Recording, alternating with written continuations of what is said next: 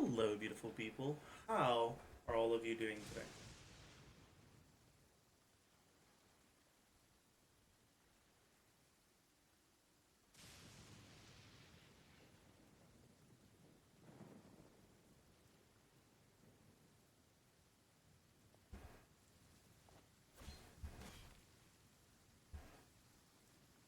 On a scale from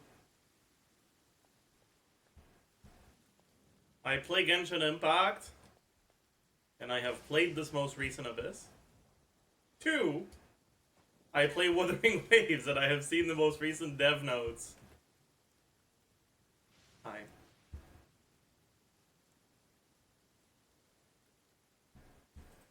What's up?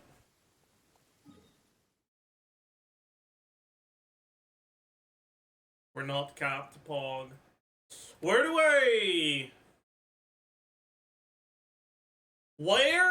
I spend my resin today? Have you seen the Abyss HP change?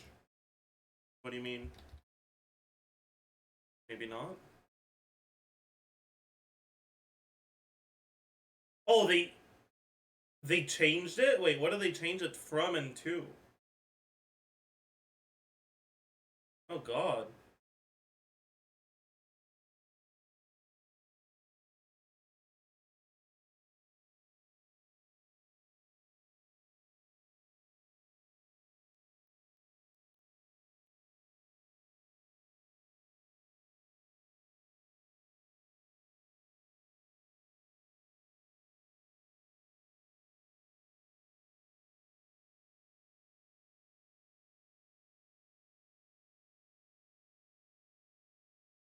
It's easier because it's only one boss? Let me go take a look. Paralabus. So... Okay. So they changed 2 Vishops into the big Vishops. They changed that to PMA. That's easier. They didn't change the second chamber. And they didn't change the third chamber. Okay, so it's easier. They made it easier. Okay.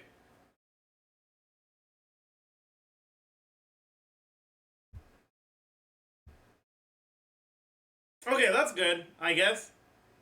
Look at the spike in HP. Yeah, I know.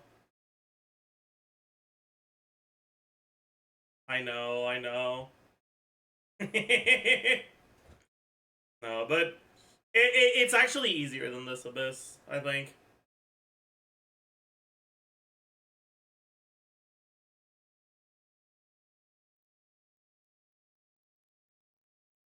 Like, this is really not that bad. It looks bad, but it's really not that bad.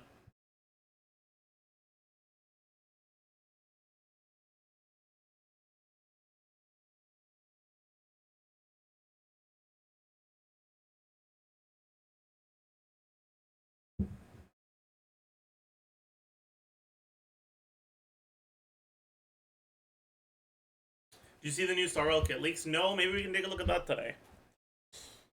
You know, our schedule is open today. We've got a bunch of shit we can do, but nothing we need to do.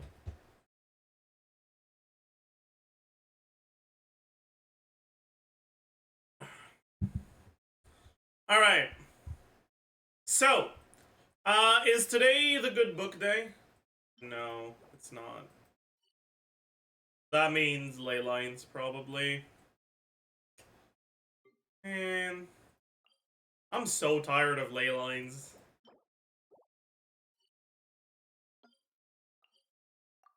But it's the smart thing to do. It's not even true. Like, unironically, I've reached the point where the optimal thing for my account to do is 100% to be farming emblem. Like, my emblem is so mid. And the amount of days I've just spent farming ley lines that I could have spent farming emblem is, like, insane. How do you turn off closed captions? Let me show you.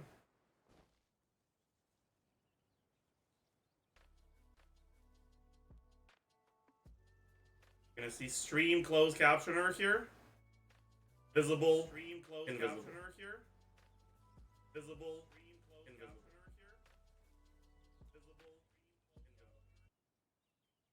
I don't know why they're still showing up. Probably because I didn't refresh. Yeah, there you go. Wait, no. Wait, are they wait, never mind. There, it's here. I'm an idiot. I'm an idiot. I clicked the wrong button. It's this one.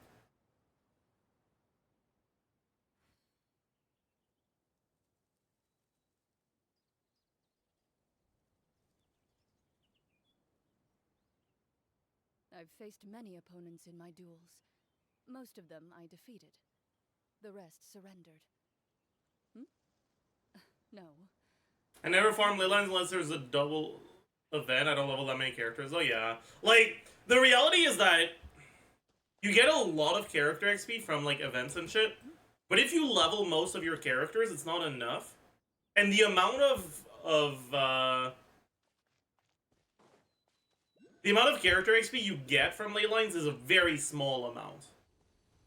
Which means you're gonna have to farm a lot of ley lines if you want to level more characters than... Yeah. But like, you get 6 to 7 of these and 4 to 5 of these, which is what? 90k plus 30... 32, so 122.5k average. Right?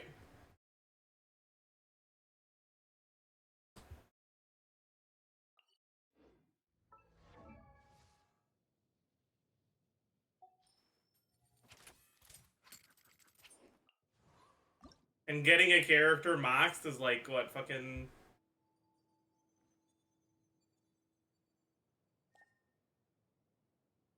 3 mil for 80 to 90? How much is it in total, actually? Character level up material Genshin. Characters... I don't know which page you're supposed to look at. Character XP. You need a total of 8 mil. 8, 362, 650. Alright, which is 68 ley lines per character. Size of dies.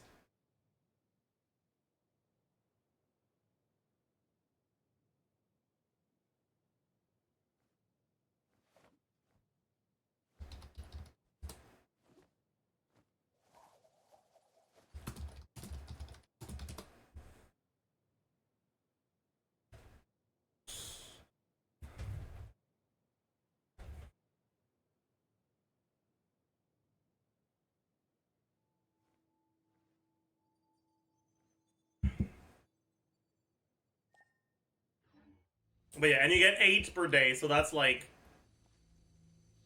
you know, over a week of ley line per character.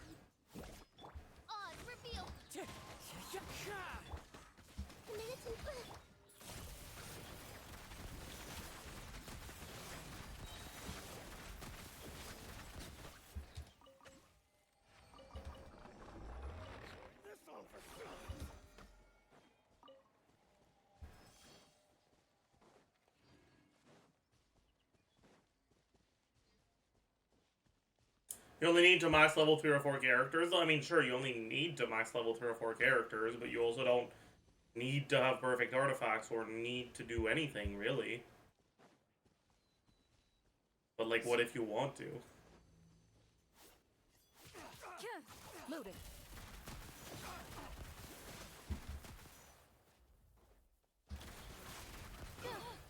That's... okay, dude. Official's gonna do the work. I believe in you, Official. Another test subject. Ready. Pick the wrong test subject. First to find gets to stake their claim. Seems fair.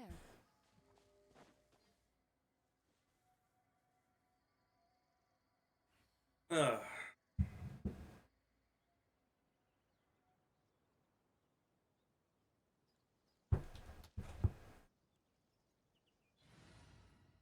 Teapot can give you 20 purples a week too. I mean, sure, but that's assuming you don't get the other things in the teapot.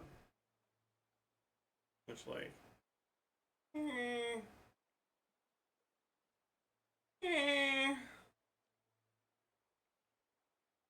That's not true. Eating an eggplant is the best emote of all time. I agree.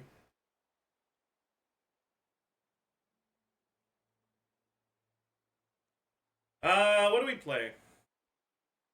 Let's play Arlecchino. Arlecchino.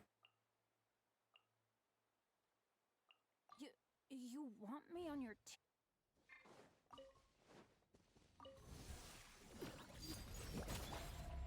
Gather! I'm going in! Into the wind!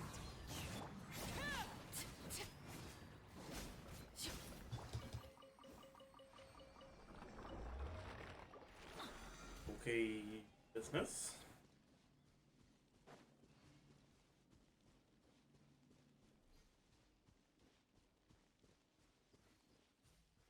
I got sad thinking you weren't gonna stream tonight. Okay, paid chatter. Stabilize! Check your PayPal. The birds come!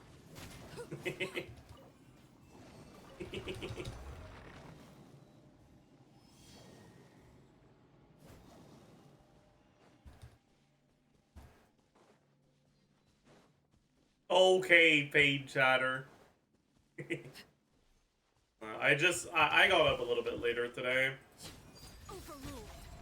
Surely that means I got a decent amount of sleep, right?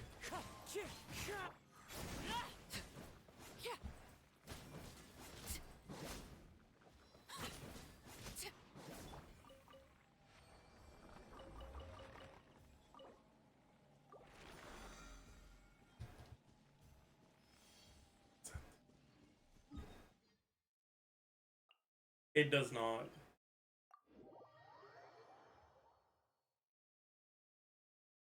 I think you can't remove closed captioner on mobile. Rip bozo. Imagine watching on mobile. True.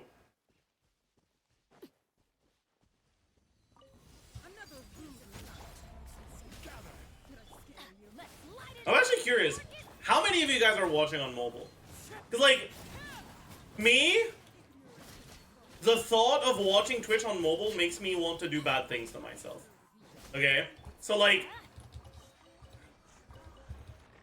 you guys are just saying me because it's funny. You're not saying me because you watch on mobile. Please. Yeah, let me make a poll. I can't trust this. How do you watch? Always on PC/laptop. Ow! Where did that come from? Always on phone. Both. Something else. I don't know, a switch or something. Whatever.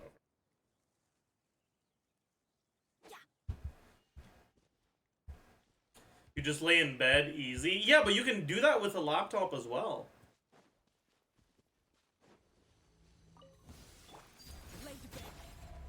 Solidified! Everybody stand! Why are you guys question marking?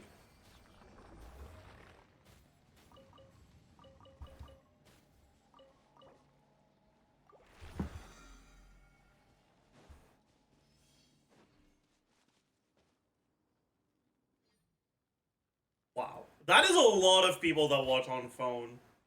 There's like only 40% of you guys that never watch on phone. Which is kind of crazy, because like... maybe it's because my phone is awful, actually.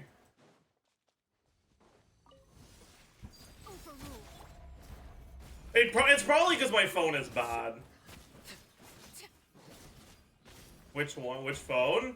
It's an S7.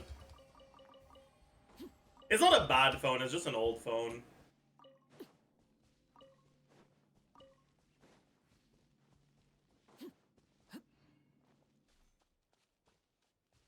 I thought Samsung sponsored our phone. No, you had to send it back. No, they weren't nice enough for that.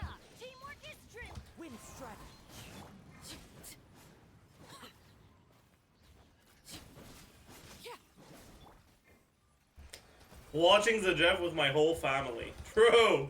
On a big screen TV. Let's go.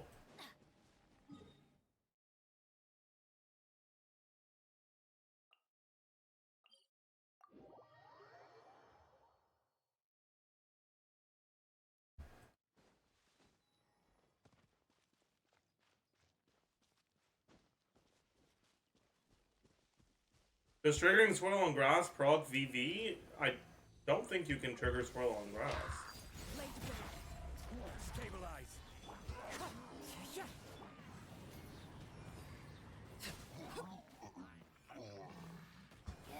Into the wind. You can swirl on him, not on the grass.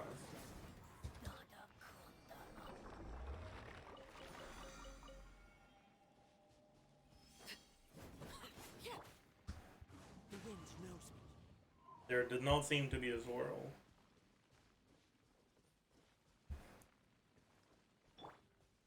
Oh no, you cannot trigger VV on grass. I don't think so, at least.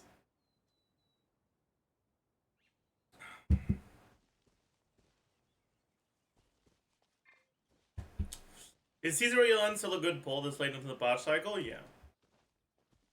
Yeah, she is.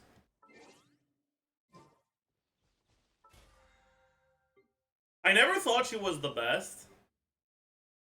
But I think the biggest issue when it comes to Yolan is that a lot of the teams where she's good, even the teams where she is an upgrade over Singto, you can still just use Singto and it's not going to be that big of a difference. Right?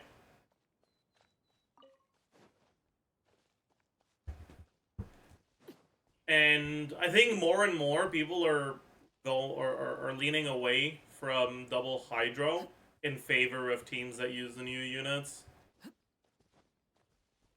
Like, she's still a great unit, but I think her value for an account is definitely one of the lowest when it comes to the great units.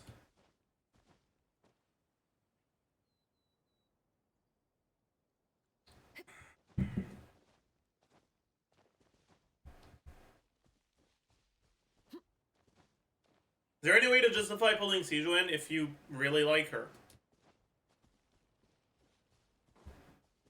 Yeah, like, at the end of the day, bro, if you really want, if you're looking for a way to justify pulling for a character, just like, it's fine. You don't, like, it's fine if a character is not that good, you know?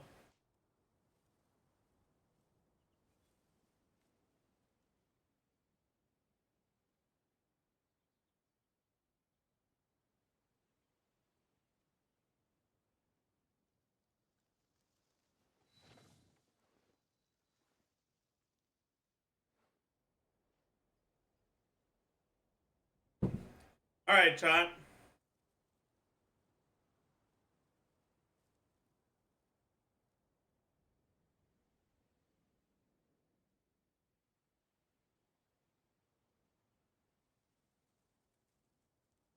Let's read through this dev message. We're gonna mute this ahead of time because we know it's gonna fucking blast our ears if we don't. Alright! Here's what to expect in the new version. 1. New tuner synthesis feature. To address the issue of low-grade tuners piling up in your backpack during the late game, we'll be introducing the tuner synthesis feature in version 1.1 update.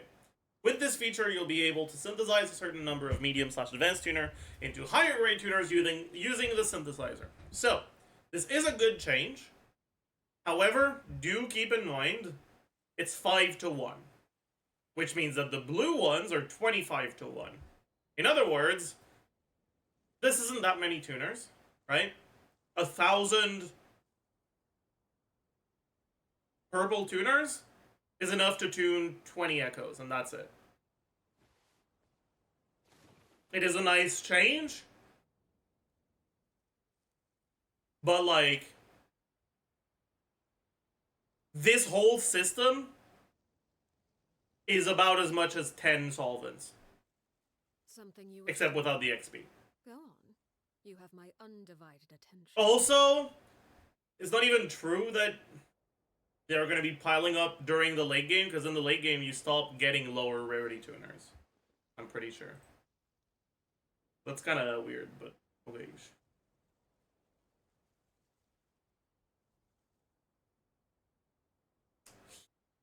Increase unit XP reward for unlocking new echo entries. That's good. That's actually really good. Databank is already something that you want to do, but including it in the gameplay loop of like the early game grind to increase your union level is a really good. It's a good idea. This is great. It's a great change. Higher cost ranges for echoes rewarded for activity points. We've heard your feedback about the high variability in the cost range of echo rewarded by gaining acquired activity points in the guidebook. To improve your experience, we have removed cost 1 echoes from the activity point reward pool. Now only cost 3 and cost 4 will be rewarded for activity points. This is meaningless. You get 1 of these echoes per day, and like, yeah, like this is fucking meaningless. This is a placebo change. Databank level cap increase. After version 1.1, the level cap of the databank will be raised to level 21. After reaching level 21, all echoes will be guaranteed to be of 5-star rarity. This may be a hot take, but I don't actually like that. Don't get me wrong, it's a nice change, but without the disappointment of 4-star echoes, you don't get the satisfaction of 5-star echoes. And it's not like it significantly increases the echo income. And again, the bigger problem is the tuners and the XP, not the echoes themselves. So like, for me personally, this makes the game less fun, right?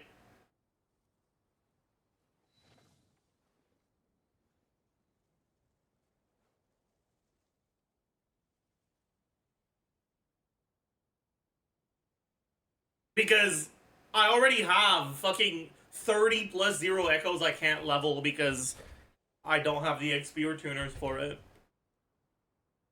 that are 5-star. If I got 2 or 3 more of them, it wouldn't change anything, you know? Like, I get it. It is a good change, but it's not...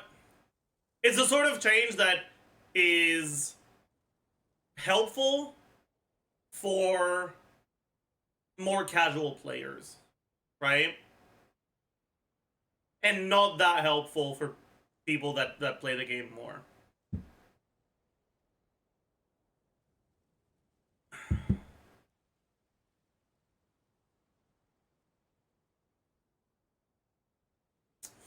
Anyways. Select areas of Mount Firmament. You can now transform into a Clang Bang to explore the area. I mean, that's cool. Just whatever. Remove Tacit Field Reward Collection animation. You may now collect the reward directly. That's alright. Lowered shell credit cost for echo leveling. That's alright. Simplify the Cruise Wing challenge. We have slowed down the flying speed and extended the time limit.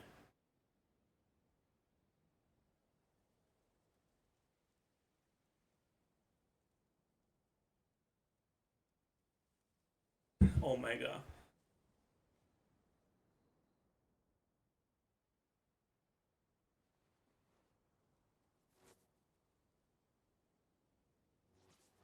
Version 1.1, there's going to be a new Depth of Elusive Realm. That's good.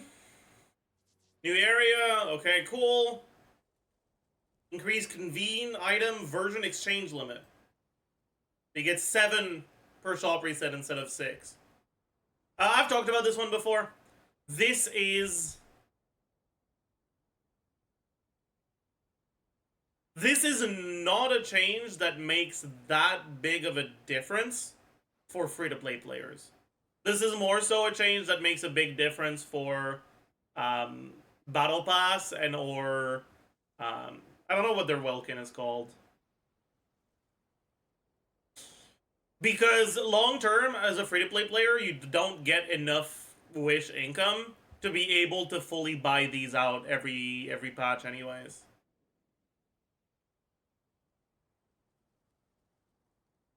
So it like the increasing the limit from 6 to 7 doesn't matter that much for like completely free-to-play players.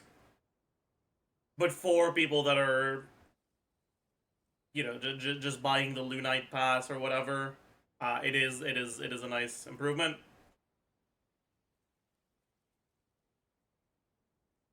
I will say though, it is still somewhat useful because even if you're not buying out everything, maybe you only want to get the character ones, and if you only get the character ones, you can fully buy these out every patch.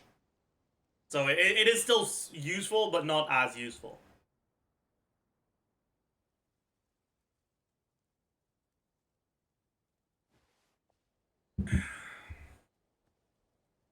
Okay. Also bring a bunch of cool events. 7-day login. Commission event. Featured combat event. Leveling material double drop event. Echo double drop event. Okay, cool. Layered map. Pog. I can't promise. Area quest progress. That's alright. Okay, actually the quest progress stuff is it's interesting. I feel like this is the sort of change that is very good for people that don't care about exploration. Or people that view exploration as a checklist to complete to min-max their progression. But it's not actually a good change for people that like actually exploring. Because it turns that interactive exploration into a list of things you do one after another. Personally, I fall in the former category, so this is good for me. But I do think it's worth mentioning that it can somewhat make the experience worse for people that actually really like the exploration.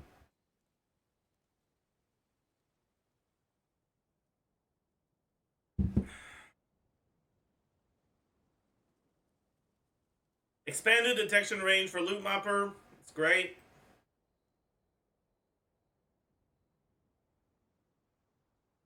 New Resonator gallery feature. Okay, whatever. New story dialogue gallery feature. Okay, whatever. Level requirements lowered for some main quests. Lowered from UL 14 to 11. And the 21 one is like you can do instantly now. That's interesting.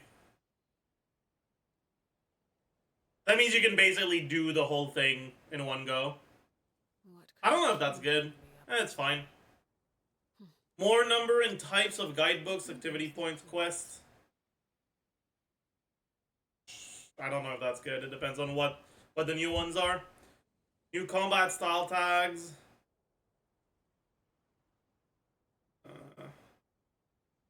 Useful if it's actually done well, but I don't know. New chat system style. Okay. Controller mode interaction optimizations, probably good. And that's it. Okay.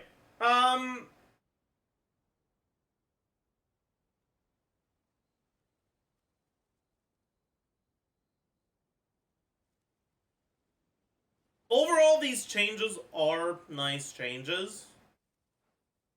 I think it's worth noting that there's a lot of the issues that haven't been addressed.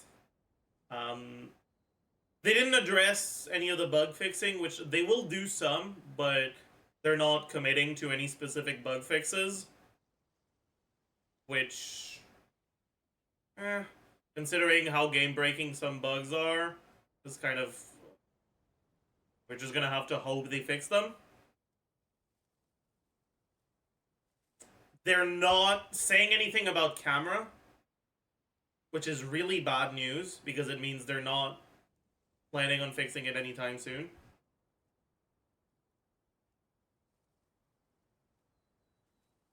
They're also not saying anything about the targeting system.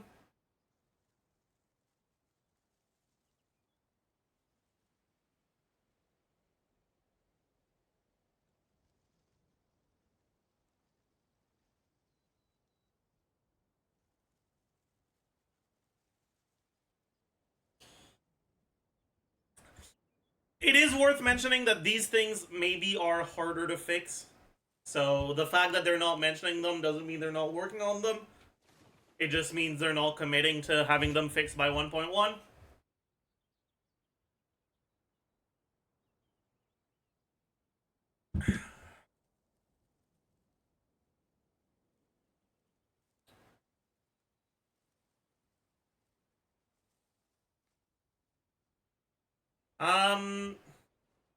Yeah, this change is nice, but it's really not that big of a deal. It's one of the few changes they included a picture for, and it was there at the start, which I feel is kind of clickbait, because, like, this is not as big of a deal as you'd think.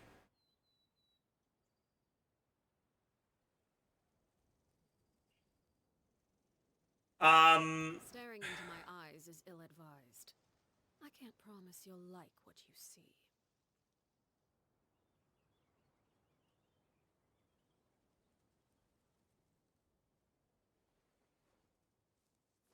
I mean, overall, right, this is obviously, it's good communication, but I don't know if the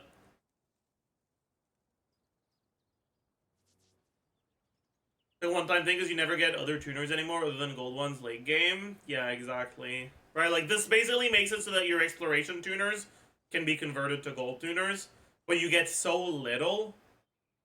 Like, in your whole map exploration, there's maybe, like, 30 echoes worth. If the conversion rate is 5 to 1. Actually, I see an Aram build. Shut up. I don't want to talk about it.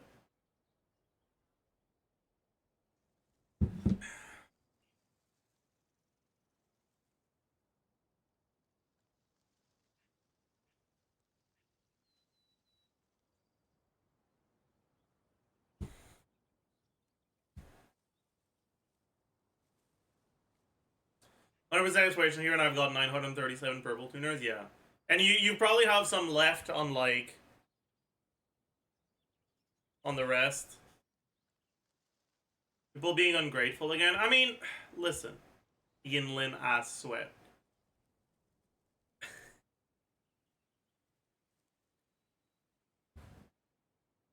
I think it's important to realize that Kuro launched a game they knew was not ready for launch. They launched a game with incredibly bad performance and optimization issues that is riddled with bugs. They did so because they thought it would be more profitable than waiting.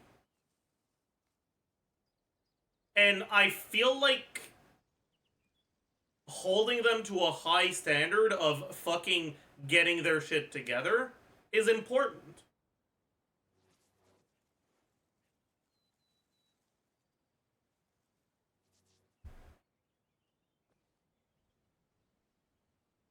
It's not about being grateful or not. It's about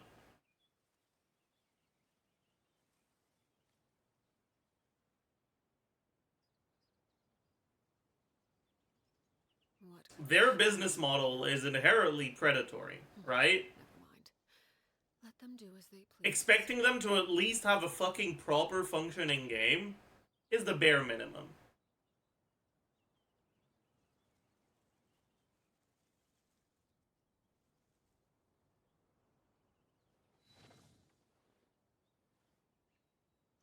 It's a good first step in a 3-week turnaround, but it's not enough overall. Yeah, exactly. That's a good way to look at it.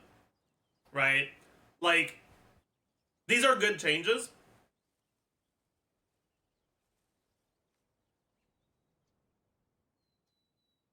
You have a special place in my heart. But, like, personally, I'm not like, ooh, Pog, everything is fixed. It doesn't address most of my issues with this game.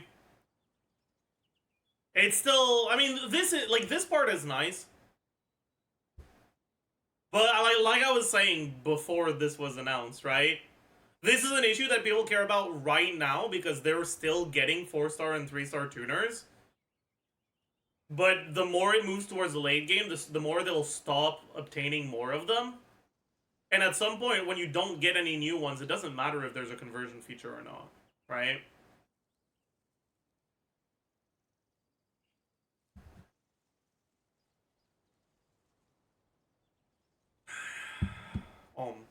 You the 13 months. And thank you for the Prime, Daddy Feynman.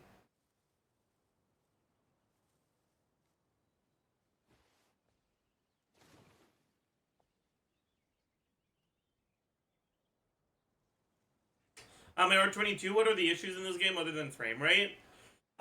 Mainly the camera has a lot of, like, actual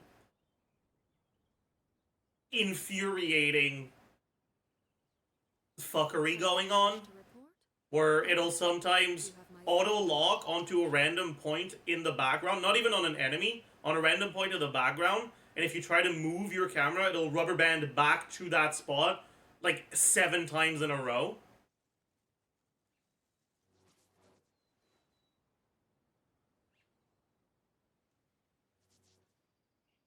And the targeting is also really bad. The way that their targeting works is basically, alright, if I walk up to something, in Genshin, I'll always just be targeting the enemy that's closest to me. If I'm aiming backwards, I'll still be targeting the enemy that's closest to me. If I aim on the left, I'll still be targeting the enemy that's closest to me. In Withering Waves, if I go here and I hold left while I'm attacking, it's gonna go towards this one or this one, depending on which one is closest to the directional vector that I'm currently moving. Like, yeah. It makes it so that if you input any direction other than forward while you're doing your shit, because, you know, you sometimes have to move between attacks. Sometimes you're playing characters like Xixia, where you want to kite by moving around. It just stops fucking working.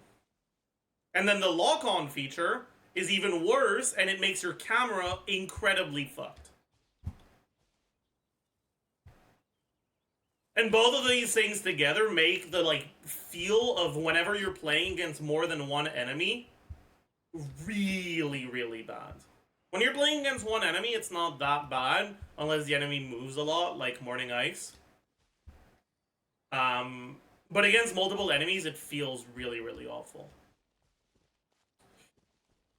I think these are, like, the most important issues right now. But, like, other issues that people are unhappy with is the ecosystem and how it's not really appealing to anyone. Right? Like, it's not really catering to anyone. It's too grindy for people that want to just log in every day and then log out. But it's also too daily gated for people that want to grind. And so everyone's unsatisfied with it in a different way.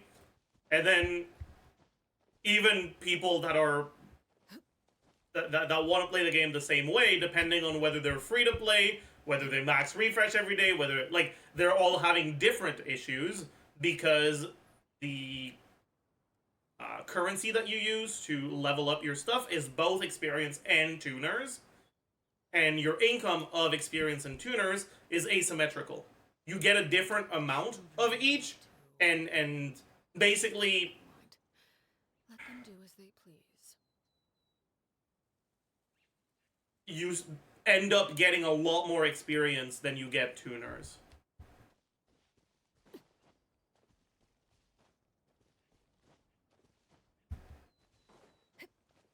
And it makes it so that pretty much every single person has some issue with the ecosystem. Everyone is frustrated by it for a different reason. And it basically makes for an unpleasant experience for a lot of people.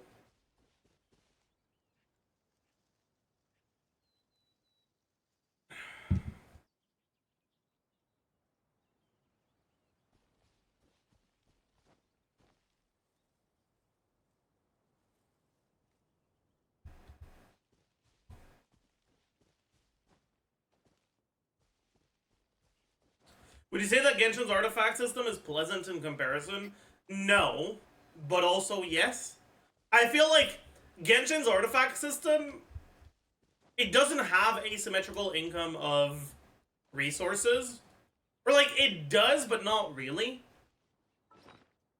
Like, I want to make it clear, I don't think Genshin's artifact system is a pleasant and great system for a video game. Okay? But I do think that design-wise, it is doing what it's designed to do in a less frustrating way.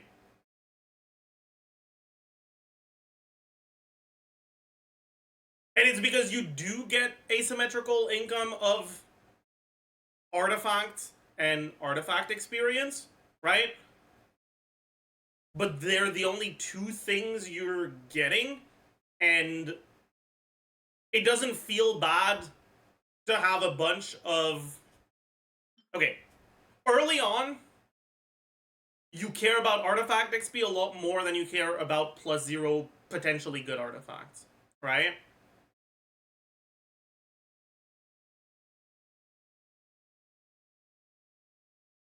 Which means you're gonna be...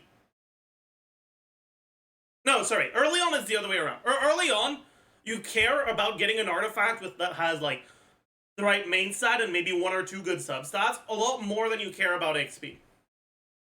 Which means you're gonna have a decent amount of XP backlog that you're not doing anything with.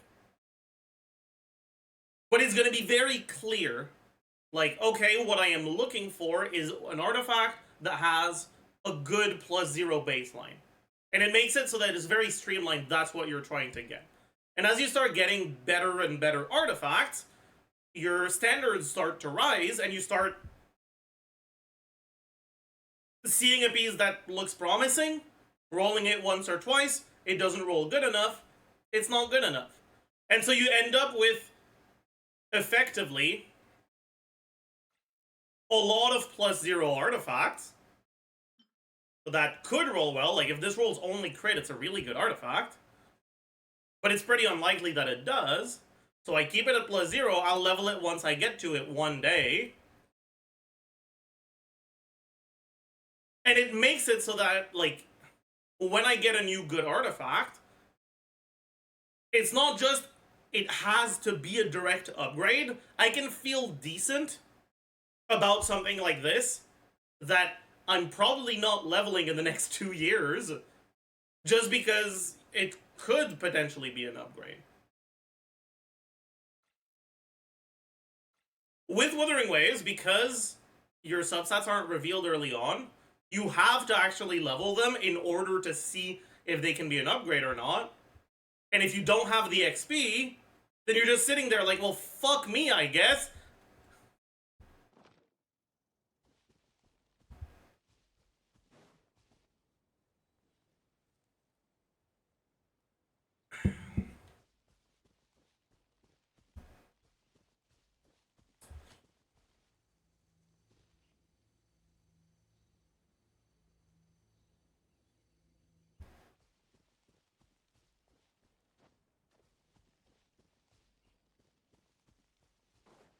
It's also,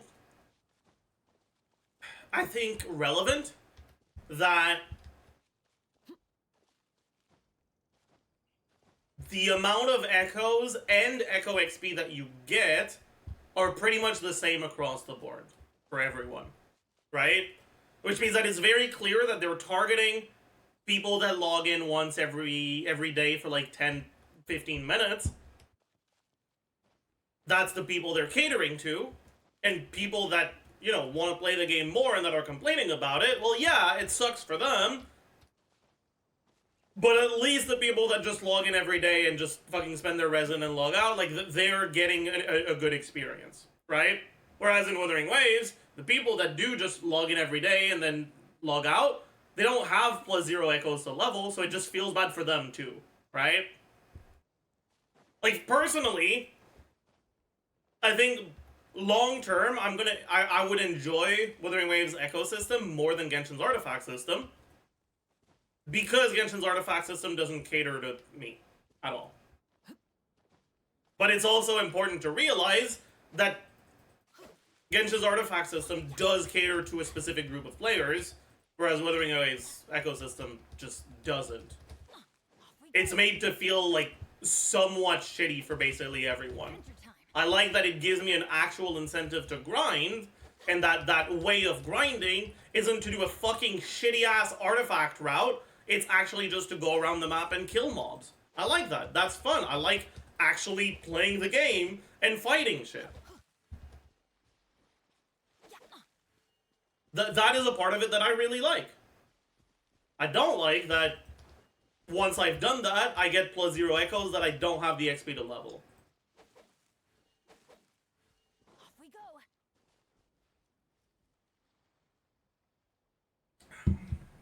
Is a solution to that some kind of a way to be able to reveal the first or maybe second subset without investing tuners/XP? Realistically, what I expect them to do long term is to start giving so many tuners from events, exploration, whatever, that tuners effectively become irrelevant and that you're only gated by XP. Because since tuners are the second step, if you have the XP to level something but not the tuners to tune them, it feels so much worse than if you have the tuners but no XP. I don't think they're going to remove the tuner system altogether, because I think they like having more control over people's progression. But they're probably going to start making your tuner income much, much, much higher.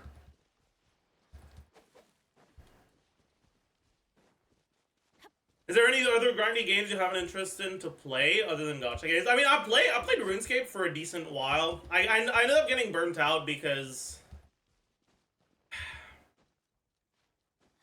I was in a group Ironman where I was the one playing the most by far, and it didn't feel the greatest because of that.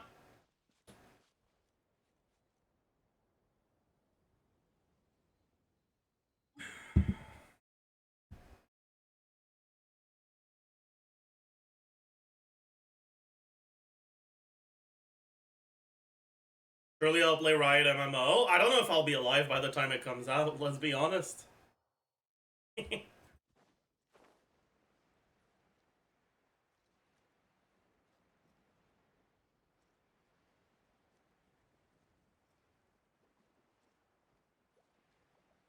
Yeah, I also think it's like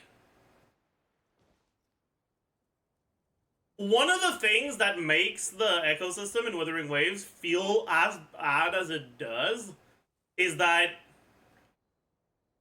the relative higher odds that an echo ends up being good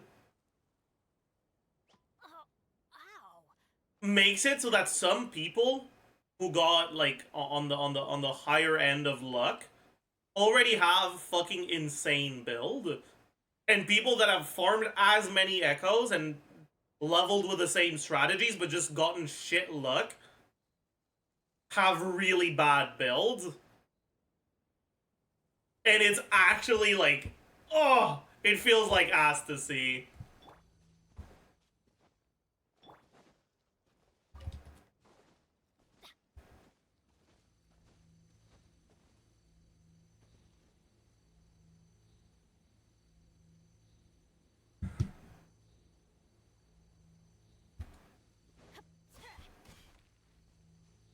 Like, I do have a few double crit echoes, but pretty much all of them don't have attack percent or flat attack or ER on them, which makes them long term, even short term, honestly not that good.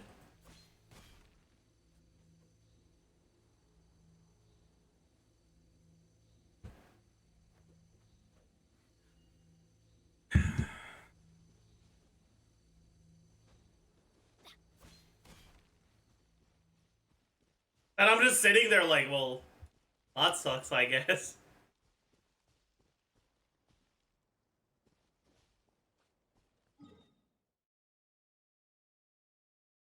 Like, my crit ratio looks alright, but my actual build quality is pretty ass.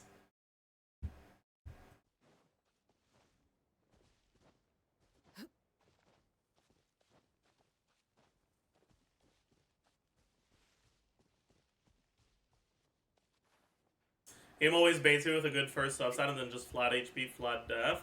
Honestly, I'd rather have that. It's been a little bit less bad lately, but like before like 2 days ago, I had like pretty much a full week of not getting a single good stat at level 5 across like, Fallen leaves adorn. I don't know, fucking 50 echoes. Like, it felt so fucking bad.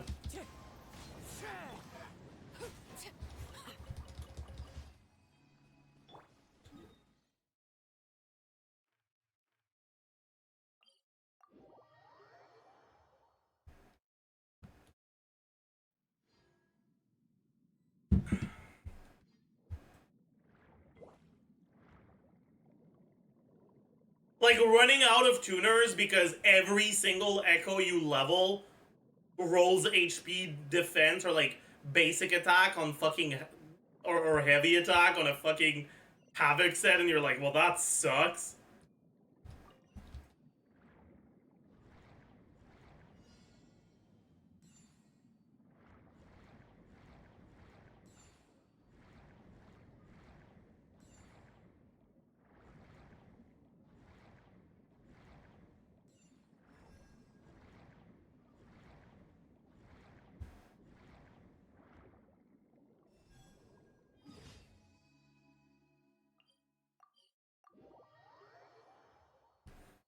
And then the ones that roll basic or heavy attack, you're like, well, you know what? I haven't had a good echo in a fucking week. I might as well level it, and then it rolls HP, and you're like, oh, okay. Well, that's okay, I guess.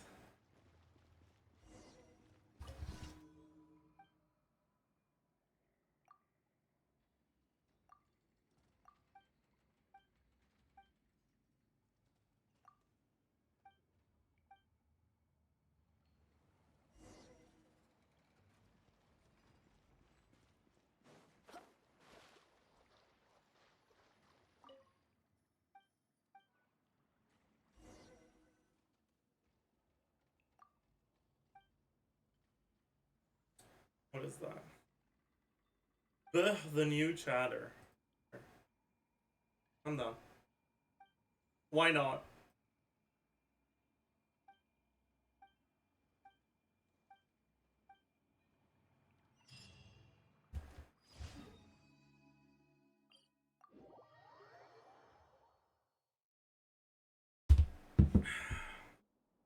You think they should remove flat stats on one cost with the tuner system we have? I don't think it would matter.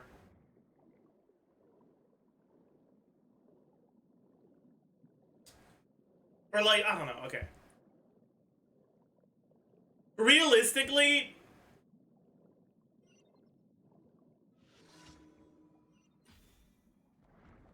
if you have a problem that's like with the fact that the tuner system and like the echo system is there at all and it's time gated stuff, and like if you have a problem with that, the unfortunate reality is like it sucks to be you.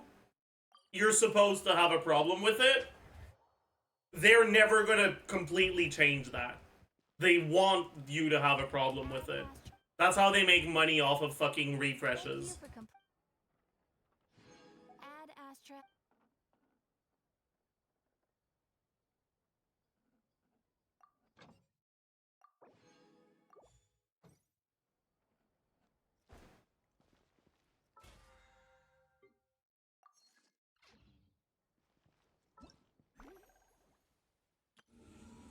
Okay, actually, I don't know how much of a hot take this is, but do you know what they should add? They should add it. They should make it so that if when you're doing Depth of Elusive Realm, the mobs you're killing can drop echoes. Because like, there's no reason to replay Depth of Elusive Realm. But I feel like it'd be nice if there was, you know?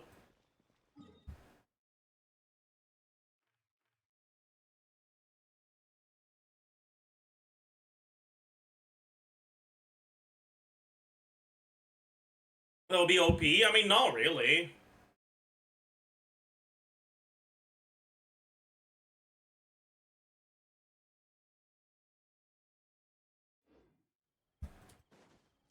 Not any more OP than getting your echoes through overworld farming.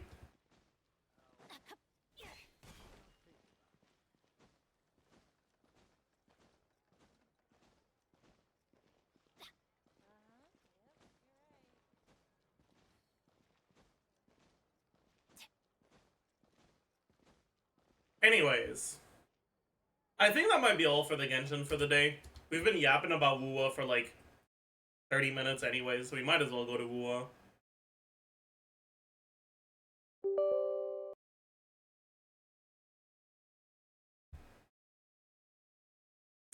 You know, get Star Rail leaks? Maybe we can take a look at that later, after the Wuwa.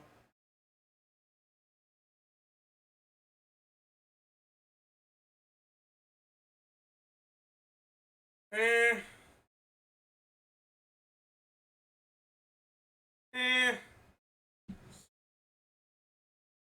I think it's a better turn-based game than Star Rail, but I haven't touched it in too long. I couldn't tell you.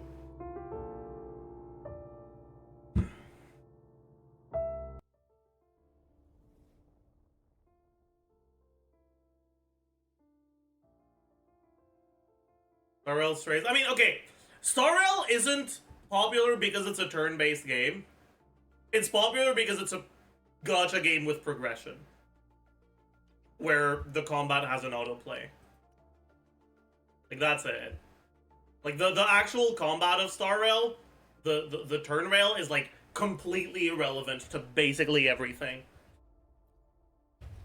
And, like, don't get me wrong, you can enjoy it. It's, like, the animations are satisfying. It feels responsive. For a turn-based game, it's, like, it's kind of immersive, right? Like, you see the character doing cool animations and, like, their idle animations. Like these are good things that enhance the experience. But it's not really much of a turn-based game.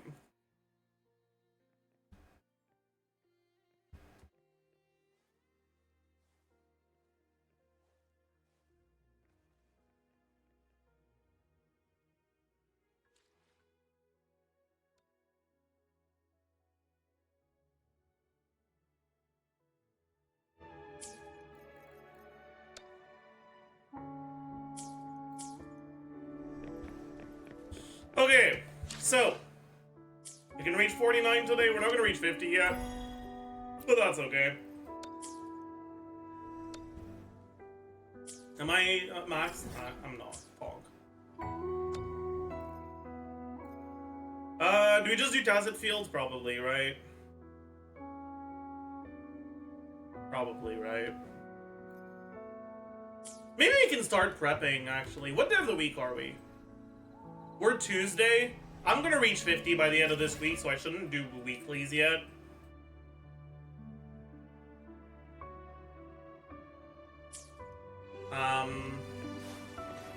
To me, basic attack damage and liberation damage are equal to crit damage. You're delusional and wrong.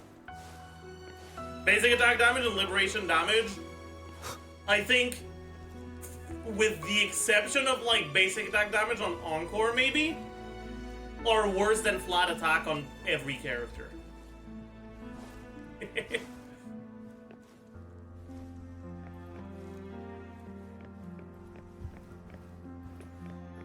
Heavy on Jian. Heavy was not something that was mentioned. Heavy on Jian is also better.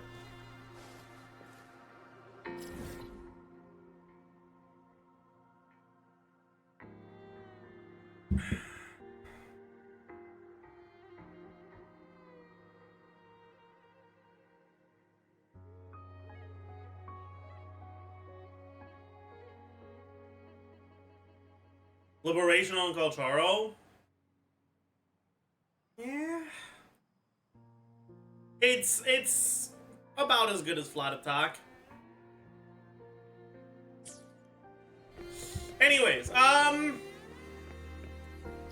I think I'm tired of farming this, honestly. Did I just farm something else? I think I do. My basic heavy skill ult echo is bad? Yeah, it's pretty fucking awful. Alto versus Mortify, Ultra skill for Gian, definitely Mortify. I need to do some testing on Alto, but I don't think he's very good.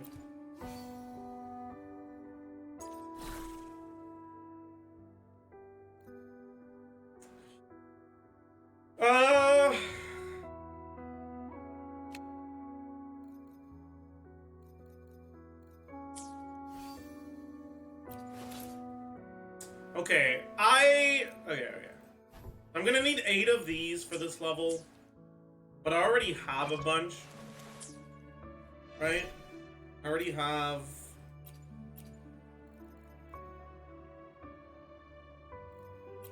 five of these, 61 of these, 190 of these. So that's, what, 180 is 60, so 63. So that's, what, 124? 124 is 123. 120. 120 is, what, 40? 123 is 41. 46, which is 45, which is 15. I have 16 of these. I'm more than good enough on the weapon. And then I have a leftover 8, which is 24 purples. Is enough for this, this, and this. But then I don't know how much the next level costs. It's probably not enough for all of that. So I'm going to need more.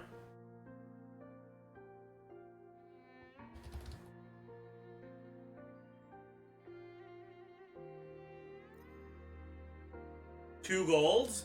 Alright, thank you. Yeah, so I am going to need more. I'm going to have 15. That's going to be 9 left, which is 3, which is only enough for one of them.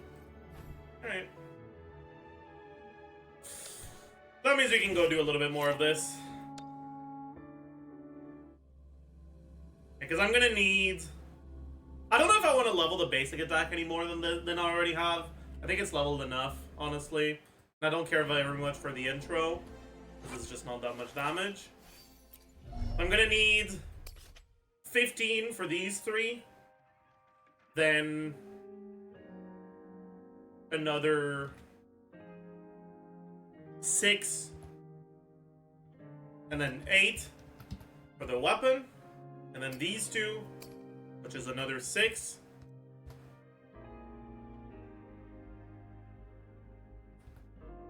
They're each worth 1, 3, 9, 27.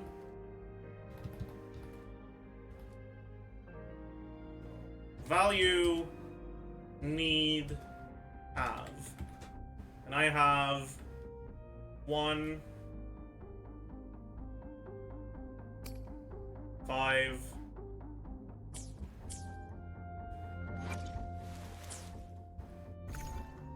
Intro damage is so bad on most characters, yeah. It feels really bad. I don't know why it's so awful, but it really is.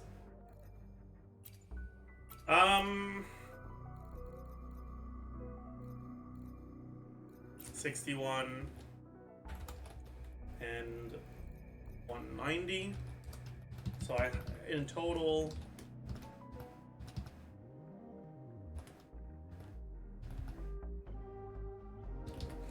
okay.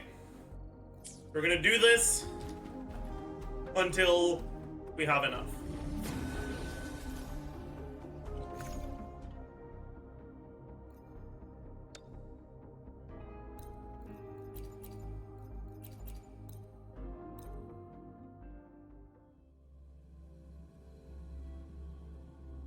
Ah.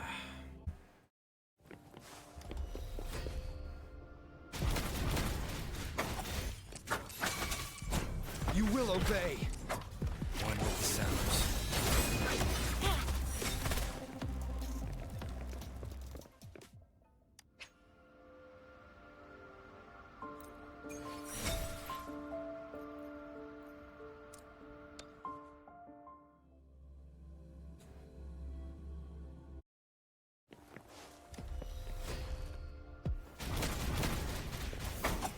One with the sounds.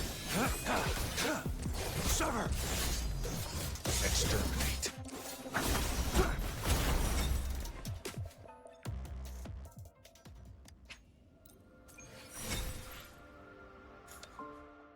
The Firefly pullers here, I have like 3 jades. So I don't think so.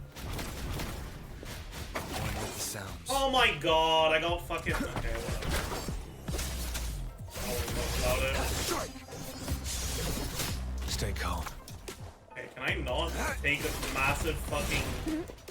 Jesus Christ, they do so much damage. Whoa! Okay.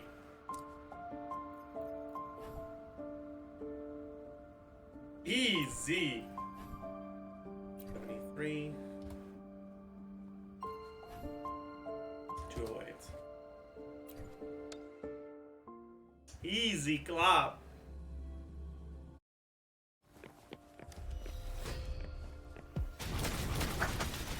One with the sounds. Exterminate. I'm coming in hot.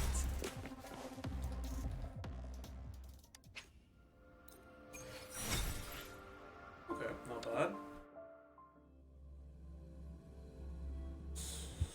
Okay, business. One with the sounds. Sever. Strike. Chat. Yesterday, I ordered some food, and I don't know what the fuck they did, but the naan that they had was like actually the best naan I've ever had in my life. It was so fucking good.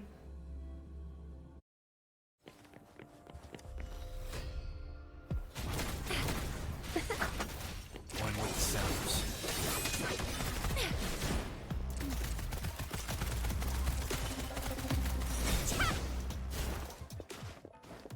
Now dox yourself and send us the restaurant. We want to try it. No, I don't think so.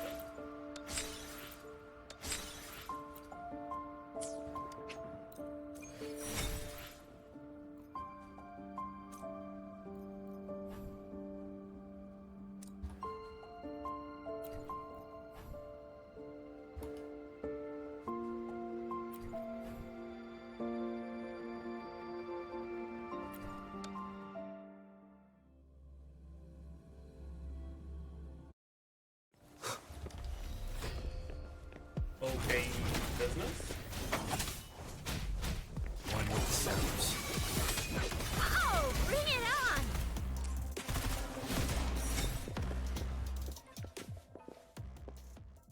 I'm glad we're not doing Klein's quest yet. I can't be bothered to do it. What do you mean? We did it earlier this stream, no?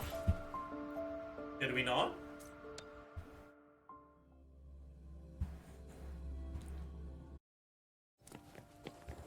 Did you miss it? Maybe you missed it. I don't blame you. That's fine. One with the sounds.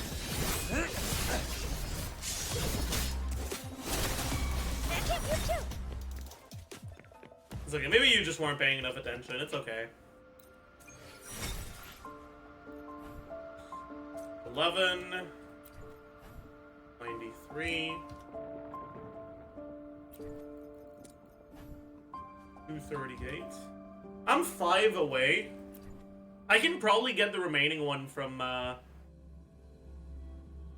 Is it worth building CCI if I... No. I'm gonna stop you right there. No, it's not.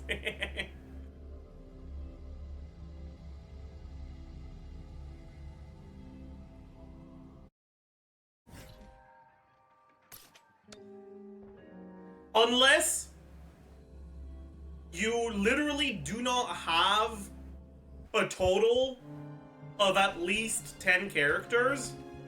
And I'm saying 10 instead of 9 because... Actually, 11 characters. And I'm saying 11 instead of 9 because Yonu and Yang Yang exist. You should not build Chizia. Ugh.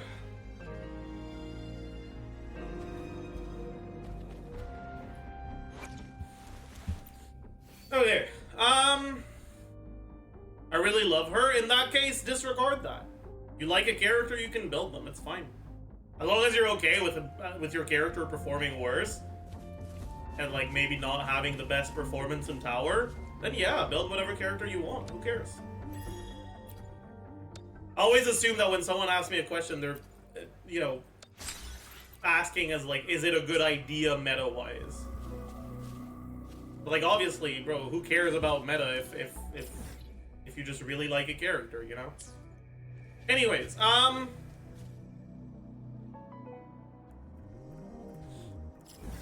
okay. I am guessing I've used up all of my... all the stuff I can just straight up buy, except from the ones in here. But I would only need to buy 2 from the ones... oh.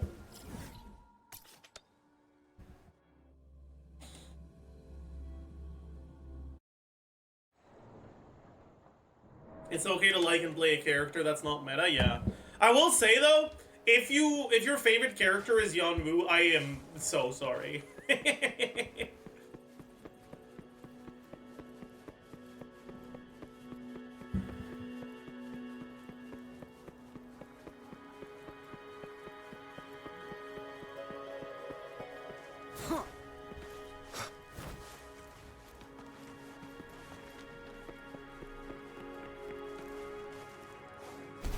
Is Yonu not decent for Jinshi stocks? Kinda? Wait, is it not here? What? Am I an idiot? Is the shop not here?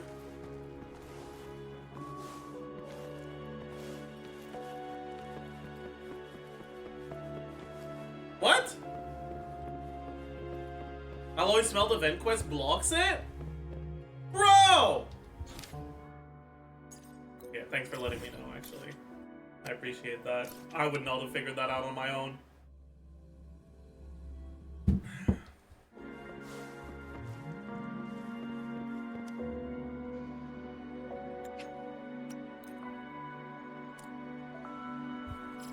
Was that it? Was that literally all I needed to do?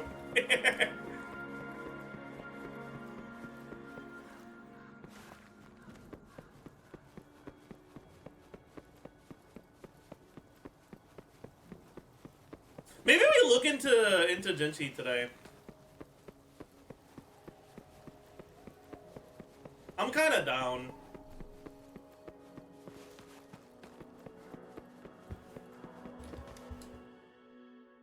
There were some big buffs, yeah, I saw. I just need to buy 2 of these and I have enough. I might need to buy some of these for the weapon XP. I'm definitely not doing weapon XP. Okay, so I'm basically already, like, completely set to effectively max upgrade my character. That's not true. I'm gonna be missing some Dreamless Feathers, but if I do them now, I'm not gonna have the weeklies left at UL 50, so I'd rather wait. But like the day I hit UL 50, I go do 3 Dreamlesses, and I can pretty much get all of these to level 8, unlock both of these, and get my weapon to level 80. It's gonna be a pretty big increase in power, so that's Pog. Can I get a Pog in chat? We're gonna be able to hit 6 digits, Pog. Ugh.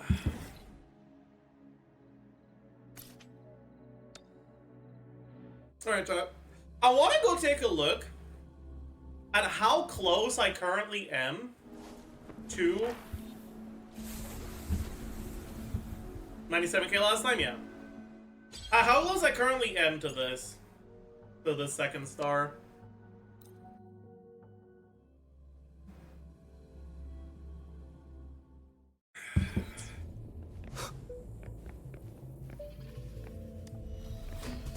Shadow descends. One with the sounds. Notice pervade. A change of perception. Shouldn't have done that. I forbore. Down with the curtain.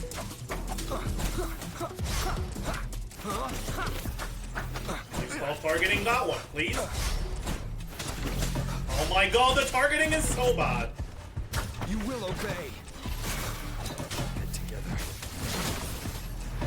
Shackles be gone. A change of perception.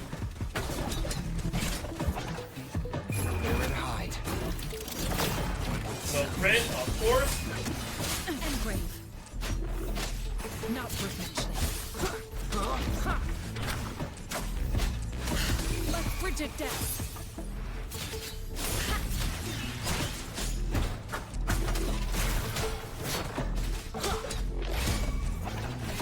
I think with this actually should be a reset, but it's okay. One with the sounds. A change of perception. Tried to dash into it to get a dodge, but yeah, this is gonna be a reset. We got incredibly unlucky.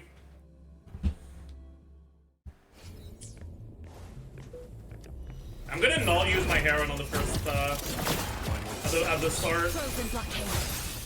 because it launches them in the air for a period that's like a bit too long.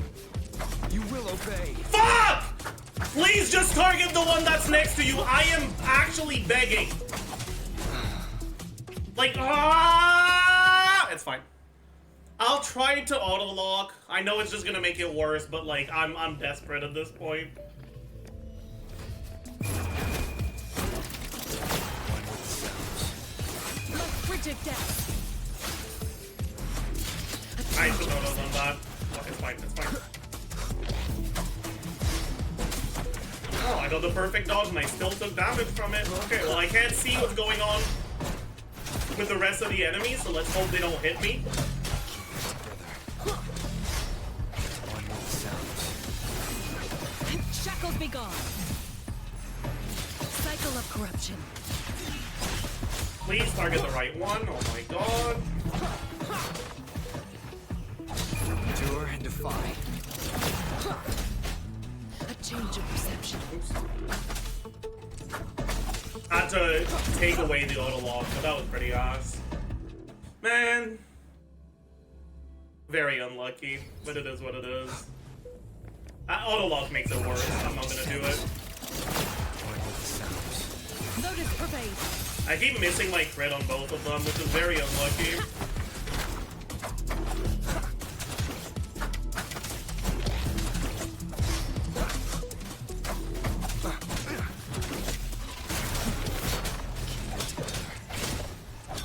How did that not get a perfect dodge? Hello? Okay, go fuck yourself. One with the sounds. Frost bloom. Frozen blockade. Be gone. I must not falter. Ah! This game is so bad! Will I get a crit on either of them? No! Literally non-crit on all three of them. It's okay! Endure and defy. Oh, we got a crit on two of them. That's insane! You will obey.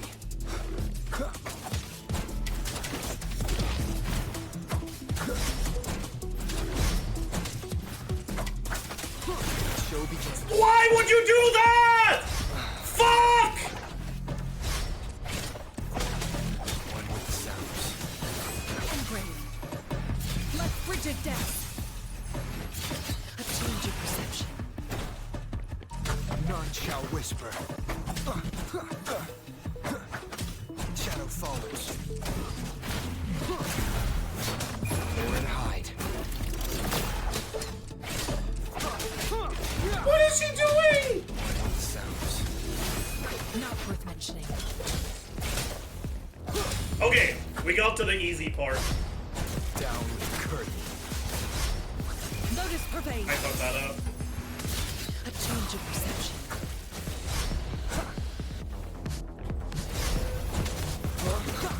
Cycle of corruption. You will obey.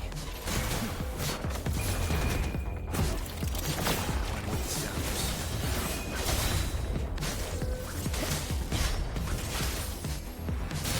Frozen blockade. A change of perception.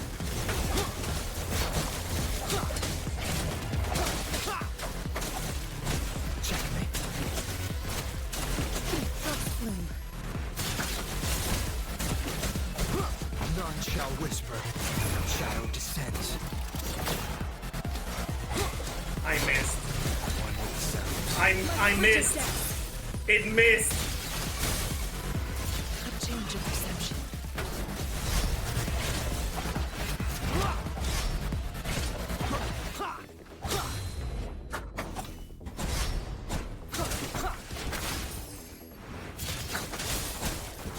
I hate this game, man.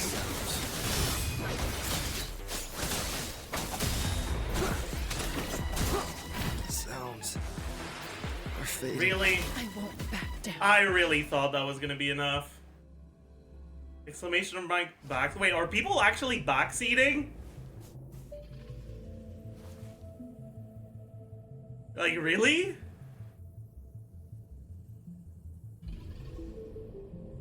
What even is there to backseat? Yeah, bro, have you tried not getting the camera and targeting bugs? Probably just a new chatter looking at root. Oh, maybe. One with the sounds. Oh, we got crit on both of them. That's actually really good. Engrave. None shall whisper. Oh my god, that's insane. That's insane. Show begins. No, please. Please just hit her once, man. Oh my god. Notice pervade. A change of perception. Down with the curtain. No hesitation.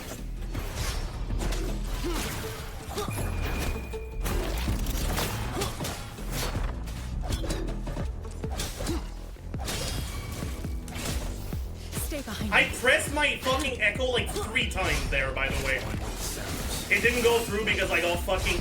whatever. A change of perception. You will obey. Shackles be gone.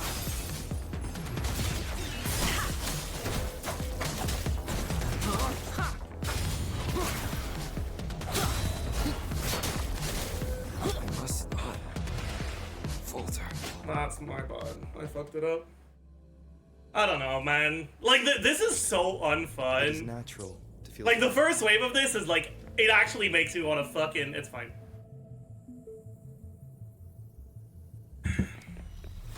Endure and defy. One with the sounds.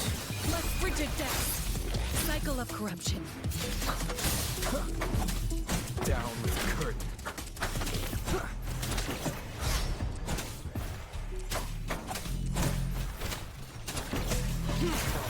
Me. How did that not dodge? Last chance. How did that only hit one of them? Okay, whatever, man. One with the sounds. Frozen blockade. A change of perception. None shall whisper.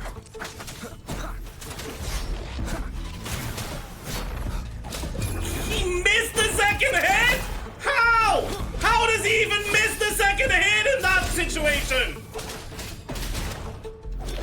Like, just fucking randomly starts targeting the wall for no reason? Ah. A change of I perception. fucked up. You will obey.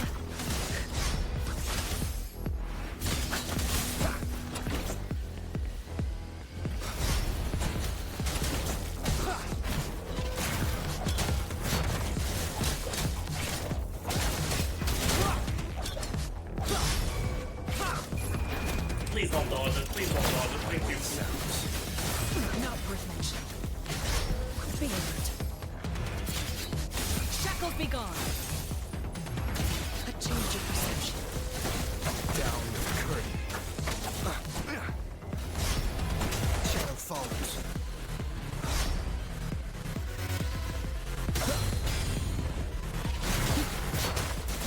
One with the sounds.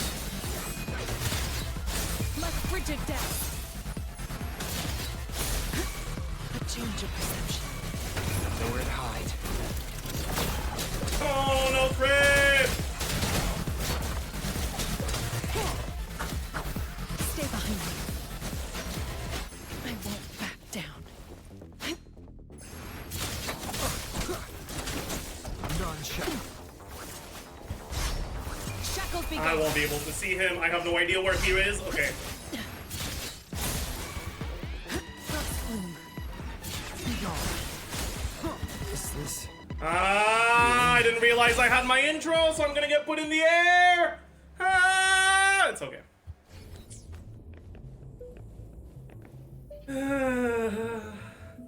Not close at all. I mean, I can clear it, right? Like I have cleared it before. I have 1 star on this right now, but it's just really frustrating when your intro puts you in the air because you're just sitting there like, oh, I'm in the air. I can't fucking dodge this attack. Well, that sucks. I guess I'm dead. Haha.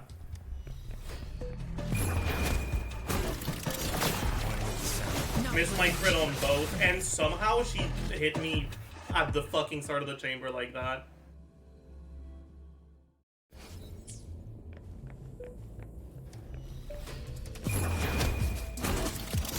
One with the sounds.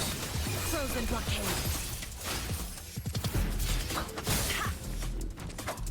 You will obey. What are you doing?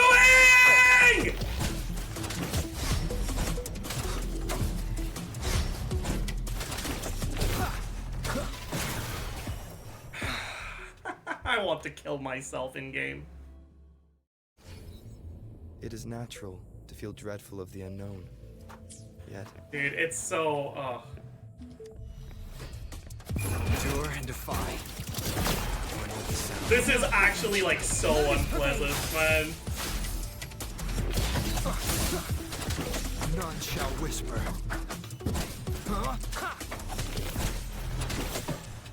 The shield hit her? I have. Oh my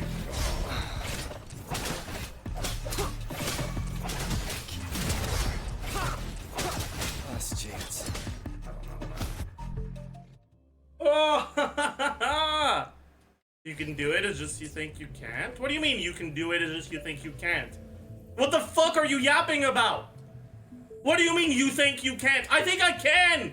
You're being annoying, oh my god! Shadow descends. One with the sounds. Shackles be gone.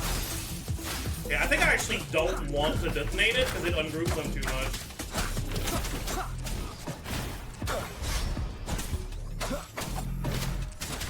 Be gone.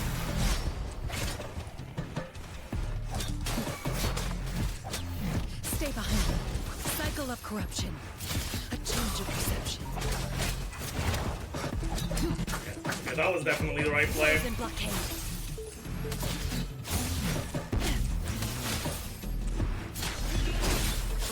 You will obey.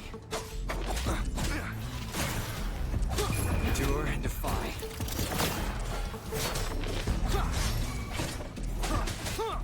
What? How did that not? Okay.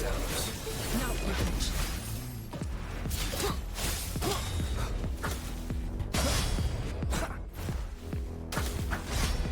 Down with the curtain.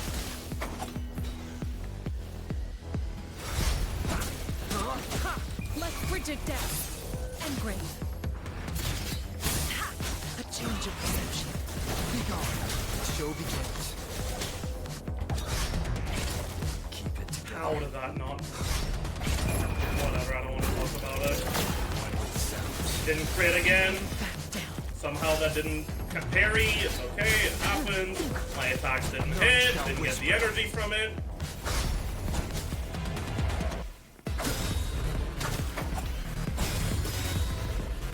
Okay.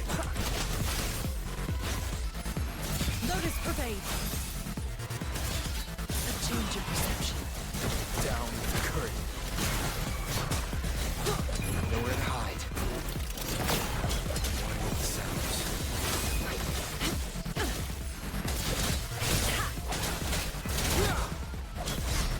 Aw. You will obey. Frozen blockade. Cycle of corruption.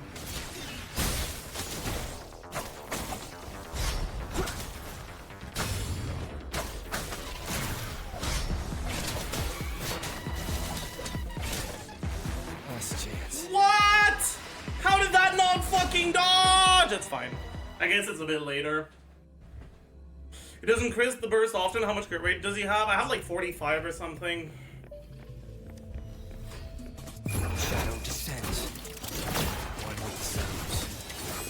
Left frigid death. Hello. Thank you for the 33 months. None shall whisper. I this game sometimes.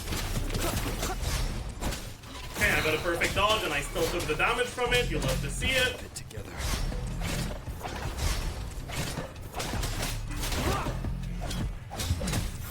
One with the sounds. Not really sure what to say. Lotus pervade. Very annoyed. A change of perception. Half of my abilities aren't You hitting. will obey. This sucks. Shadow follows.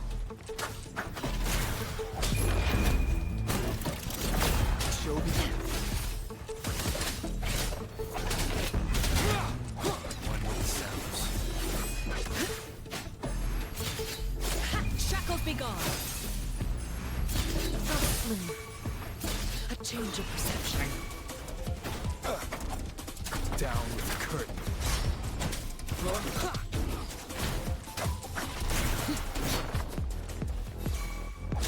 Nowhere to hide. One with the sounds. Like frigid death.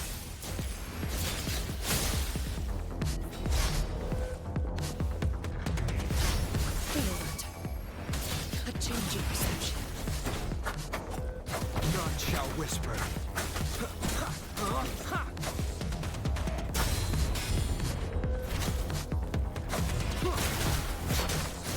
Engrave. Frozen blockade. Give me the bird. A change of perception. Shadow descends. Crit. It's okay. Sounds.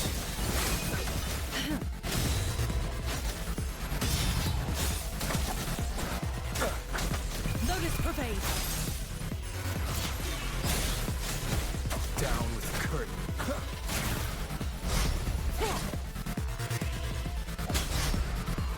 Ow.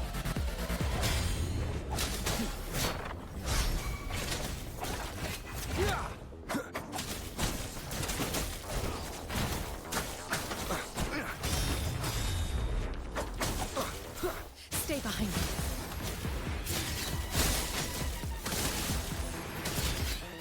Shackles be gone.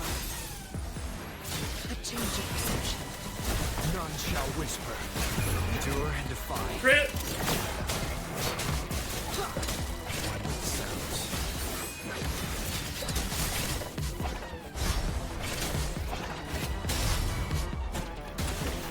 Stay behind me. I can keep going. I got hit by the second hit, but we're fine. That was actually just incredibly lucky. I did not see him at all. You will obey.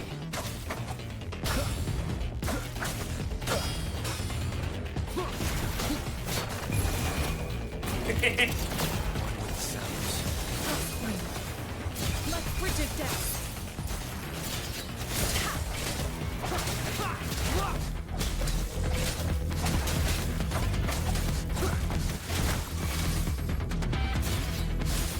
A change of perception.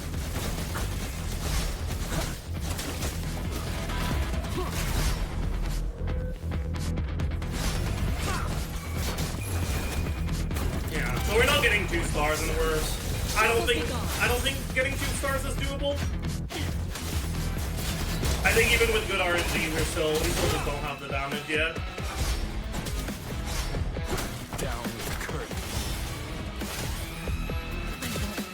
That I really thought was gonna come out in time, but I guess not.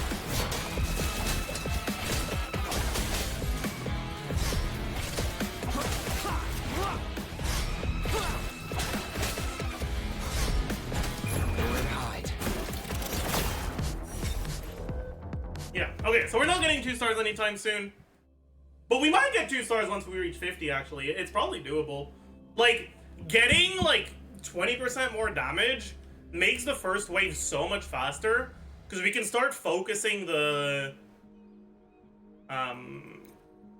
we can start focusing the technician earlier.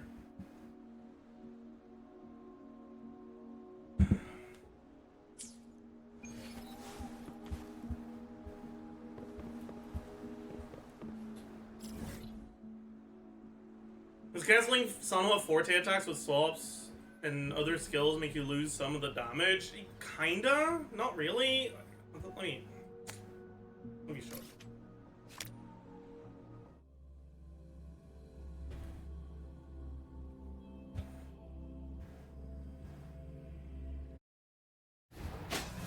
My oversight. Okay. I'm an idiot.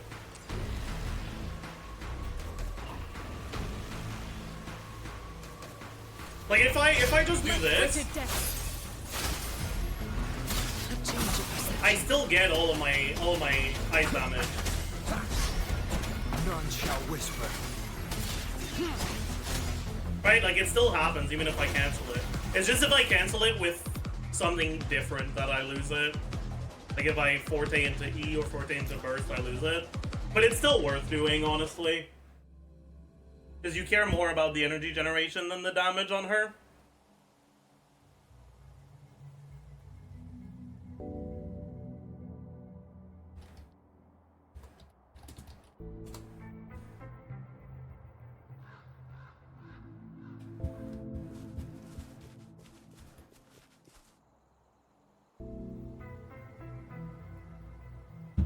I wish the targeting worked well. It'd be such a... It'd be a much more pleasant experience on the first wave of this floor. Yeah, it's really, really rough.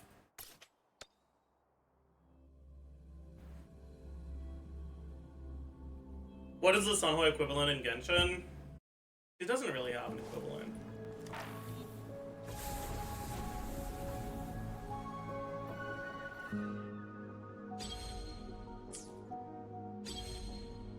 Yeah, and I don't think we're anywhere close to 2 stars on this either.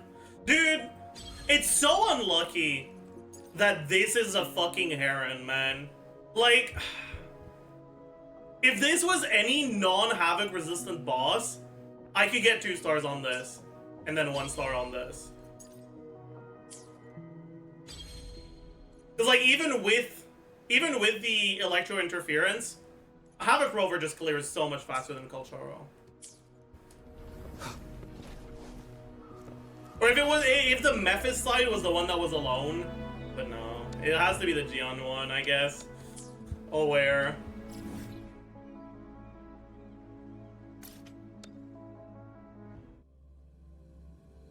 Do you need to build ER on San Juan? No, you do not. My San Juan currently has 130 ER, and she has way too much.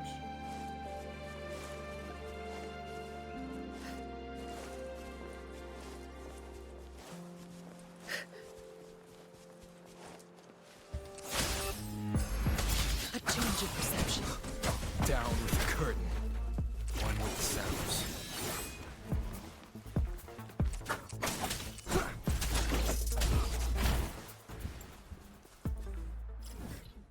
Can ER be a substat? Yep.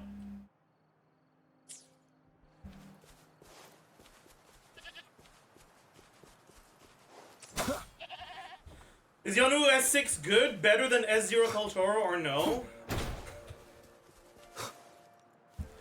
Agent Pengi, do you play any other games? I'm trying to give you a good comparison. Like initially, I'd want to give you a Genshin comparison, but if you don't play Genshin, you're not gonna get it. So.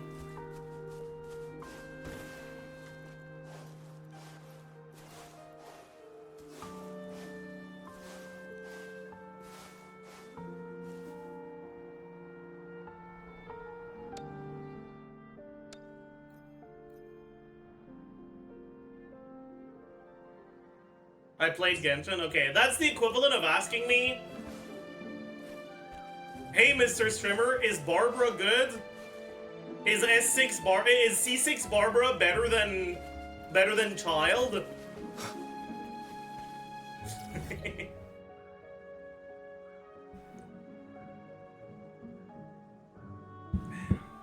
Or like, hey, Mr. Streamer, is Amber good? Is C6 Barbara better than...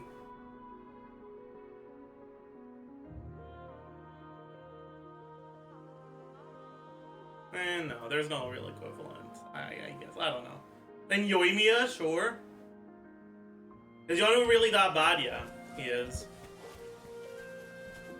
But I can explain to you guys why Yonu is so bad. Alright, like, effectively, okay, every unit, right, you want to swap into them, build up their concerto, and then proc your outro and swap out, right? Generally. The thing is that Yonu's outro is only useful against bosses, right? Because it reduces Sagar Bar, right? It doesn't do any damage or give any buffs.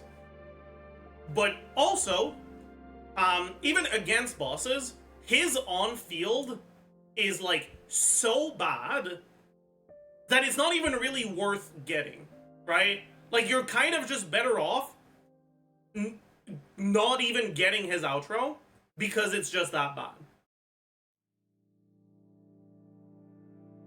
He's barely worth swapping into if all you do when you swap into him is you use your ult, you use your hold E from your forte, and you swap out. And I guess your echo as well. Doesn't Yonu build Concerto automatically? No, he does not. I saw a video that said that. But here's the thing. Their Yonu was building Concerto automatically because they were showcasing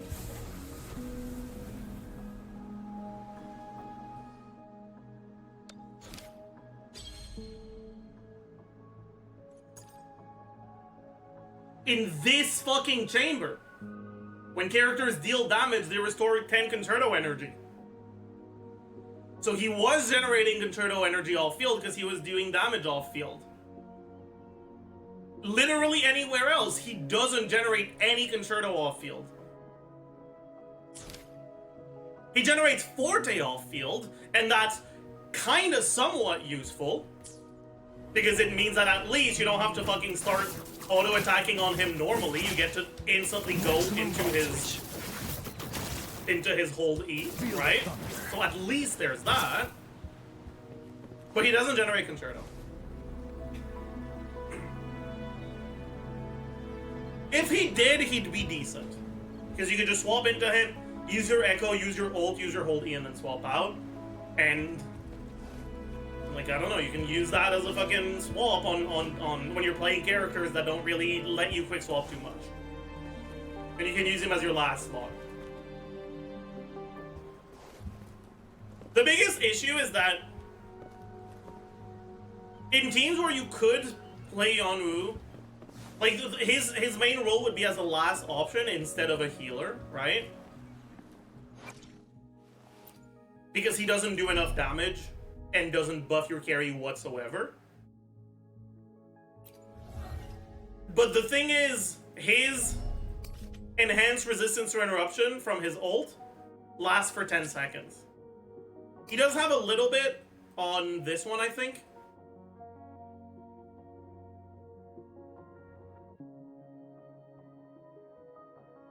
Which is good. No, it's not. No, it's only when he holds his E. Never mind, I lied.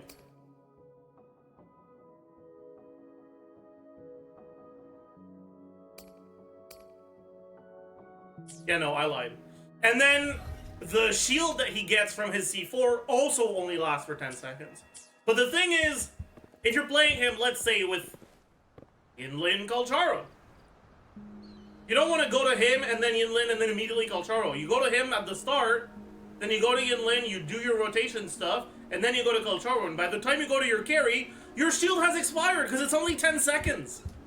It doesn't last long enough. If it lasted for like 20 or 25, maybe you could use him as a defensive option in those teams. It wouldn't be that bad. But the duration of the shield is just too short for that to really matter, right? This shield uptime is happening during your sub DPS field time, basically.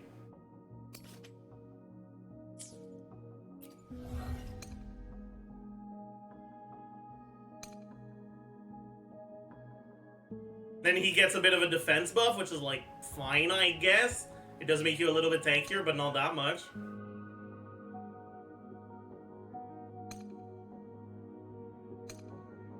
And then you have, ooh, 20% of his defense on each hit. Wait a second. 20%? 20% is a very low number. Oh no!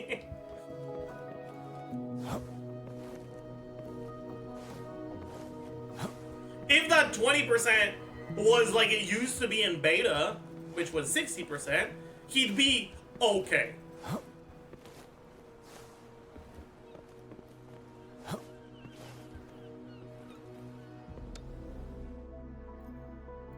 But yeah, like, yeah.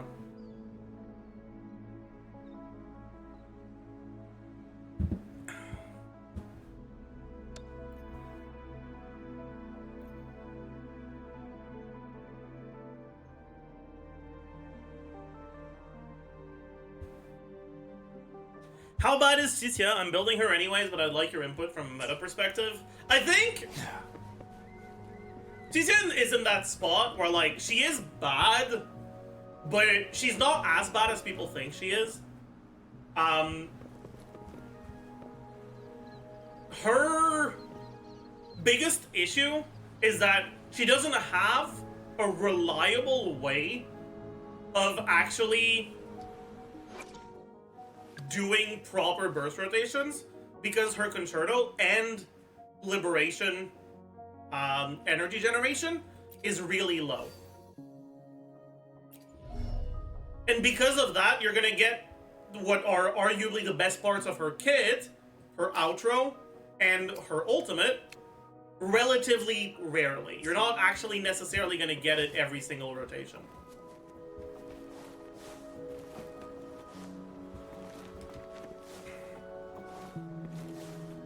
That being said, you do have pretty reasonable damage for your on-field. And, like, her biggest issue is basically that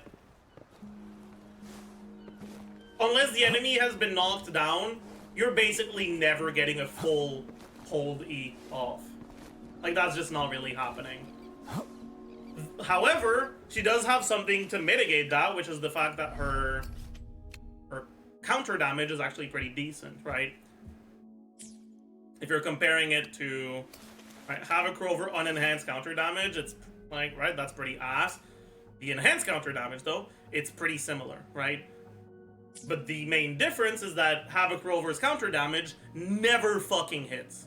It just doesn't, right? It just literally will not fucking hit.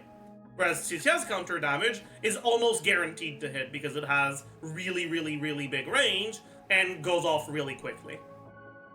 Right? That makes it so that in single target against bosses, because you're going to get a lot of counters off, she's not that bad. And in AoE, because her ult is so strong, she's also not that bad.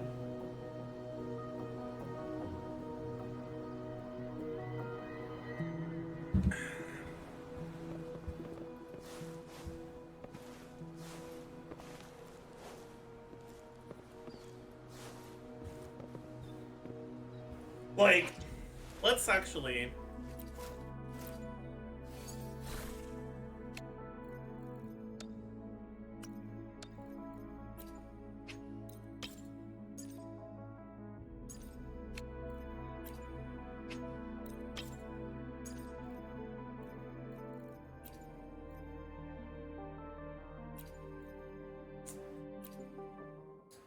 This is actually so tragic, by the way.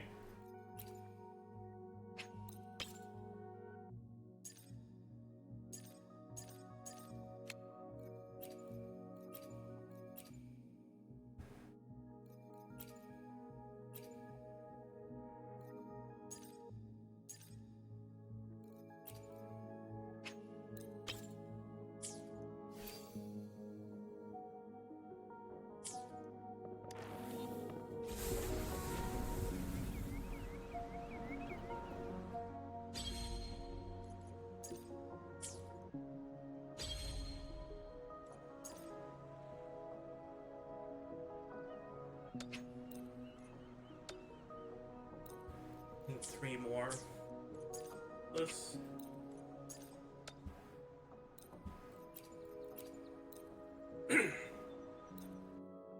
Maybe with the 2 gifted. Foxu.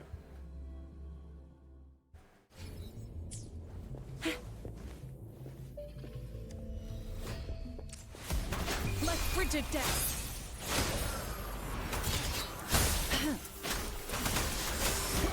A change of perception. I'm terrible. Watch and learn. Talk about it. I'll fire it up. Oh, I'm fucking awful. Catch up. Coming in hot. Stay behind me. Shackles be gone.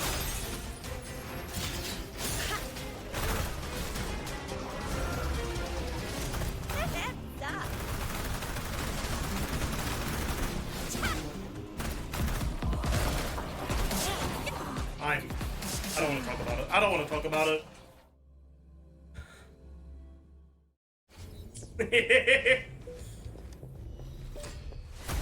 Flame on. Notice pervade.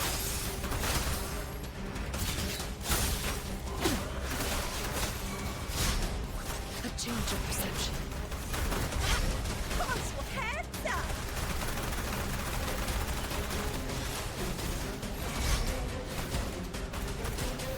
Stay behind. Frozen blockade.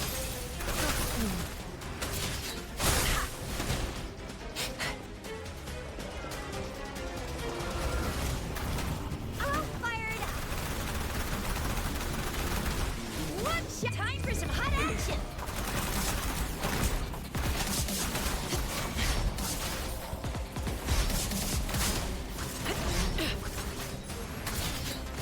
Notice pervade. A change of perception. Oh, I didn't swap in time.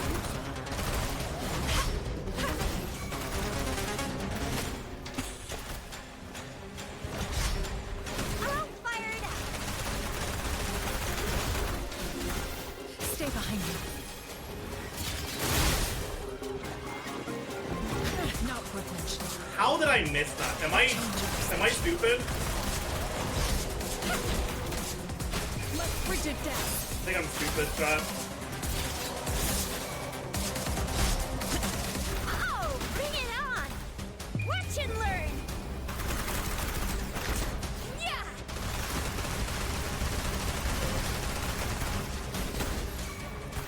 Stay behind me. A change of perception. Shackles be gone.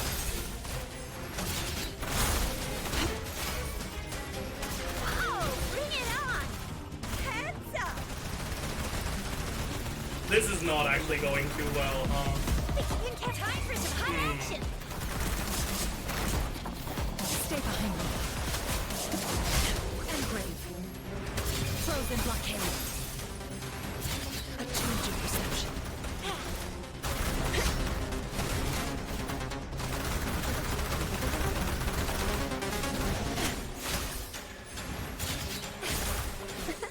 I'll fire it up. Stay behind me. Notice pervade. A change of perception. Flame on. I'll fire it up. Be alert. Alright, so as you can see, right, against an enemy that like doesn't attack you that often and doesn't let you do too many dodge counters. Stay behind me. Okay.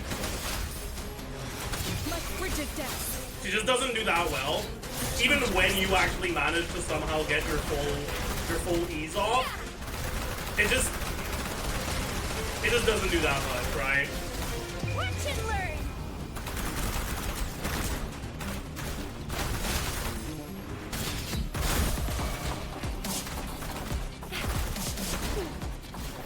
Stay behind. Shackles be gone. A change of perception. Heads up.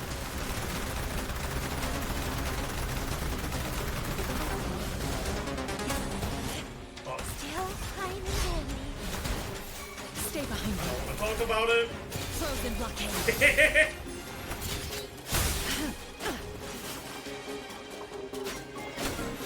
Change of perception. Flame on! Heads up! Right, like yeah, obviously once you get her C6, it's gonna be a bit better. But it's not actually that insane of an increase. Notice pervade.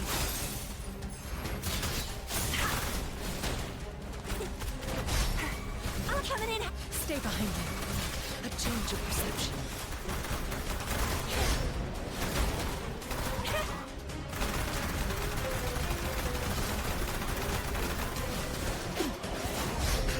Shackles be gone. Cycle of corruption. Yeah! Time for some hot action! Stay behind me. A change of perception.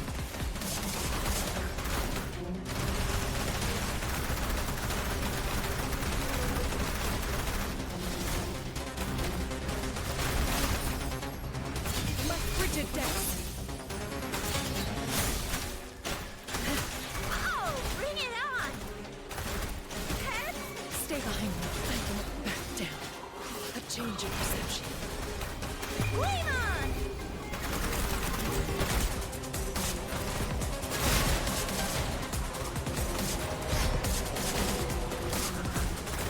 Frozen blockade. Frost bloom. Oh, bring it on! Here. Fuck! Will not. But like you can see, we can like just barely get this DPS check for like barely getting the clear. Right, we had like 12 seconds left, and it had a tiny percent of its HP left.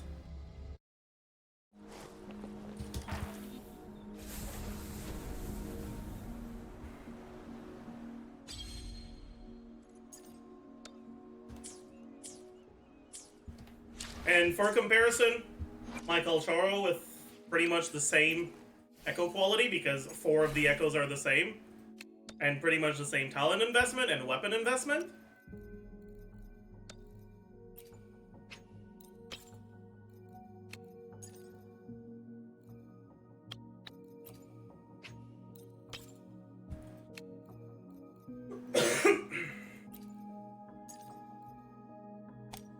Oops.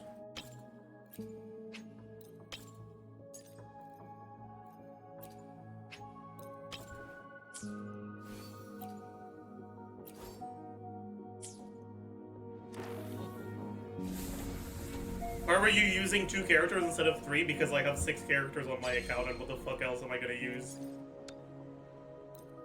You want me to use Yuanwu? You think that's gonna change anything? Listen.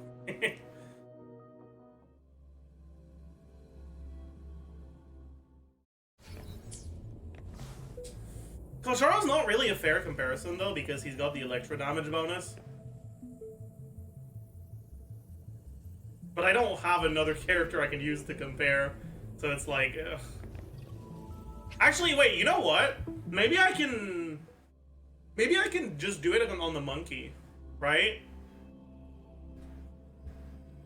Yeah, I can just do it on the monkey. Also, I should have Santo on this, since I'm not using Rover.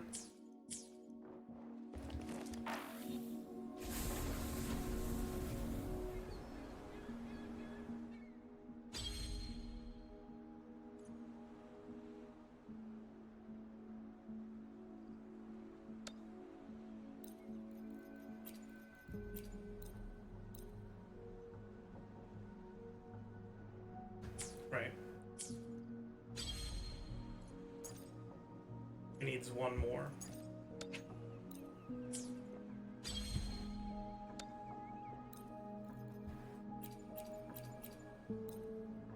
We can see how close we get the monkey, or how far we get from monkey, because realistically, yeah, it's yeah, but it's okay.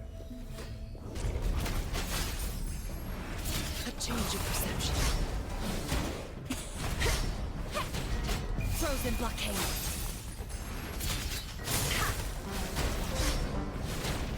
Engrave.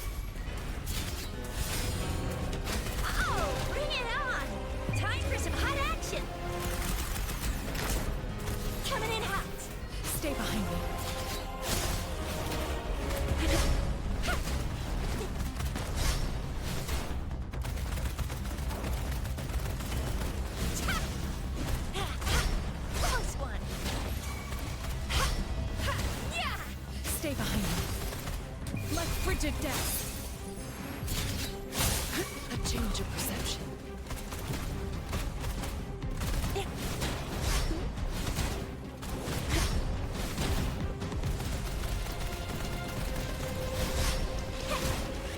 Flame on! Stay behind me.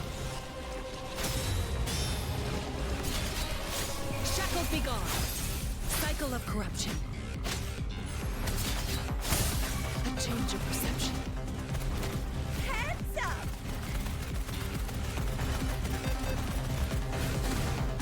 Pew, pew, pew.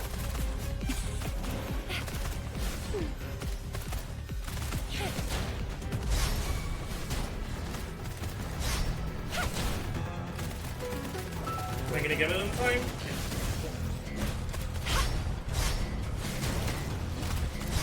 I'm on fire! Stay behind. Notice pervade.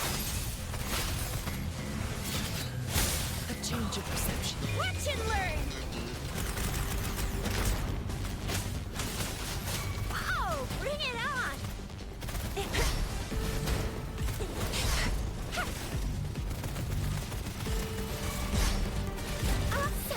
Stay behind me.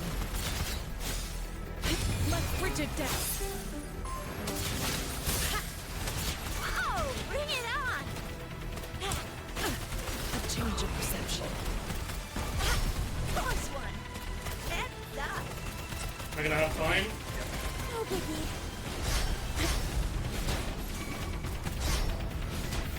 Stay behind. Frozen blockade. Frost fling. Wow! Bring it on! Time for some hot action!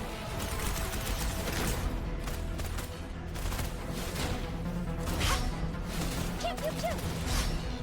Heads up! Stay behind me. Shackles be gone. A change of perception. Wow! Bring it on! I'll fire it up!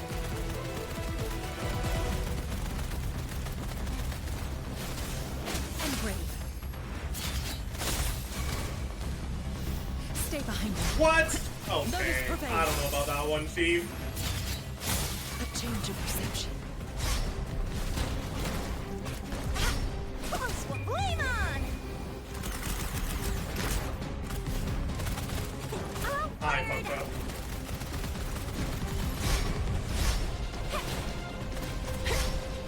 Think you can catch up? Stay behind me. Frozen blockade. A change of perception.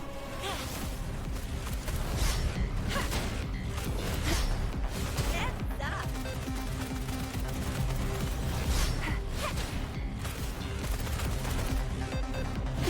No! Okay, whatever. When we had 90 seconds left, we were at the middle of the A. Right? So let's take a look at, with Calcharo, how close we get to that in the middle of the A. With the fact in the back of our head that... Wait a second. Oh, I had already ungeared her. I have to do it again. Oh.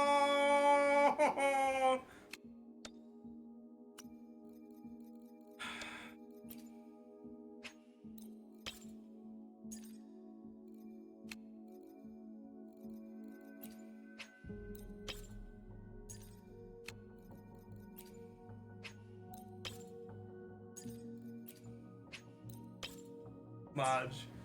Okay. But yeah, so I just want you to keep in mind, right? Monkey is basically the best fight in the game for Chichen. It has enough downtime windows that you'll be able to get hold ease up until the boom boom at the end. But it also attacks you very often, so you get a lot of dodge counters. Which also inherent, like, by design, means that it's a bad fight for Calcharo, right? Because Calcharo doesn't like having to dodge counter.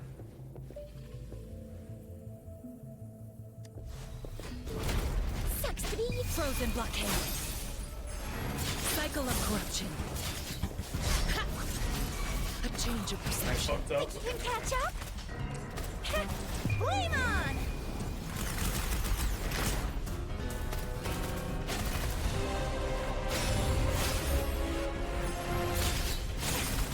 I'll fire it up.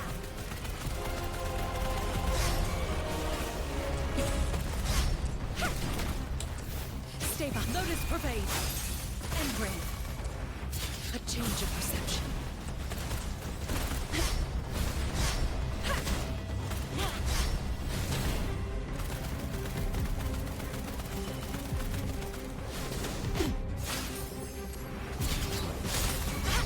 Close one. Stay behind me. Shackles be gone.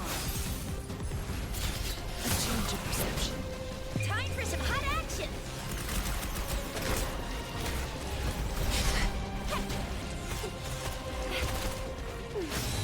I'll fire it up. Ah! Pew, pew, pew. Heads. Stay behind me. Like frigid death.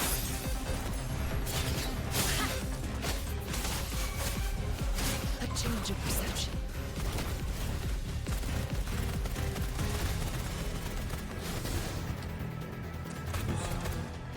Watch and learn. Yeah. Stay behind me. Frozen blockade. Yeah, this was kind of bad. Never mind, we're fine.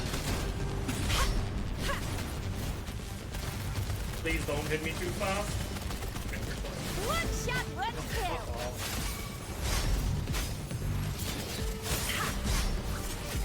A change of perception. Stay behind me. Fast fling. Like frigid death. Oh, bring it on! Flame on! I'll fire it up. I fucked up.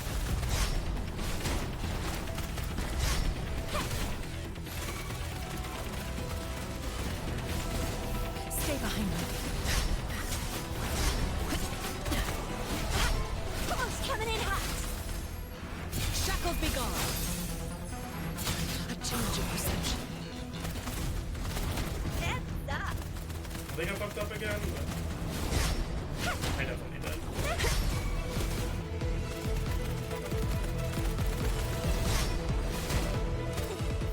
Stay behind me. Lotus pervade. A change of perception. Watch and learn. Yeah. Heads up. So it looks like we're gonna get to like the one, basically.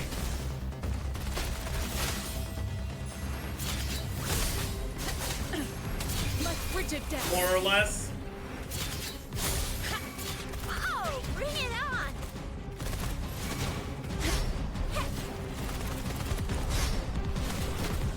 Yeah.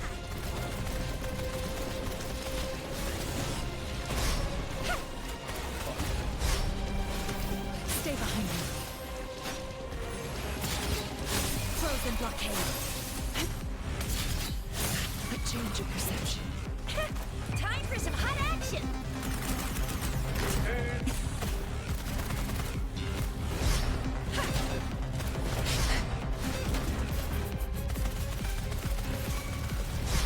Okay, so at 130 we got to the L in Phalion, which really wasn't that much better, honestly. But I mean, hey, it is what it is. So now let's take a look at how much we do with Kaltaro.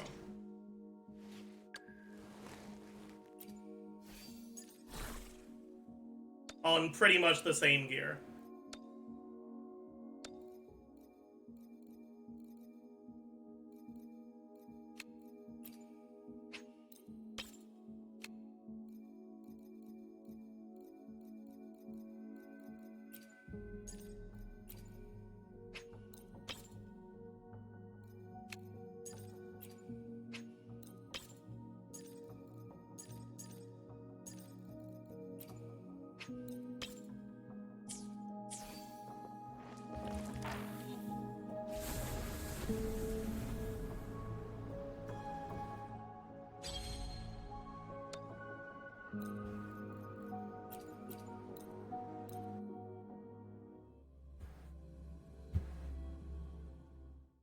I see my way clear. Lotus pervade.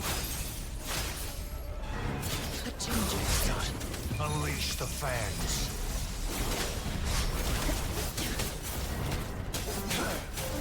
Not worth Oh, I fucked it up. it. Stay behind me. I can keep going. Okay, why am I so bad, bro? Target confirmed. It's okay, I don't want to talk about it. Sever.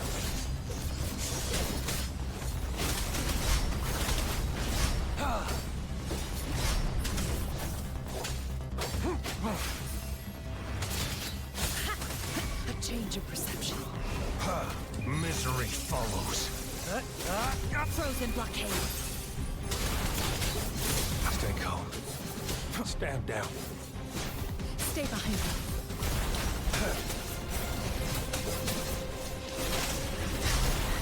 Target confirmed. I won't back down. Okay, I definitely dodged that one. That one, I don't know what happened. I 100% dodged it. Okay, it's been a while. Let me get fucking used to this shit again. Shackles be gone.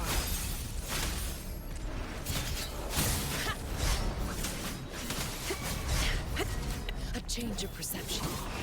War spares no one.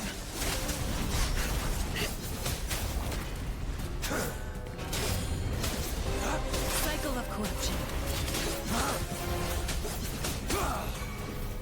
Oh, so close! Lotus We were so pervade. close to getting 3 DMs there. A change of perception. That's okay. Happens. Strike. Caught you. Exterminate. Engrave. Frozen blockade. Target confirmed. Unleash the fangs. Stay behind me.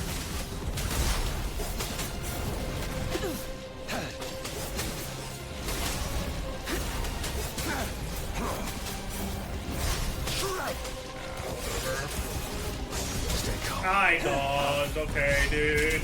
Not perfection. Less frigid depths. A change of perception. Saw that coming. How did that hit me? I got the perfect dodge! Hello? Exterminate. Stay behind me. Shackles be gone. Target confirmed. War spares no one.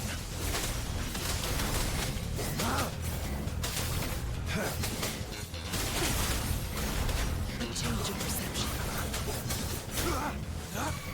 Stay behind me. Less frigid depths. Frost bloom. Target confirmed. Now. Figure it.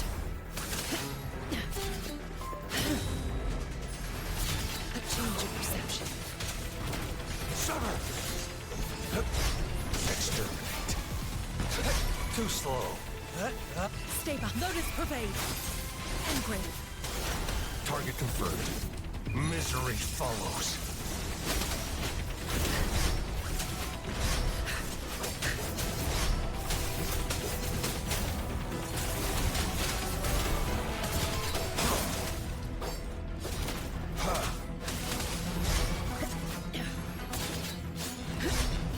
A change of perception. I'm so bad at him. Holy, it's kind of insane.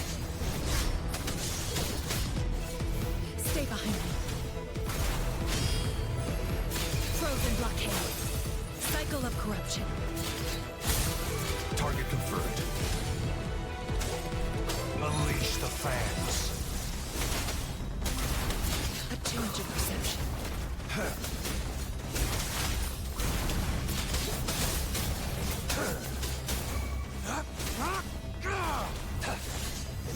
Exterminate. Stay behind me. Shackles be gone. Target confirmed. I think I'm gonna get this here. I'm not. Caught you.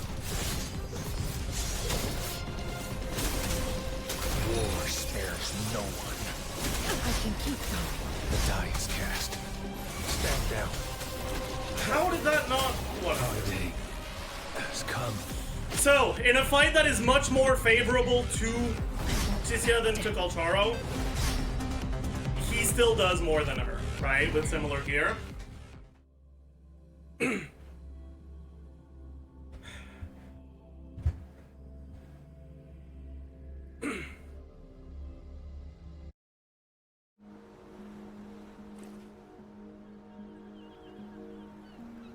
But, like, she's close, right? Like, she's not that far behind. Like, you can see that's kind of close, right? Like, that's not an insanely big difference. Kalcharo gets 30% electro damage in that tower? No, he doesn't.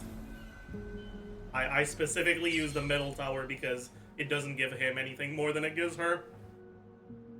Well, if anything, this is a lot better for her because she does most of her damage as soon as she swaps in.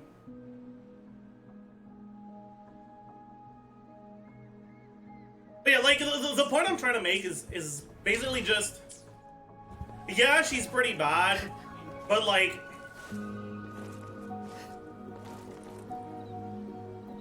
Outside of Ling Yang, the gap between the good units and the bad units isn't actually that insanely big. Well, outside of Ling Yang in the lower end and like Jian on the upper end.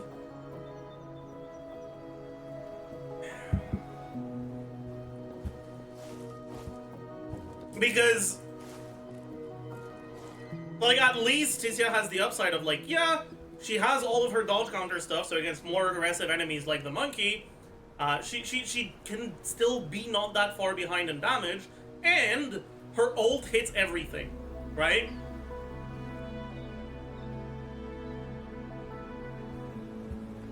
But then again, right, you have to keep in mind we're comparing her to Kalcharo. We're not comparing her to Encore or Jian, right?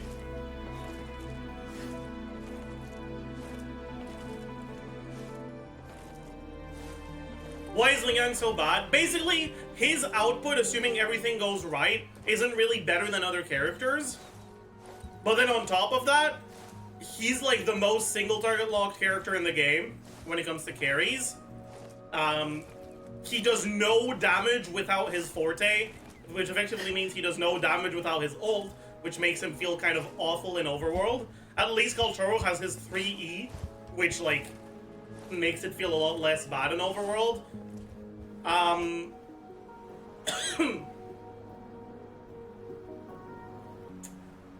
And he just has a lot of clunk. His dashes are a lot slower. It's just, yeah. It's just, yeah, it's rough. It's rough out here. Collect materials. I can do that. I'm a material collector. Poggers. That's a material. Do mushrooms count as materials? Only one way to find out.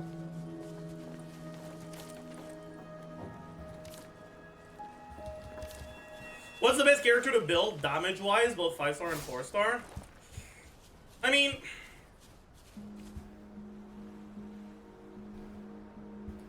You can't just be looking at damage when you're looking at a character to build. Like...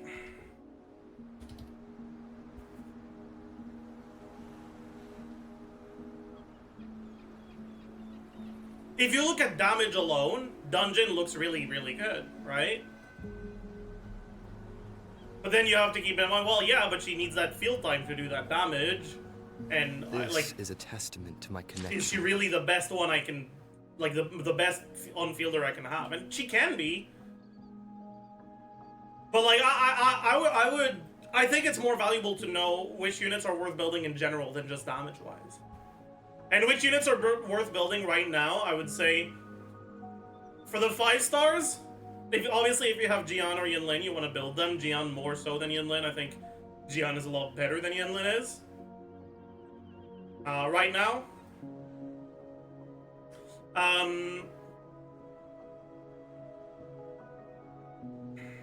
Verena doesn't really need to be built. And then it leaves you with the other characters like Havoc Rover, definitely worth building. And then it's like mostly Sanhua and Mortify. Mortify if you have Jian, Sanhua if you don't, I would say. Honestly, you can still build Sanhua if you have Jian, just at a lower priority than Mortify.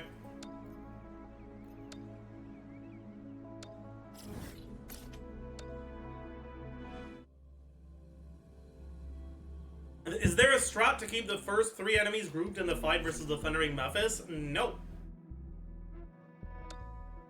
There is not. Rip Bozo.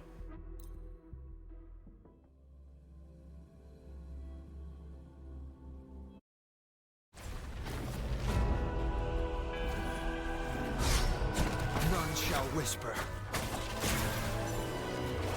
What? How did that not parry? Hello? Oh, did I accidentally do the highest difficulty? Okay. Frozen blockade. A change of perception. Down with the curtain.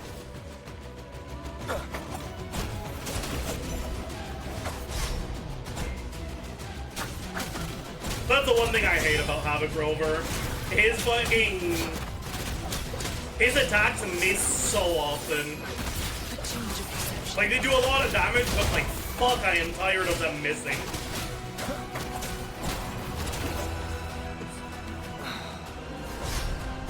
You will Stay behind.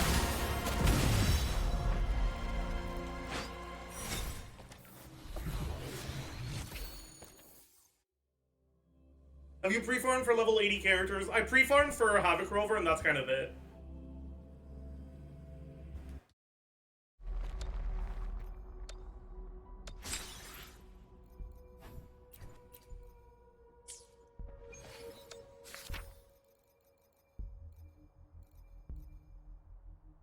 Upgrade and Echo. Fine. I am ready for disappointment.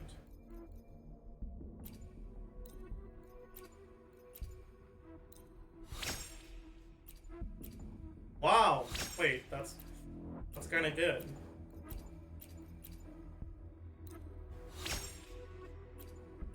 Wow. That's expected. I'll get it to 15, but...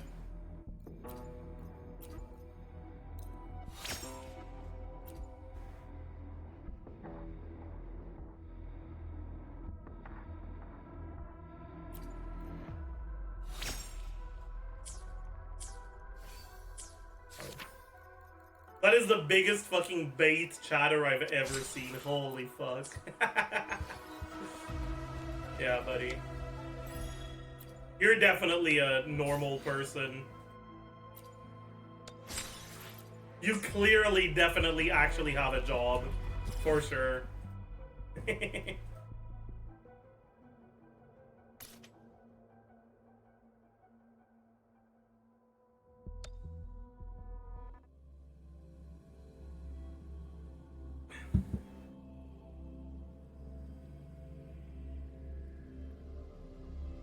Also trying the Path of Exile 2 beta when it comes around. I don't know. Maybe.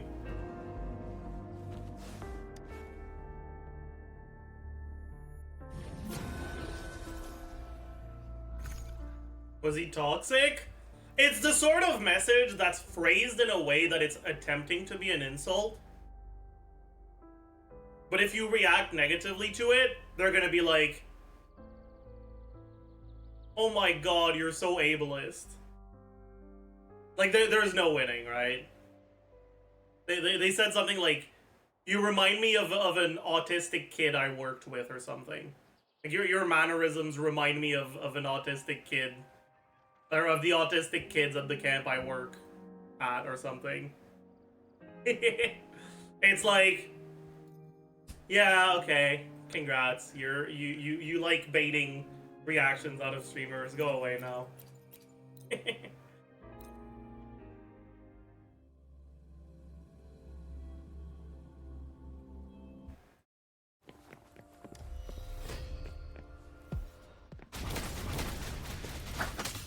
One with sounds. Down with the curtain. If you had all characters, what would be your teams to clear the tower? That's a good question. So...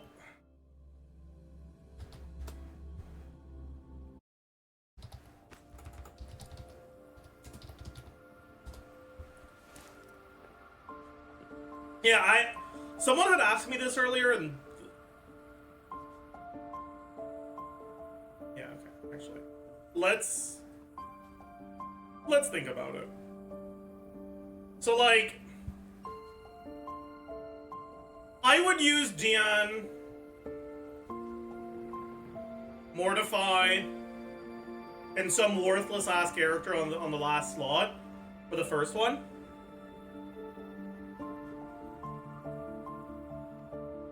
It is natural to feel dreadful of the unknown. Yet, there are times. But I would only use it on the last floor. Not on the first 3 floors. So that you can also use it against Morning Eggs in the middle tower. The second floor of the middle tower.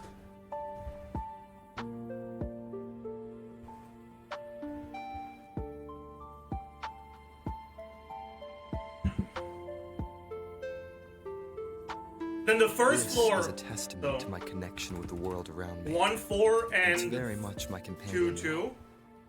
Bearing witness to it. Is there any? Yeah, okay. Obviously, the wish function is still open.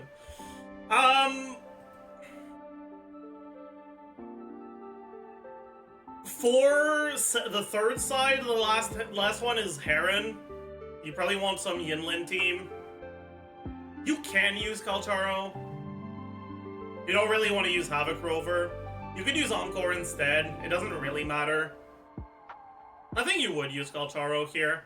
And I think this one would need Verena. This would be 3, 4.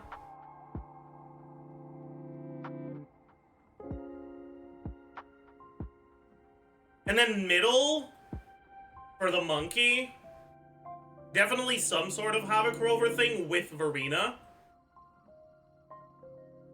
But I don't know who the other character would be. Yeah, we probably just use these.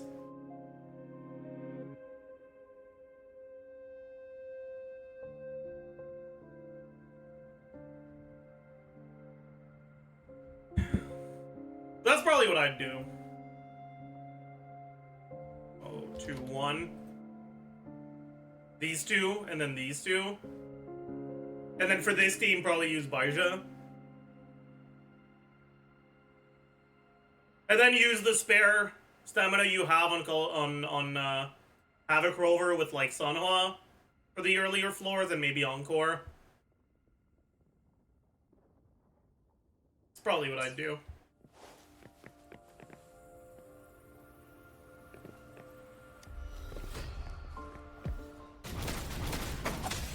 One with the sounds. Summer! Exterminate.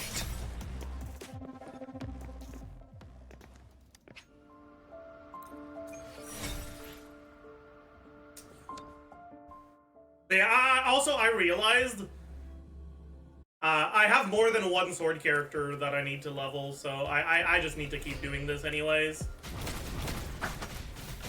Down with the curtain. One with the sounds. I'll fire it up.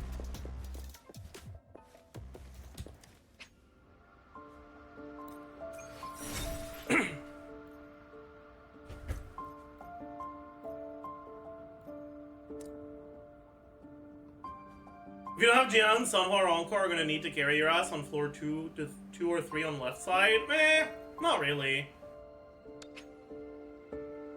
They're not that bad. I think floor 3 is harder on right side than left side, actually.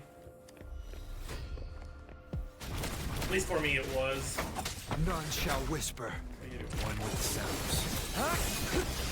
Exterminate.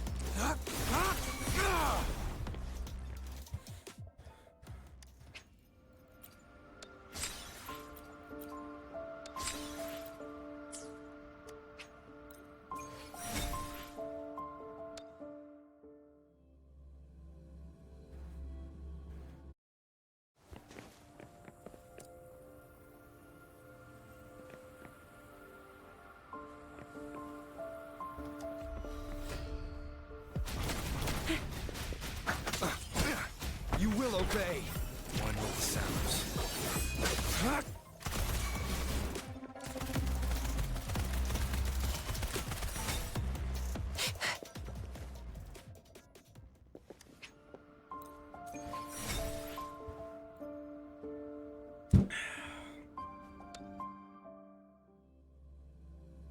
Will there be an immediate pre-release video? Yes, sir. Flame on!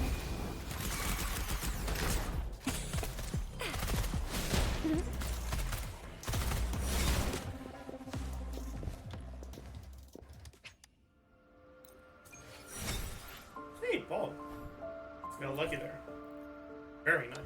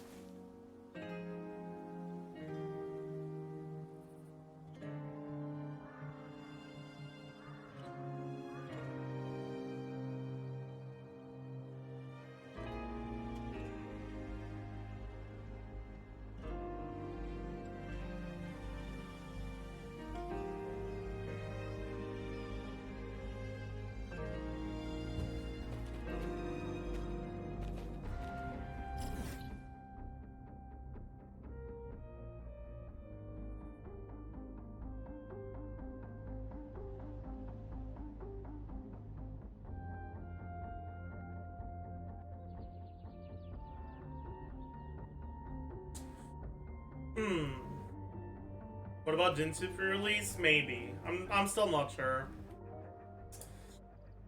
Anyways, let me check the Zajort's community, or the Zajef78 community post very quickly.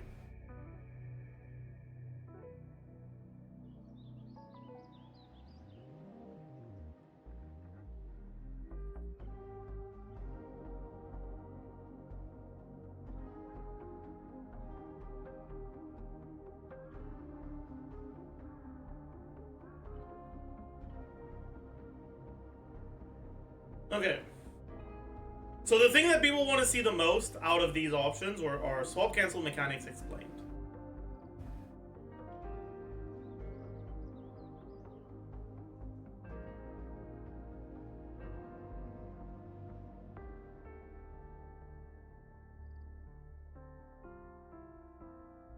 All right. So let's get started working on that.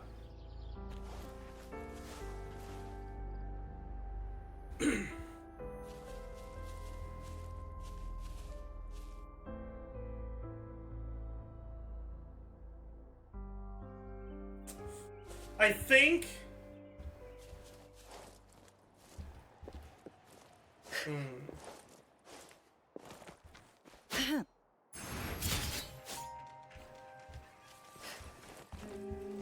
how do I want to approach this even? I guess I want to talk about like how each character has like animation time for every single one of their attacks. And most of these attacks, if you swap out during the animation time, the animation still goes through. Like that. Cycle of corruption.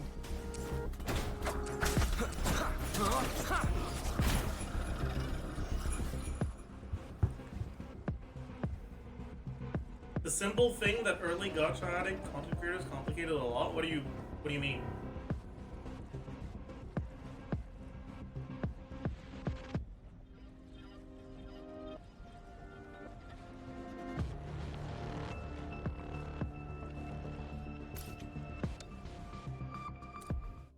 Thinks you should get Blair. I don't care, I'm not getting her.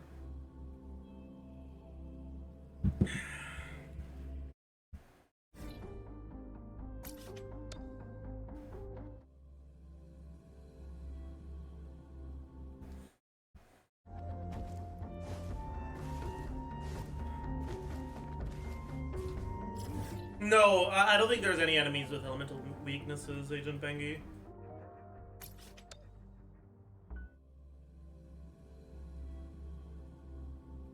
Okay. You guys can say hi to YouTube, actually. Flash, marker.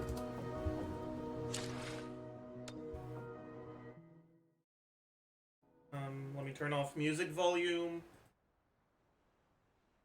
Let's turn this on.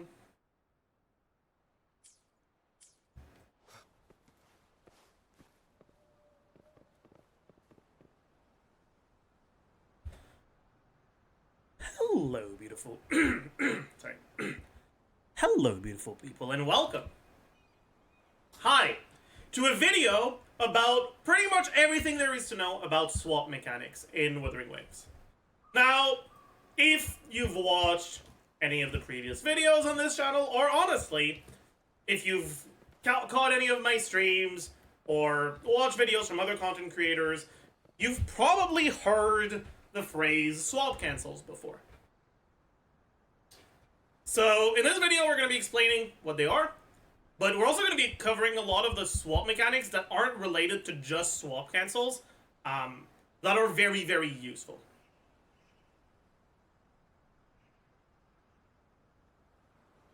So, first thing to understand is what a swap in this game does, right?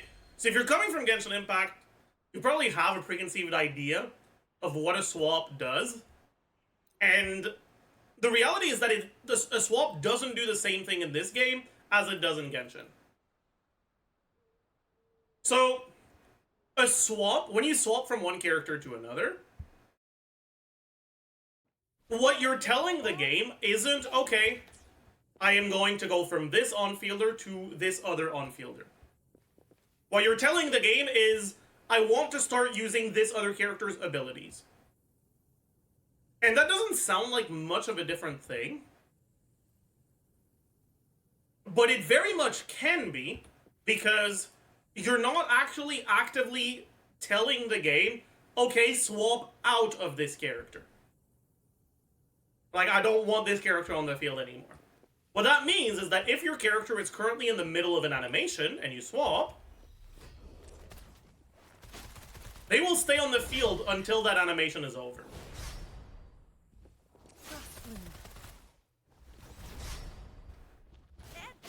Oops. But they do have to be in the middle of an animation for that to work. If you swap cancel before the animation starts, it's not going to do anything.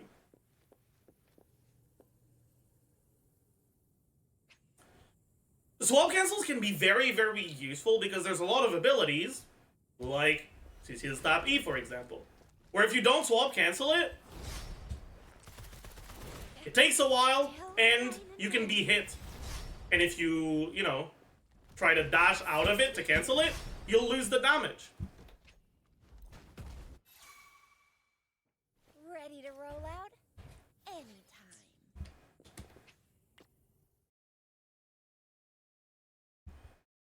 And so because of that, there's a lot of characters, especially characters that have longer animations, where doing a swap cancel isn't just like a potentially useful piece of tech, it's actually pretty much necessary for them to ever really feel good to play. A very good example of that is Kalcharo, right? Kalcharo gets most of his damage from his Resonance Liberation. A decent part of it being the Resonance Liberation damage itself through the initial hit and the Death Messengers, and a little bit from the basic attacks during the Resonance Liberation. The thing about that, though, is that every time he uses his Death Messengers, he becomes completely unable to input anything else, because if he does, he will lose the damage. Alright, the Death Messenger is this attack right here. And if I input something during the animation of it, the damage is just completely gone, right? Just like was the case, just like it was with CCF. And this is where swap cancels come in and become very, very important, Because you can swap out Stay calm. if you have to. If you see an incoming attack, you can just swap out and dodge it that way without having to interrupt your death messenger.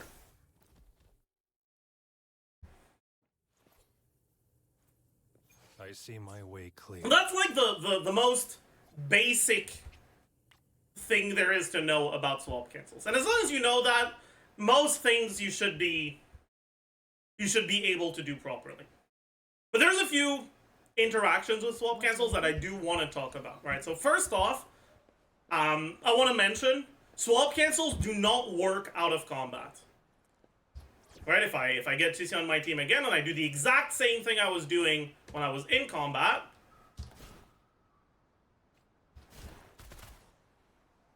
she doesn't stay there and finish her animation.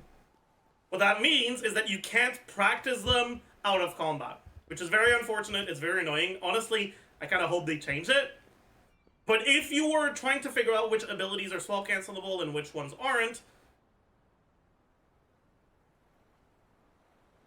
keep that in mind, right? Because obviously, it's going to look like nothing is swap cancelable if you test them just in the air.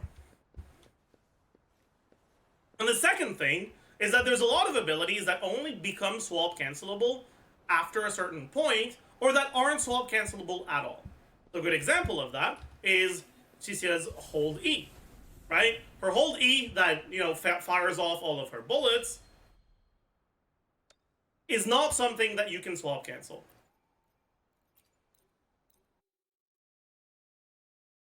Another day, another heroic me.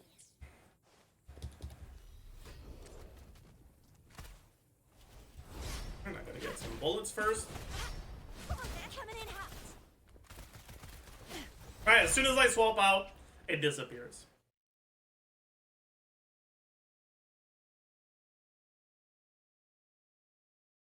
Now, What do I think of you? there's also certain abilities that only become swap cancelable after a little bit. So, good example of that, for the Jian players out there, is the Phalian Baringal Echo. If you swap out of your character right as you hit the monkey, or as you hit with your monkey, the first hit will go through, Everyone's safe. but and the sound. second hit Looks won't. like I didn't practice So let's for show it in nothing. action. If I use it and then immediately swap out, I do get the first hit. We saw the damage number, but it didn't do the second one. However, Another if I day, make sure that the another first hit heroic me. connects before I swap out, It's morphin' time. I do still get the second hit.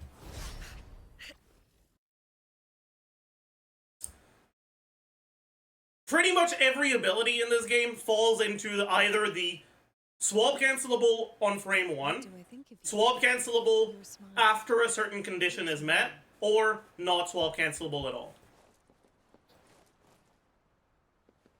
I'm not gonna give you a complete list of everyone, but as a general rule, most abilities that don't need you to like keep inputting stuff are swap cancelable frame 1, or at the very least very early.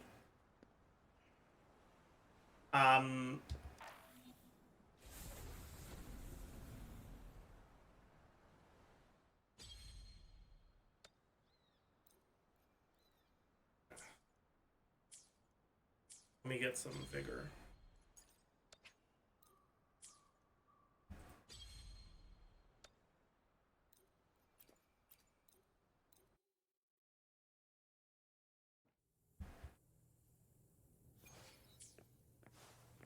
Alright, so most abilities, you just press them and then you can immediately swap out. And they'll, like, again, right, really most of them are still gonna go through. This is a testament. I think the most notable examples of abilities that aren't fully swap cancelable is Sunhua's hold attack. Oops, I'm an idiot.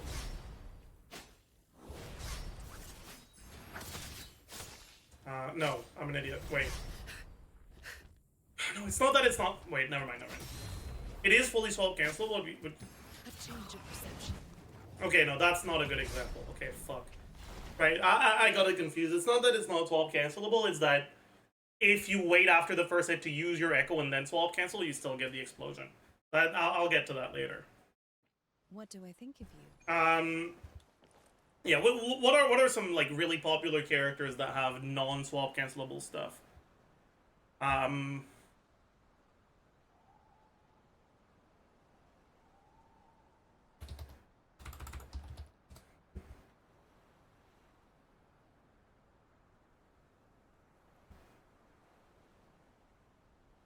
Every part of Jian's kit is swap cancelable.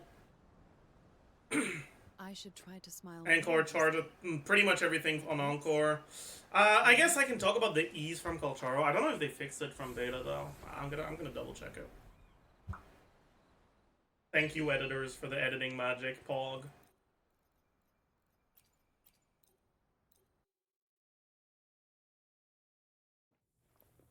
Keep your fangs sharp. It's time. Summer! Okay. The E1 is swap cancelable.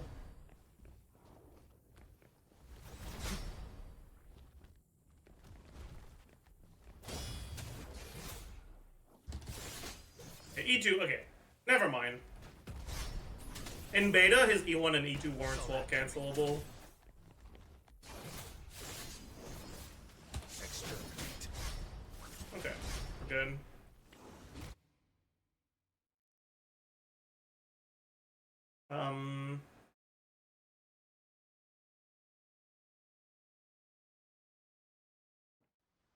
I should try to smile more, you say? Like this? I guess there aren't really, like, direct abilities. It's mostly the echoes, right?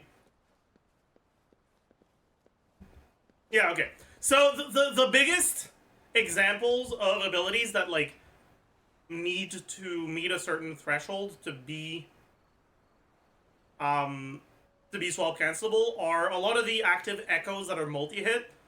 So if you're looking at the arrow, the monkey echo, you need to get the first hit to swap cancel it. If you're looking at Tempest Mephis, if you swap cancel it, you won't get the second hit. You need to actually input the second hit to get it. Thundering Mephis, if you swap cancel it, you're not going to get any of the hits past the one you were currently doing.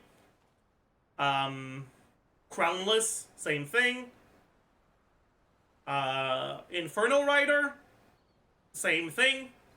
You want to make sure that you swap cancel it after you've input the third hit, because that's pretty important.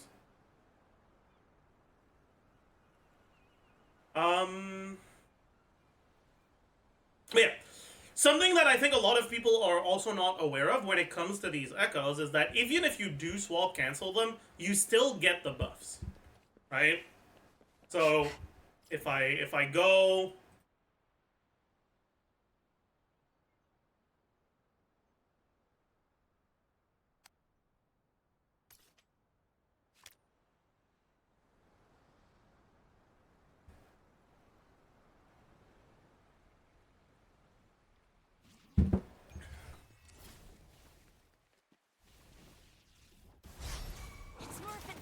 right?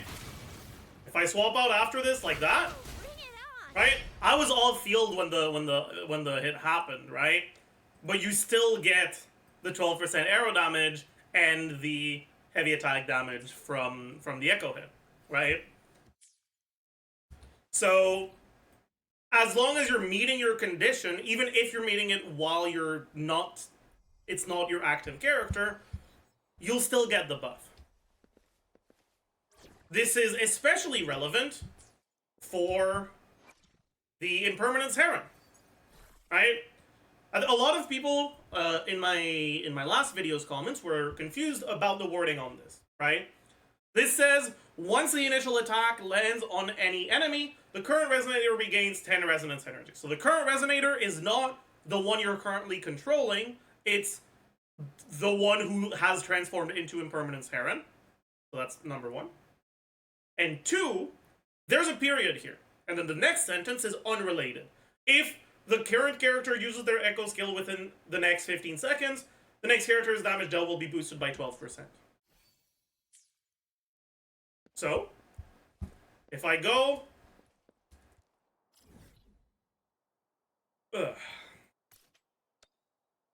If I go get my outro, and I don't use the Heron, or actually, it's going to be easier to show it. If I do use the Heron, wait for the first hit to land, or actually, no. So, if I go get my outro, Frozen blockade.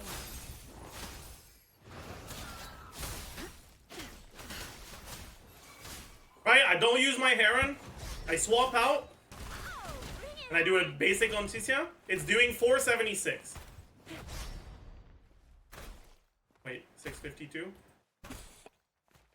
Fuck, I got some intro bullshit, never mind.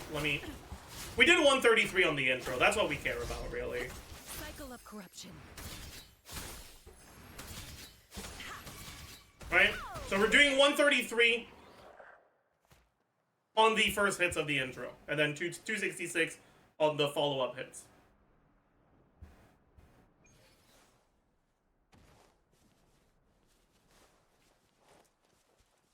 If I go do the same thing, but this time I use my Heron and immediately swap cancel it. Let frigid death.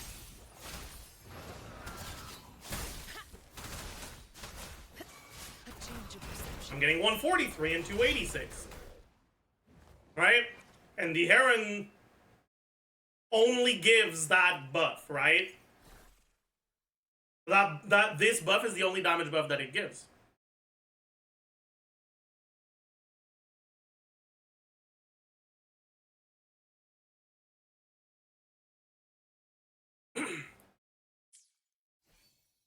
Fact that might mess up the results. Yeah, maybe I should show it on something that's a little.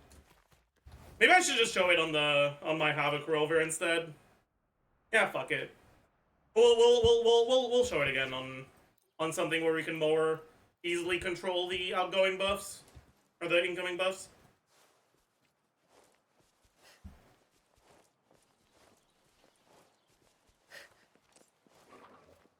So.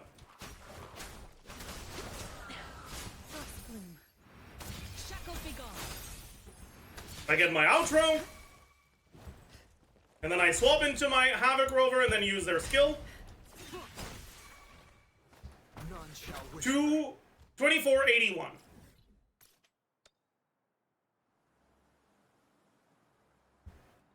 I do the exact same thing, but this time I swap cancel my Heron before it does its first hit.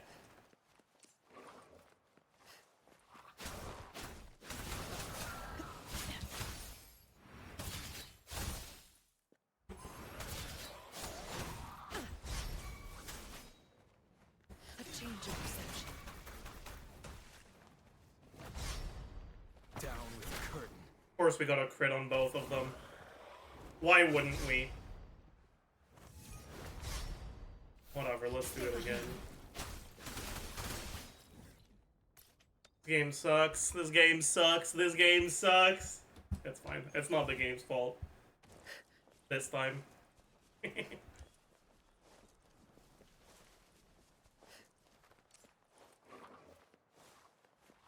Lotus pervade. Embrace. Alright, so if I do the same thing with the Heron, A change of perception. I use my E. You will obey. 2622. Right? So we are seeing higher damage. We are benefiting from that 12% damage bonus.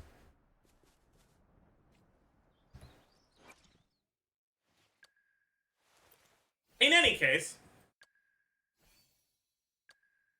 editor slow-mo that, yeah, I mean, editor can put them like next to one another, so that's gonna be easy to see.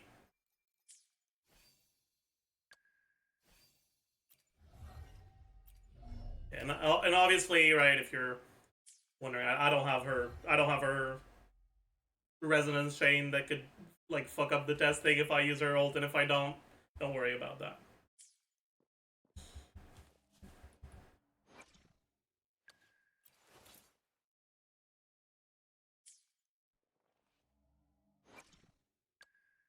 Anyways,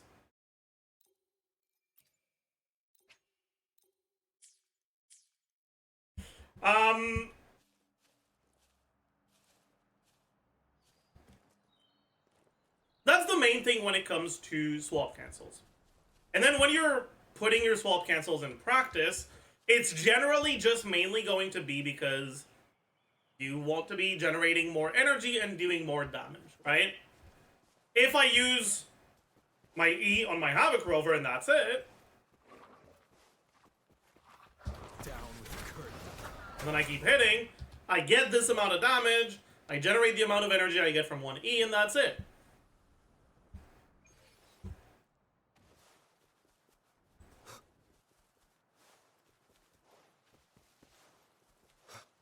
But if I use my E, I swap while during that and then I come back, I just get additional free damage. Now you might be thinking, for Havoc Rover E? That's not a long animation, I don't need to swap cancel that. And that's true. But one thing I want you to keep in mind is, while there is a cooldown on swap, and it's not a global cooldown, it's per character, right? So if I swap to one character, I can immediately swap back to the first one. But I can immediately swap through two characters. Almost immediately. It's very quick.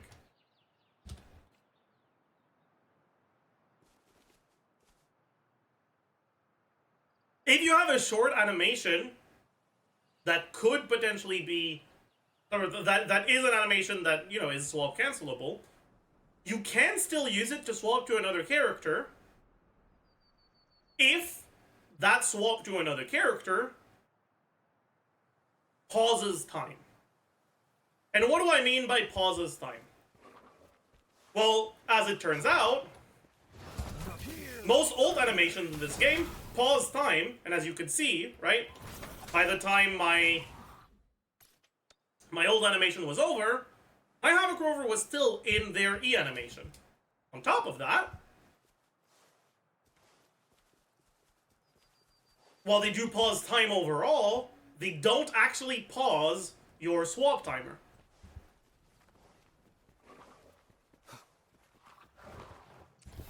Stay behind. Shackles be gone. And you can, just like that, I swapped back into my Havoc Rover before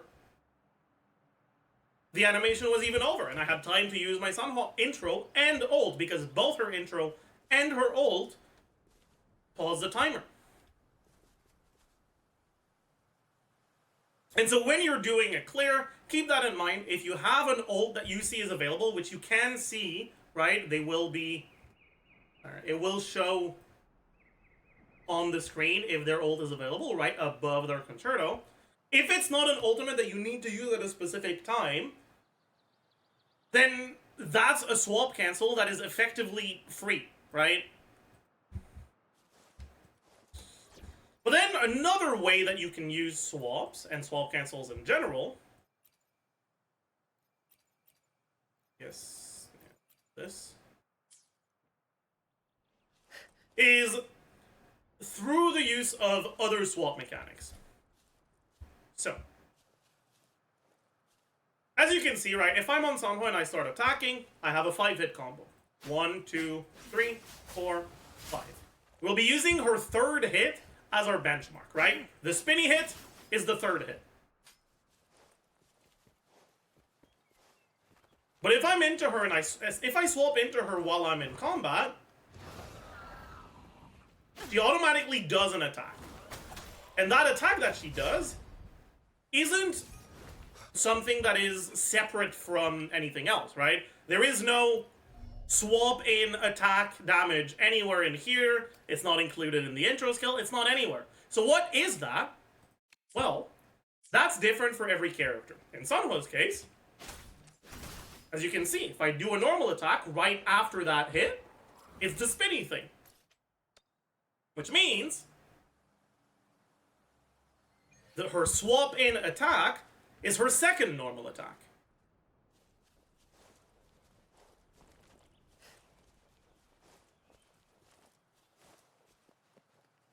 What that means is that you can use swaps as a way to accelerate your normal attack string. Sanhua specifically cares about this a lot because she gets increased forte damage after her basic attack 5, and if you have her constellation or whatever it's called 1, she also gets 15% crit rate out of it. If you're swapping into her without an intro, or without her intro, right? Without getting an outro on another character, instead of 5 attacks, you only need to do 4.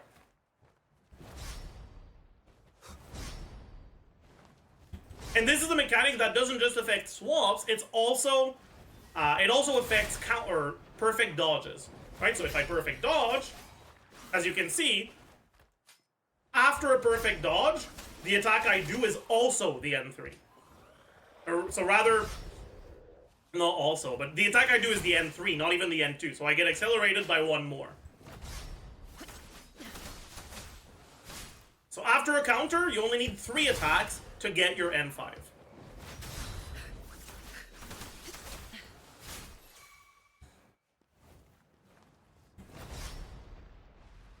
But then on top of that, for some characters, that's also going to be different when they trigger their intro. So let's trigger someone's intro. Oh, I got hit because I'm an idiot. Stay behind me. The first hit after my intro is the N3, which means I only have to do 3 attacks after the intro to get that N5. Now that's a mechanic that's useful not just for Sanhua, but honestly for pretty much every team and every character. Because the attack that you're doing when you swap in, it happens automatically. You don't even have to input anything. And so what that means is if you swap into a character and then into another character, you get that attack for free, basically, without really it requiring any additional time. That attack will generate the same amount of concerto and resonance energy that it usually does. And if your character has any specific interactions in their kit, any specific upsides from using that attack, they will get it as well. So let me swap to the other account to...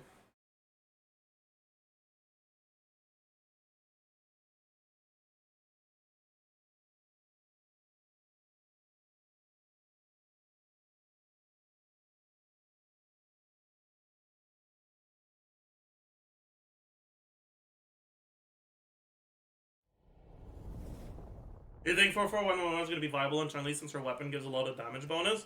Why would you do that over attack percent main stat? Does she also oversaturate on attack? If she does, then sure, but I haven't looked at her kit enough.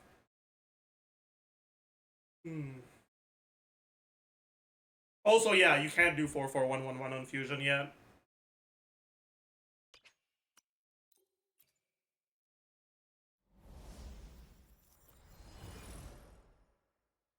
It has attack percent and she was throwing attack percent, then maybe it'll be fine.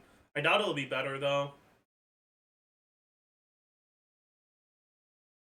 Maybe though.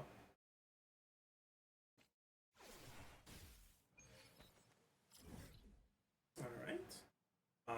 Buffer.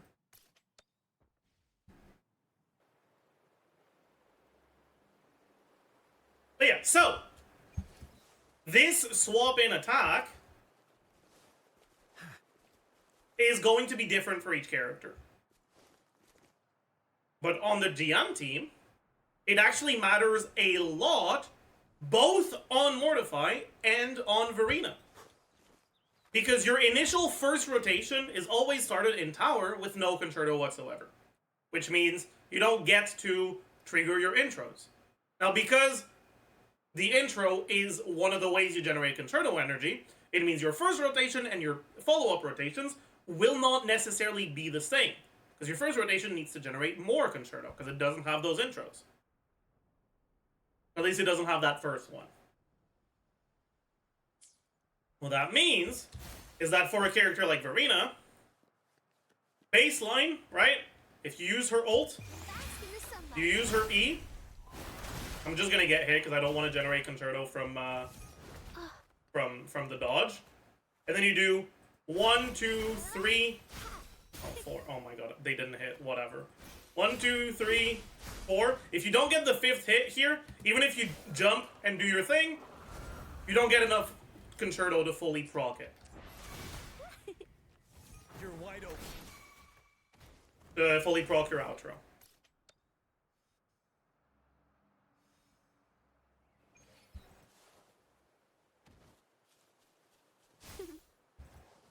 Oh, fuck. I'm gonna have to...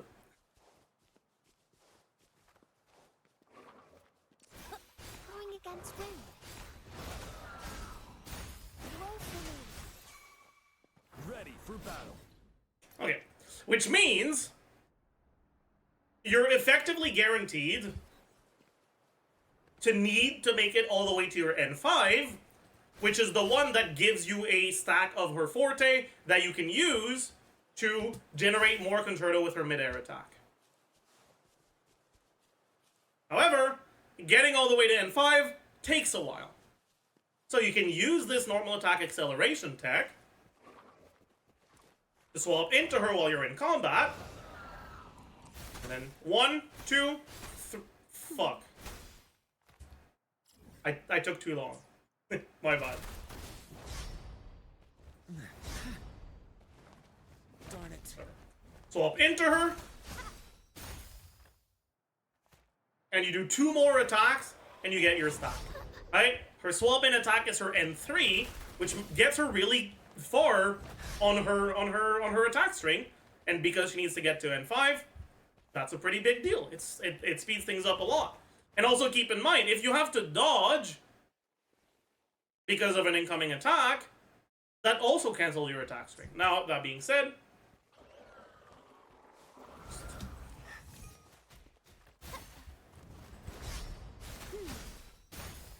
her follow-up attack to a dodge is an N4, right? Which means that if you do have to dodge on her, that's actually not bad. Wait, am I an idiot? No, it's an N3 as well. Or no, it's the counter, and then you do N4 and then N5. Roll for me. But yeah, so what that means, it's N3. No, it's not. It's N4. But yeah, but it's not. But it is. But it's not. Anyways, Going against let's get in wind. combat so we can proc our outro. Ready for Okay. battle. Which means if we're starting with literally 0 concerto with a refinement 1 variation, Going against wind.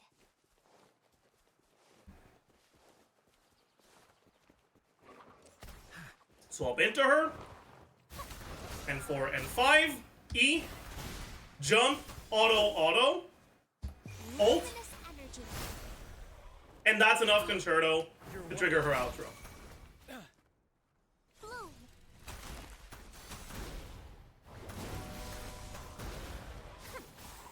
I can't. Photosynthesis. I can't. Thank you for the support. Bleed me. Inferno. Let's do this another way. Fury boils. Let's get our ultimate back. Obviously, you'd want to use the ult before you jump, because that way you can swap out while you're midair. As you wish. But I didn't have it because I don't have enough ER on my Verena. It is what it is.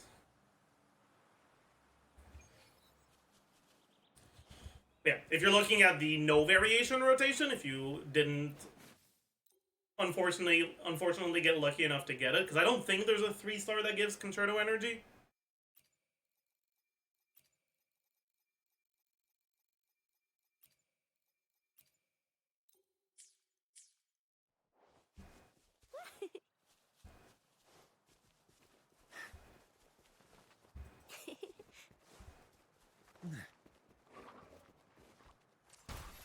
Ready for battle.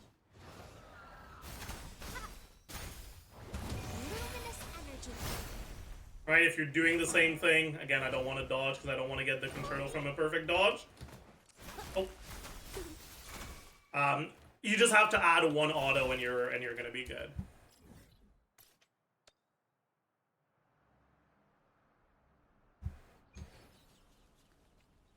Thing is, that's not just helpful for Verena in this team. Because as it turns out, Mortify's swap in attack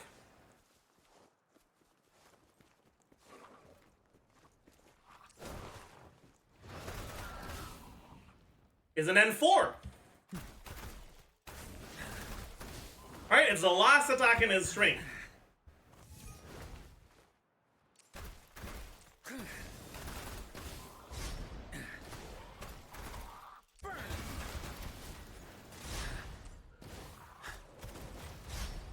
And as it turns out, his N4 is the one that generates the most Forte. And the most Concerto out of his attacks. Outside of his skills, obviously. But more Forte means more skills, which also means more Concerto.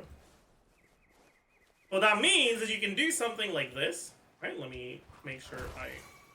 Ready for battle. Where you just swap into him very quickly and then immediately swap out. And just from that swap in... Fuck, I got an intro. I didn't mean to get an intro. Fuck. Okay, wait, let's try to show it again. Okay, so... Just from that swap in... I got a pretty good amount of Concerto energy, pretty much for free.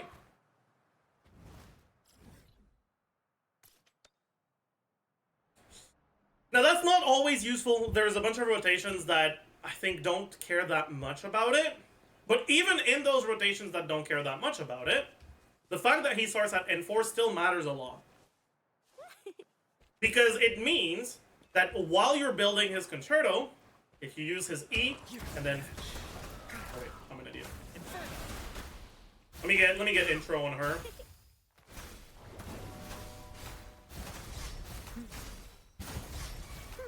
Okay.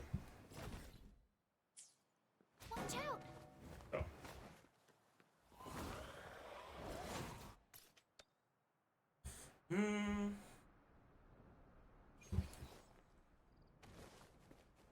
Gotta make sure I start with no Concerto.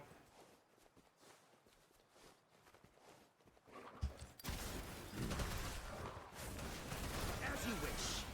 Ready for battle.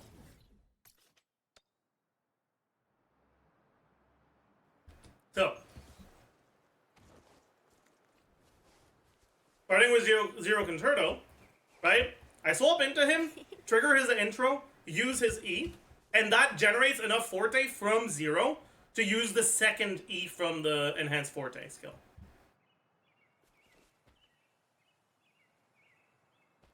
And so, and that second E has a medium-ish length animation that is swap cancelable. And it's something I've slightly covered in the previous video, but here we will explain why it's so useful, right? You trigger your intro, use your E, swap out, and then swap back into him, and you get your N4 for free, which makes generating Forte for another Forte skill very easy, and that plus either some dodges or just casting the ultimate gets you enough Concerto for your outro. And then you do the same thing we were talking about earlier, which is use your Heron and then immediately swap out. Let's do this another way. I did not hold it because I'm an idiot, but it's okay. Yeah, use your Heron and then immediately swap out. And you end up with a very, very short Concerto generation window. So let's show it from 0 again.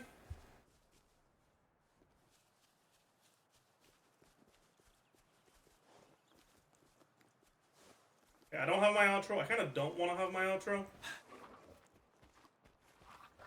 Oh, swap. Luminous energy. Fury boils. Silence. Tell truth from facade. Fuck, I had my outro on Gian. I'm an idiot. Damn it. Ready for battle. That's cringe. No! I need to get my... I'll just show it in power.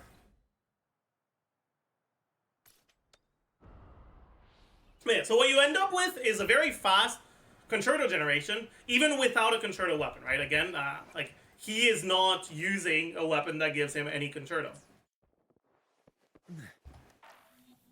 And he can have slightly faster rotations with the, I think, cadenza, the concerto generation weapon. But it's actually not that much faster. And he loses a lot of damage because he doesn't actually need the ER from the main stat.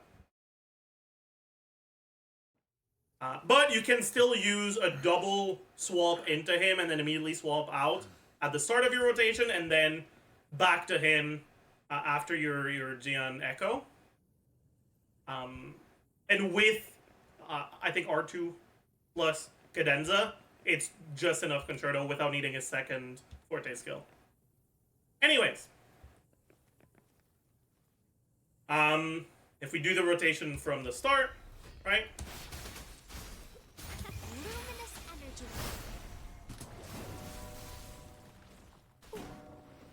What's going on here? What did I fuck up? Did I not get my N5? Did I use my ult too early? Is she on a fucking variation? She's not on variation as well. I'm an idiot.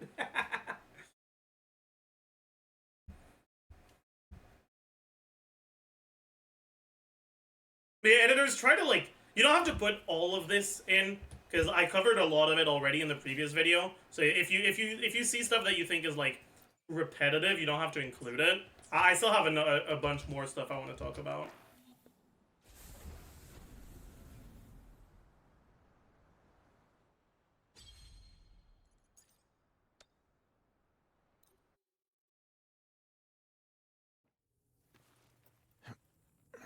Yeah, so Set. Bask in the sunlight. Fury boils. Burn to ashes. As you wish. Tell truth from facade. Burn. You're wide open. editors can very nicely show what's going on in this rotation. But as you can see, right, we get very fast Concerto generation, and obviously Mortify's ult is deciding to be bugged today, so it is what it is. We're not getting any damage from him, but that's okay, it happens. And then on the second rotation, very similar thing.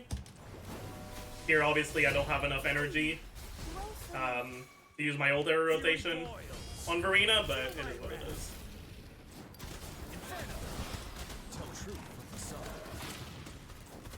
One thing I want you guys to be careful of, though, is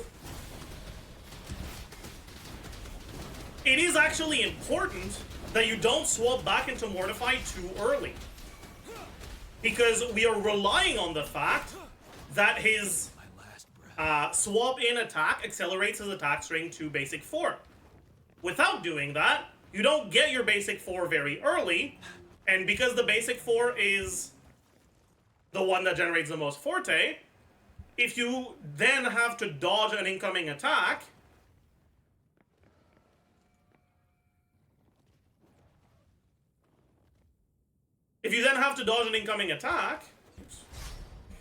I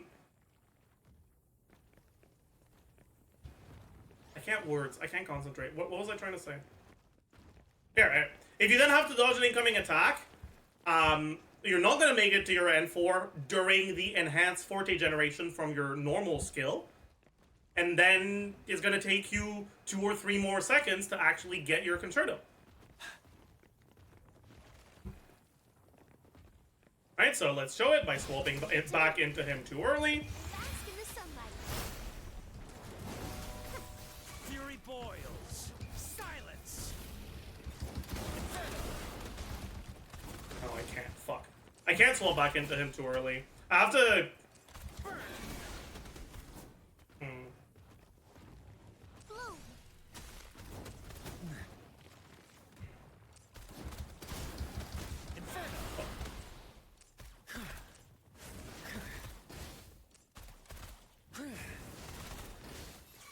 which is easiest to see when you proc an outro, because it pauses the timer, obviously. But if I proc my outro during my E animation, and then I immediately swap back to him, as you can see, I don't get my N4 when I swap in, and it is going to take longer to get that Forte generation and that controller generation and that liberation energy generation. All of this to say, making use of your acceleration is important. And this is one of the teams where that can impact things a lot. Obviously, because often enemies interact with you a lot, you can't necessarily be doing perfect rotations. So knowing that if you swap back to him like this, while his animation is still going, prevents you from getting that acceleration is pretty useful. Anyways, next swap mechanic I want to talk about is how swaps interact with buffs. So I've already talked about how most of the, or pretty much all of the echoes that give buffs will still give the buff if it hits while your character is off field. But what about buffs that only apply to characters while they're on field? So, one of the most infamous changes from CBT2 to the live version is that outro buffs don't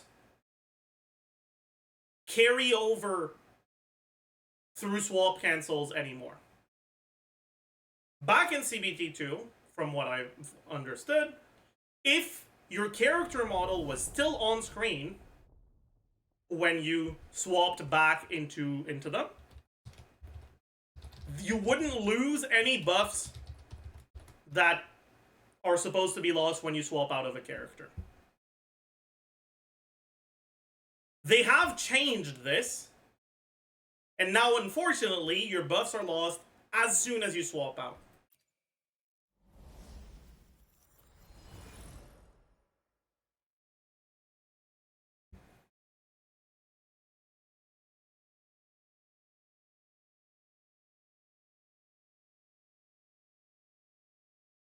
Beautiful beings are beautiful.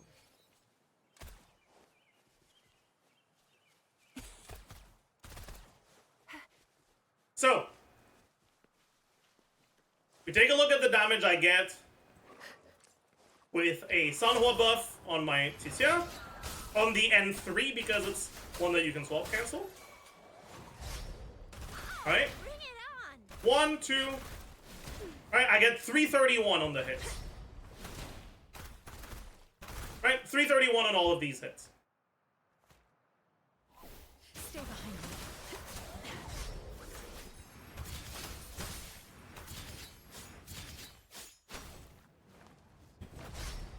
However, if I swap cancel it, 240.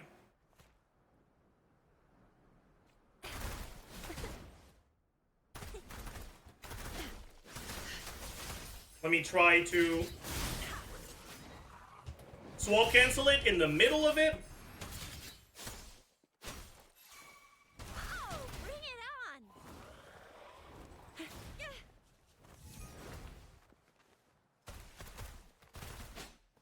I don't know if editors can zoom in on that, but you can see that the first hits do that enhanced damage, but as soon as my swap out is registered, the buffs expire.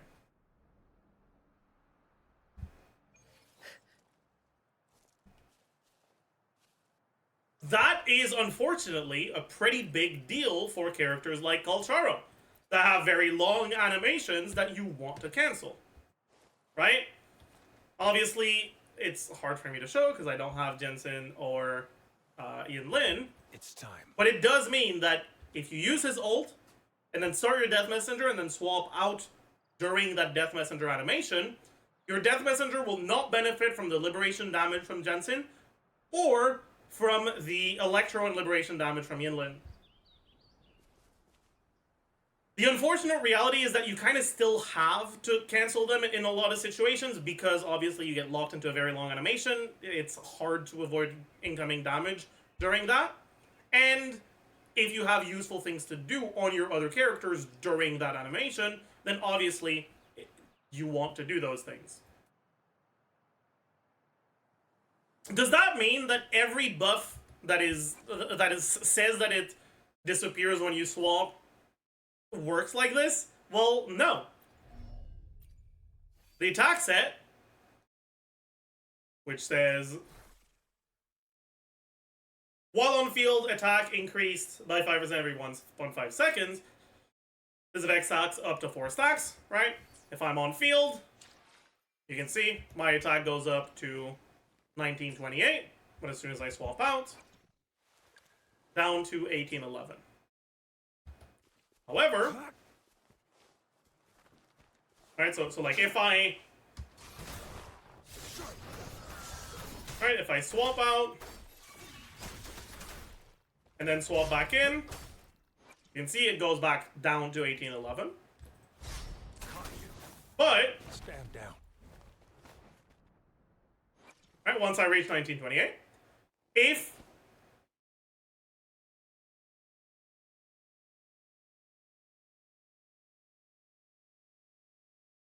R4, I literally just showed that that's not true. Maybe culture is an exception. I can double check. I'll be right back though.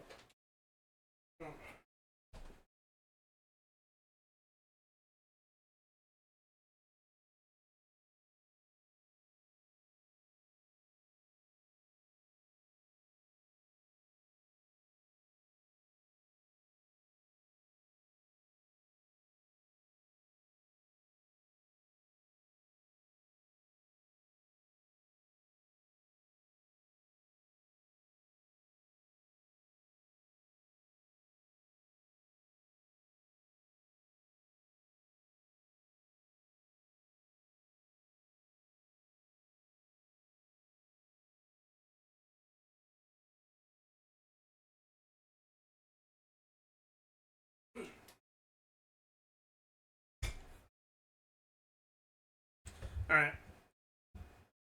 I'm back.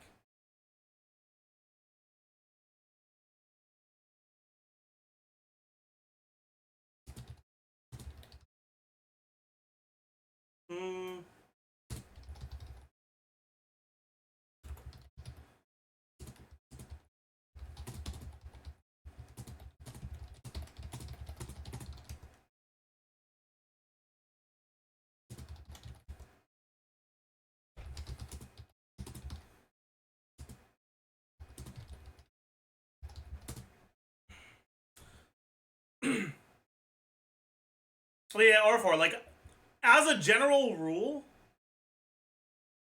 like, that's not actually true, but maybe it is true for the thing they tested, right? Like, do you know what they tested it on?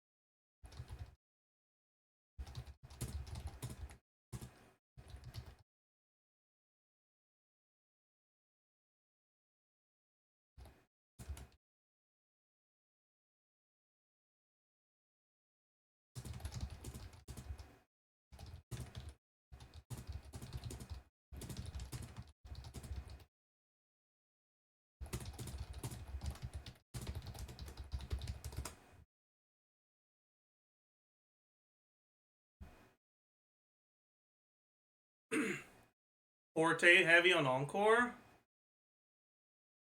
I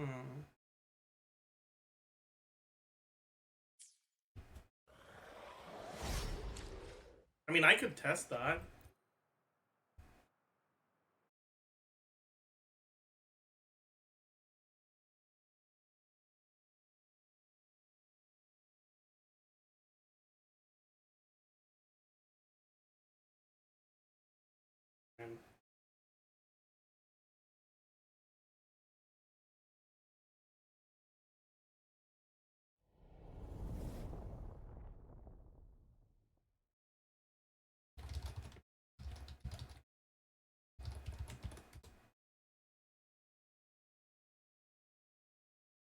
Yeah, because I actually have Genshin on Encore on the other account. So I could test it.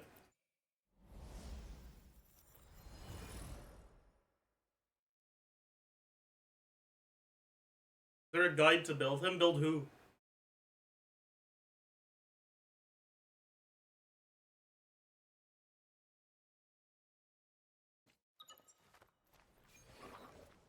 Log back into the same account. Okay, fuck it, I'm not testing. Bro, logging into a different account takes 3 fucking hours in this game. I'm not doing it again, I don't care. Oh, Charo? You can go either attack set or electro set. And your stats should be crit. Crit on the 4 cost.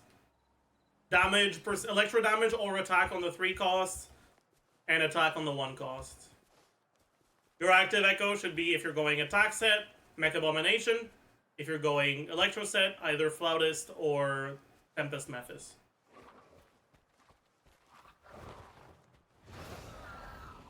Anyways, so, as I was trying to say, right? If you swap out in the middle of an attack, and then swap back in while your character is still on field, right? Let's start at 1928. Well, swap out during the animation and swap back in before the animation is over, I'm still at 1928. Which means that there are things in this game that trigger once your character actually completely disappears, and there are also things that trigger when you press the swap. That's very relevant for future characters because any sort of buffs, they could decide to make it work either way.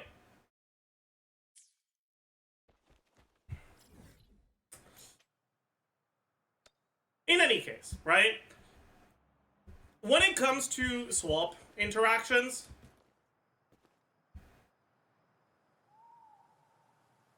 how early you can swap on a character, how long their animations are, and what happens when you swap back into them are 3 elements that matter a lot when it comes to characters. It's gonna matter a lot in a way that is gonna be hard to see just from reading their kit and looking at their numbers, and even from doing their character trial, because in the character trial you only have 1 character, so you can't see, you can't check what's swap cancelable and what's not.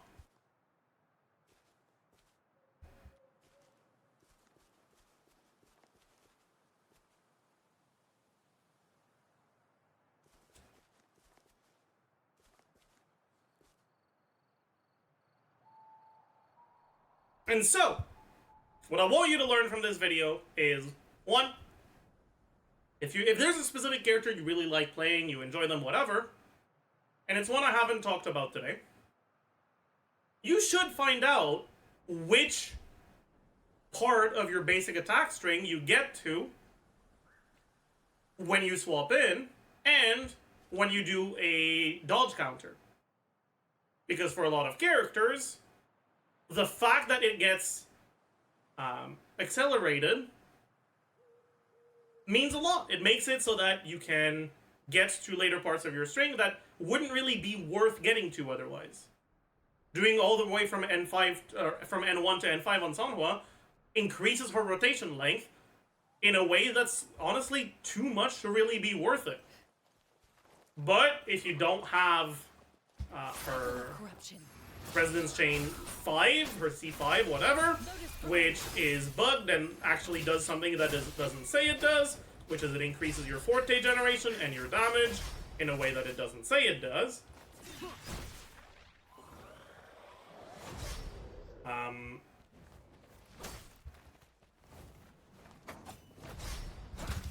with the curtain. The show begins.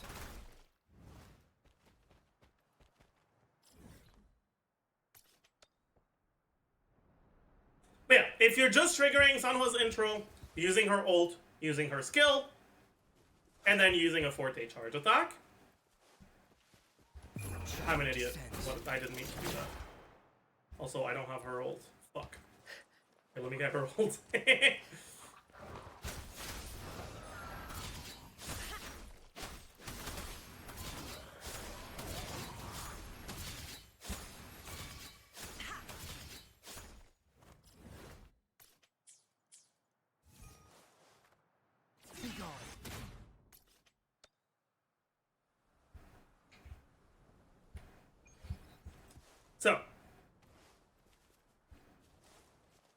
If all you do is you trigger your intro,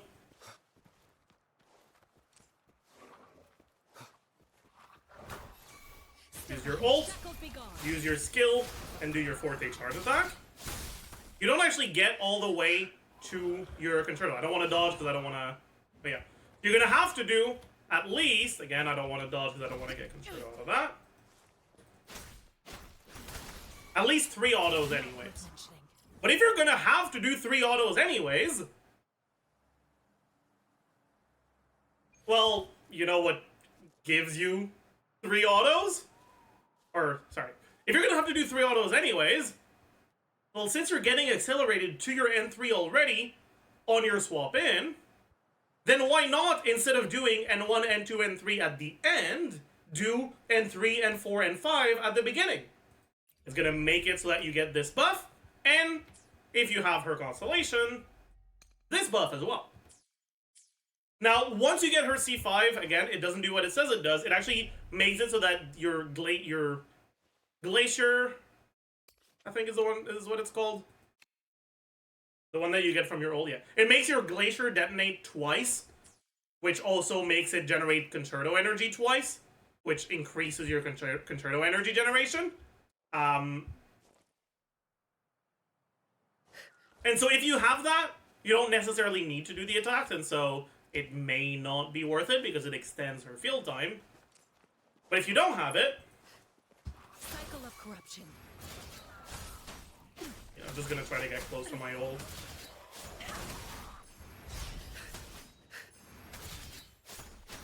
Target confirmed.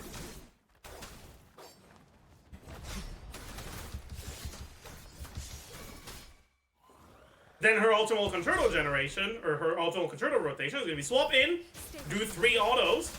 Of course, my fucking 3rd auto missed, because it decided to fly away. A change of perception. And then do your old skill forte and then swap out.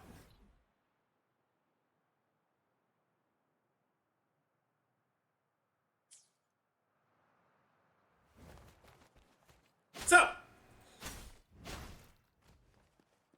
while swap cancels are very important, there are other types of cancels that can be useful, right? Mainly,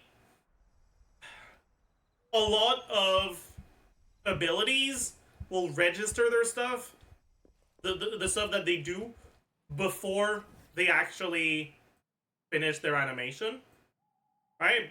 Usually that's referred to as the end lag of an attack, is like the animation time during which you're stuck still doing the attack, but after which anything that the attack actually does has been registered. And Sanhua is actually another character where that matters a lot. So,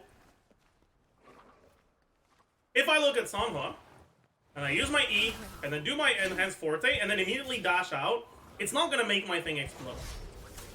However, of course, it despawned there. If I use my E, wait for the first hit, and then dash out, it is going to explode. What that means is that you don't necessarily have to wait until the second hit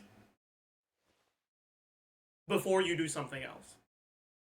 Now, one of the situations where that matters the most is when you already have a lot of concerto, because you had to adapt your rotation for some reason, and you generated concerto energy on Sanhua before swapping into her.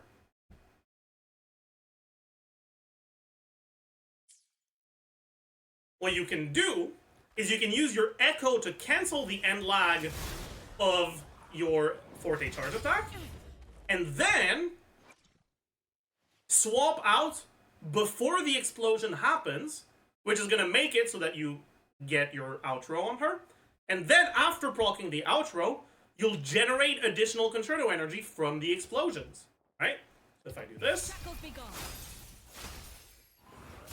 A change of perception. I still got my explosion, but as you can see, right? I generated like a little bit over a quarter of her concerto after I swapped. So that's another way that you can use those cancels and those swap interactions to get more value out of your characters.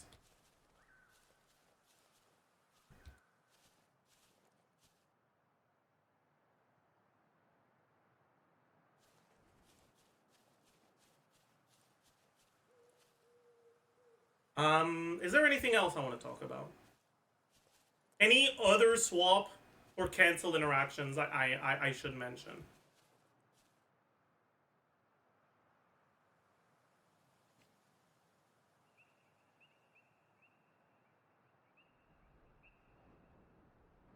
I don't know.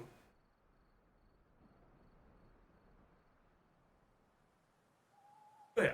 Now, obviously, a lot of these mechanics are going to apply to a lot of different characters in a bunch of different ways, and I can't really go through every single one in one video, especially because there's a bunch of characters I don't have, so it's going to be a lot harder for me to, you know, actually test what sort of cancels are possible for them. What do I think of you? But if you have some interesting cancels that you are aware of, that you don't see other people talking about, let me know in the comments.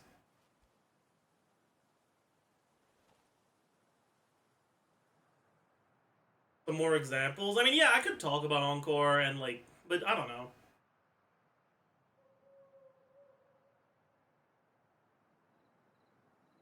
As usual, I hope you learned a thing or two. There are like 5 more Sanwa cancels to talk about? What do you mean?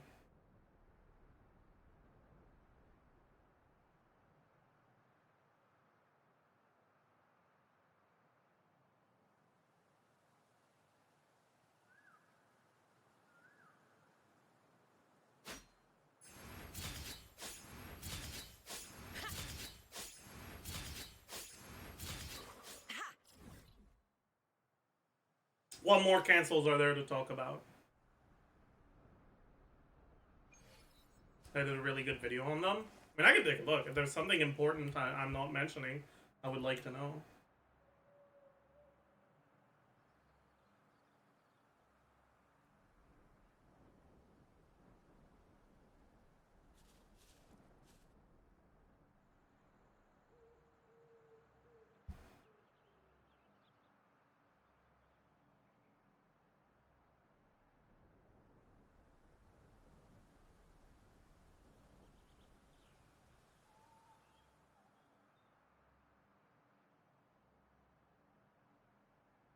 Mostly for on-field / following her, the source of cancel, that's usually like one power frame. Yeah, I don't really care that much about that. Precisely because of the transiency.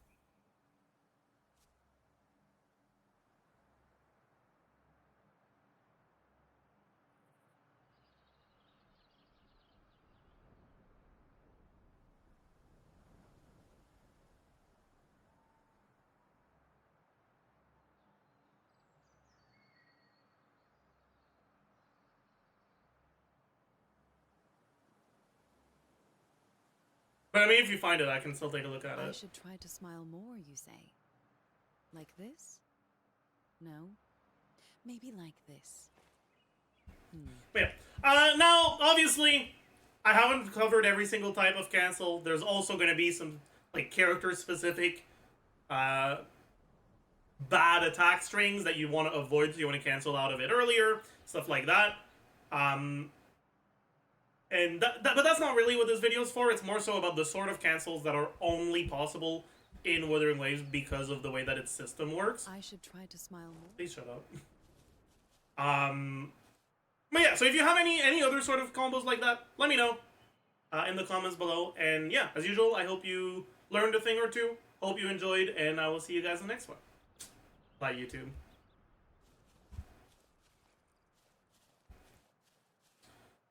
Now what we're gonna do is we're gonna record a bunch of background footage for the editors. Showing some of the echoes you can cancel. Some of the good echoes you can cancel.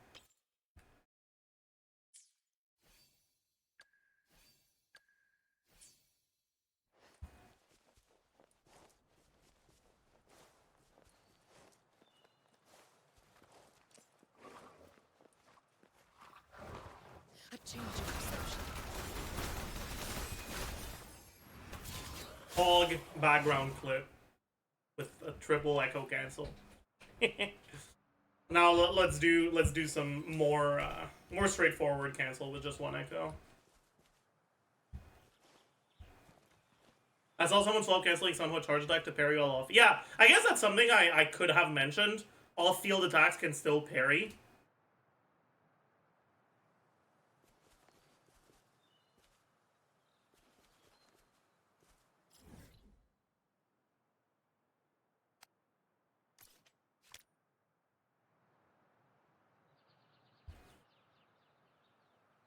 I'm not gonna mention it, but we can have it as a background clip, sure.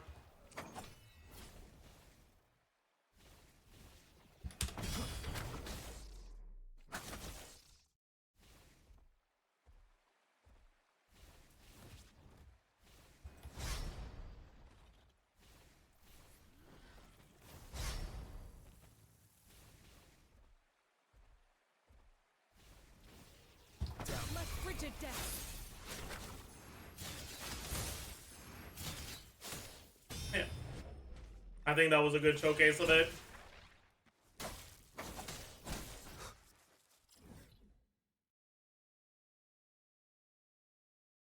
Can quickly reach Sunplaza N5 using her normal charge attack.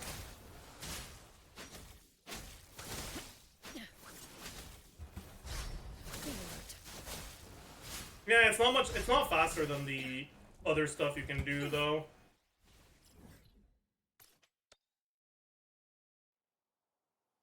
I mean, that is another thing that's useful, I guess. Okay, let's show some more cancels. What's the fastest way? Intro N3 or intro N5, but it's only 3 attacks. You know, Sunless Forte can be used while in the air. I don't think you can launch the thing while you're in the air, but you can start holding in the air. Yeah, I did know that.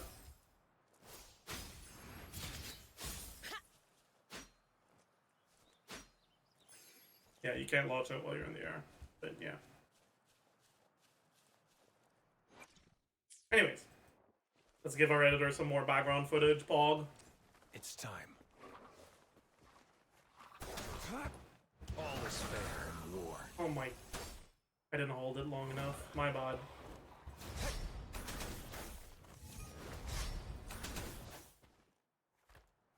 You can start holding while blending? Yeah, I know that.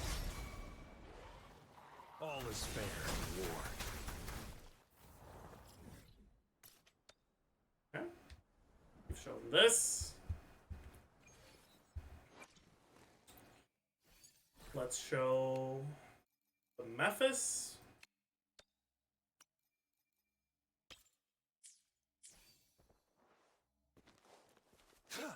Both ways you can do it.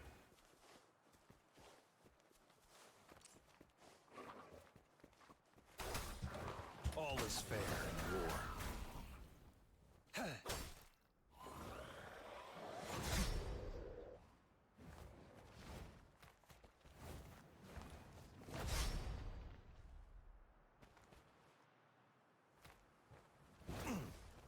Saw that coming.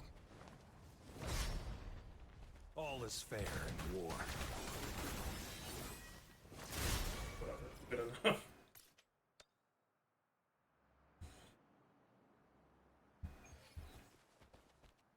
Wait, there's something I want to double check. If you swap back in during the animation, can you do the second hit?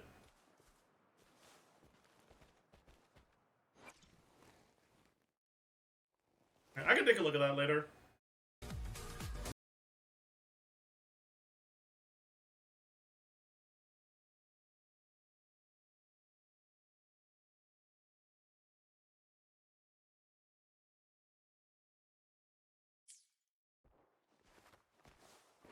It's time.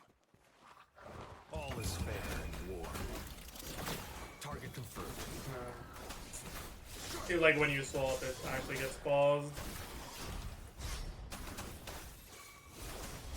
Too slow.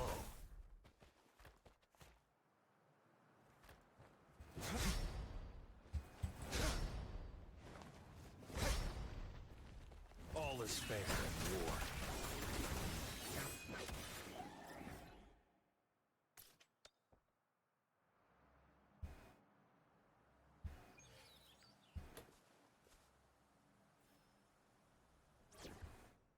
You know, if it's faster to RE hold release or R hold E release on Sanhua, you want to hold RE release ideally, but it's a little cringe to do that honestly sometimes.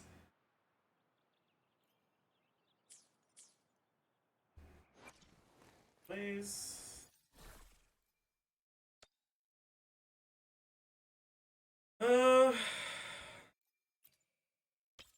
Morning eggs.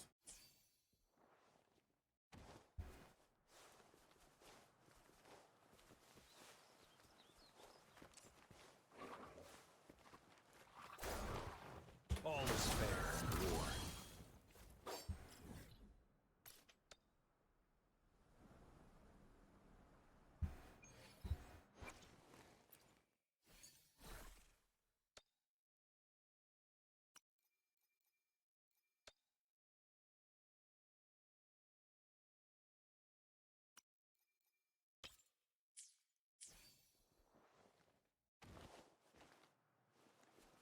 It's time. Okay. All is fair in war.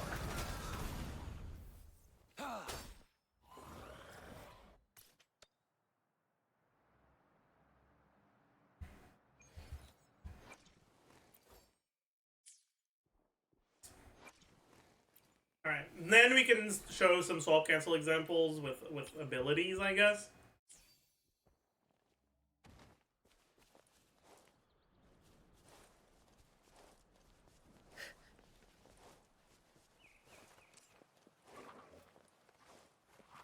Let frigid death. Target confirmed. That was not that good, actually. We can definitely do better.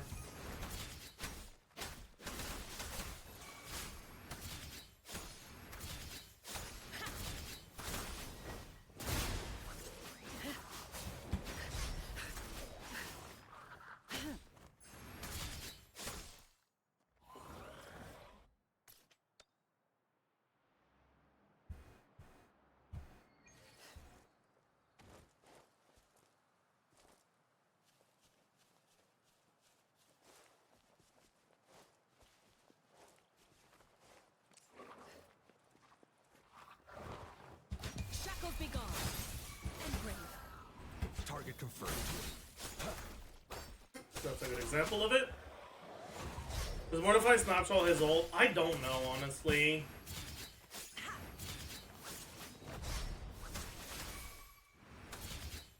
I could test it. Kind of a pain in the ass. Probably not, because he does get a buff that scales with ult duration, so if he snapshot, that wouldn't work. So I doubt it, but yeah.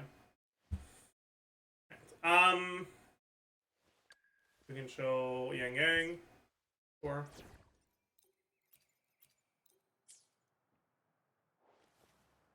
Speeding up.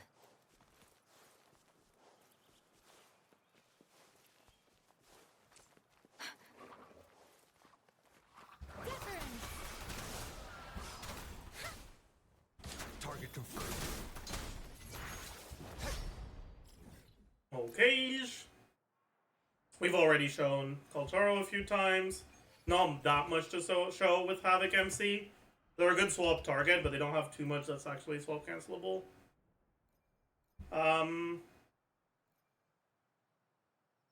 Already showed Frutusia.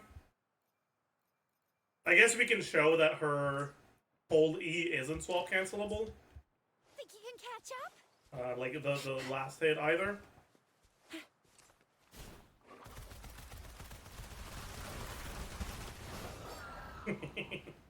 It's so sad, man. Sucks to be you.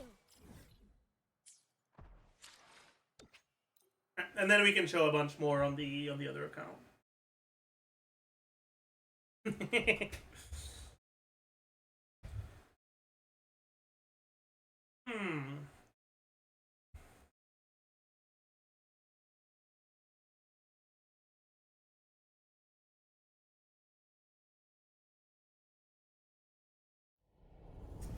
But yeah, I think after today, I'm only gonna stream Wuwa on days when I want to record stuff.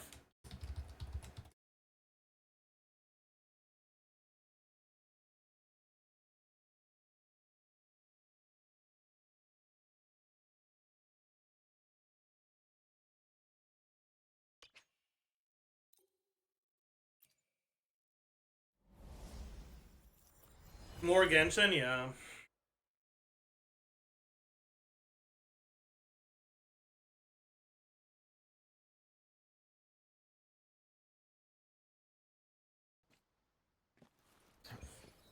Anyways, so, let's show a bunch more of the swap cancelable stuff.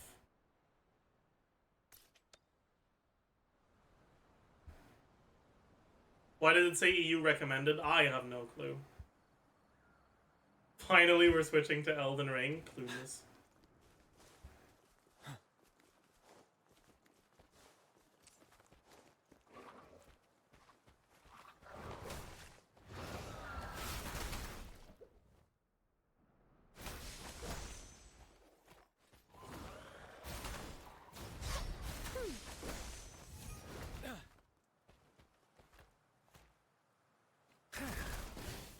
I've already shown this before, but I might as well show it again.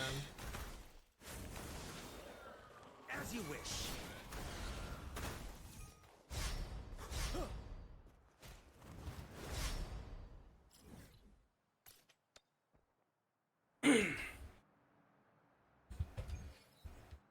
We can show,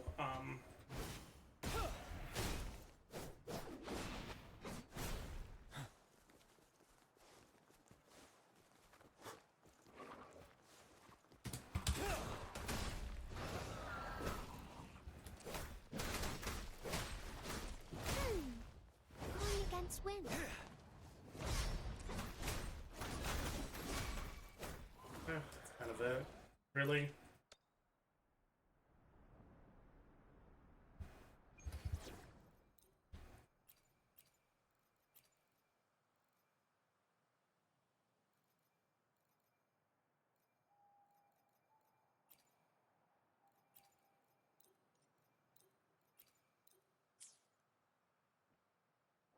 Why no more Wuwa on stream? Because I can see that it's something that interests a lot less people. So.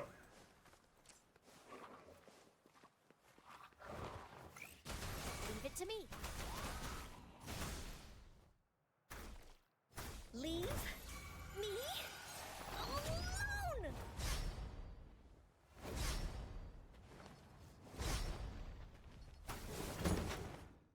Alone.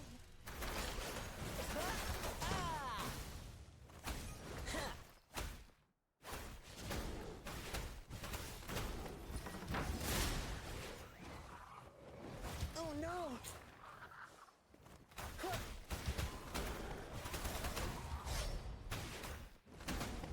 This is my curtain call. We can.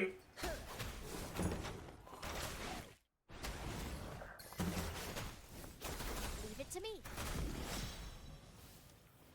I guess that didn't show it very well, because. Eh.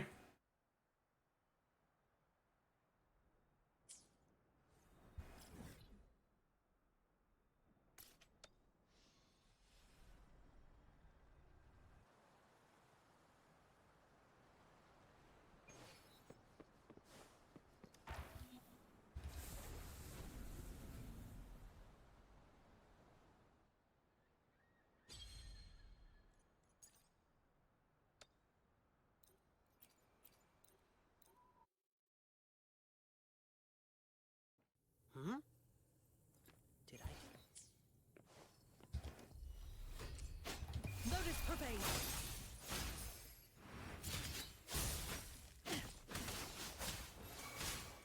Don't worry, I've got this. Lions rumble, evil crumble.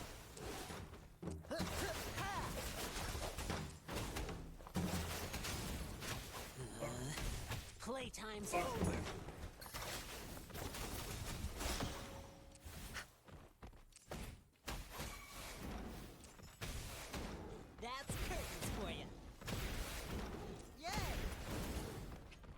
There's not much to show with him. He's just so fucking bad, man.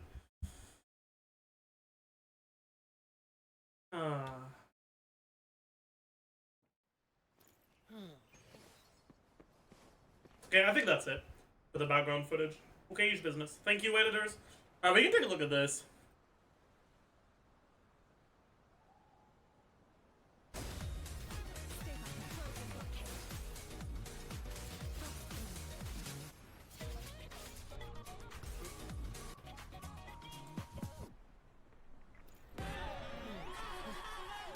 What is PHA? Warm-up's done. Is that the Ready Forte for the attack? stage.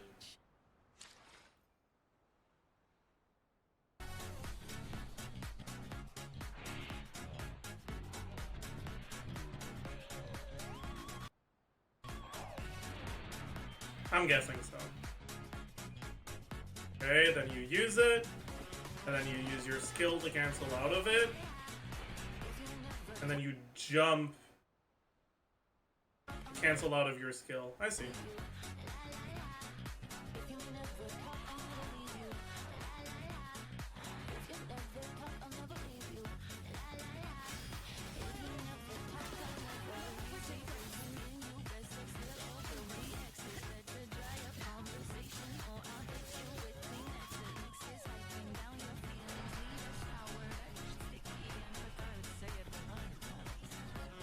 Well, cool thing is that skill gets detonated too. Yeah, that's true. That is kind of nice. But okay.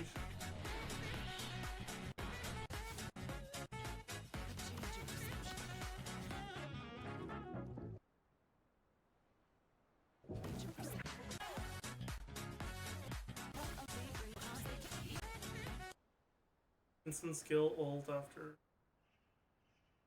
Okay, let's not. What else is there?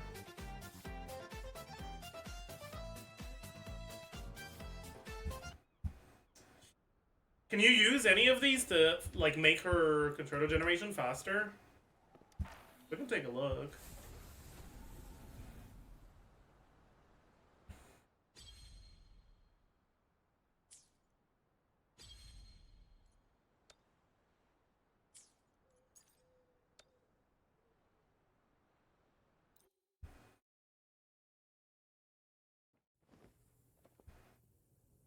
One sheep, two. So let's get Forte. Oops.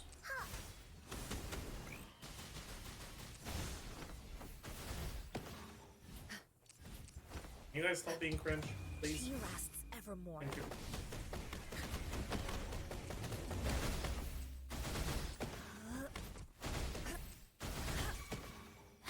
Ult. Stay behind. Lotus pervade.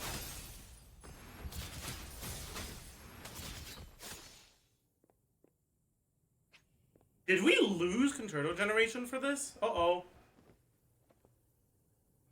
One sheep, two. Flipping into B5 buff and do it without ult. Yeah, I guess so. Wait, what? No. Something was weird there. Embrace the oneness.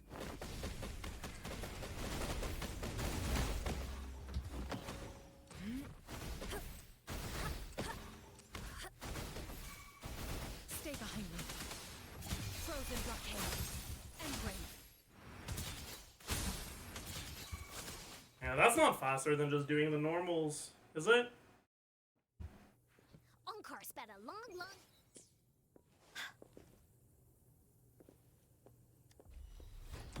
Universe in my psyche.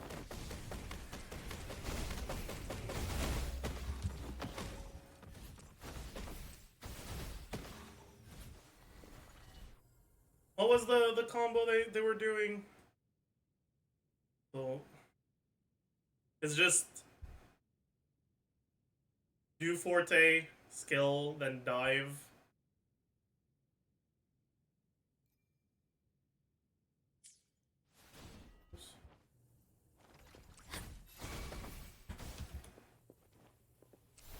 Stay behind me. This was ass. I don't want to talk about it. I don't know. I feel like without the N5 at the start, you just don't have enough concerto. And like getting the N5 is a big enough of a buff that I think it's still worth doing. It's like these are useful techs for like main DPS Sanhua or like quick swap Sanhua where you're swapping into her multiple times per rotation. But I don't think they matter for like the main way that people are playing her. Does the video show the generation? No, it's cropped out. Is it zoomed in?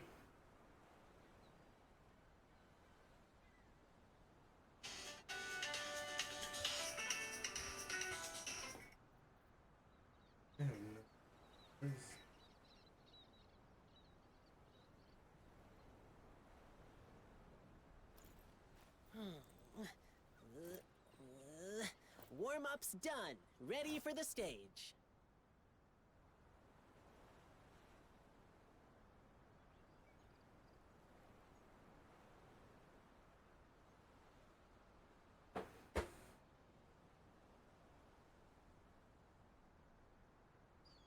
I have a video in my recommended about Yonu. Hmm? Did I just hear something? It feels off not to hear the drums.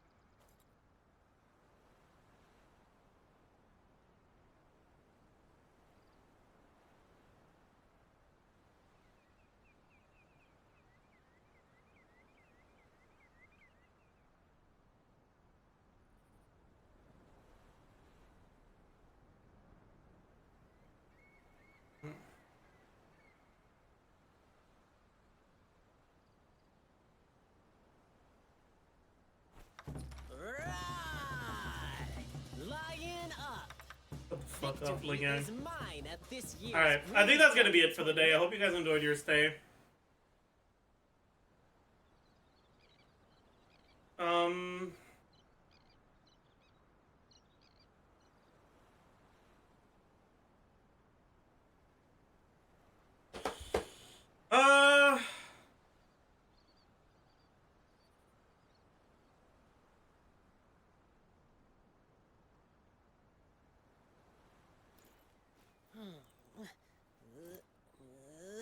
Warm-up's done. Ready for the stage.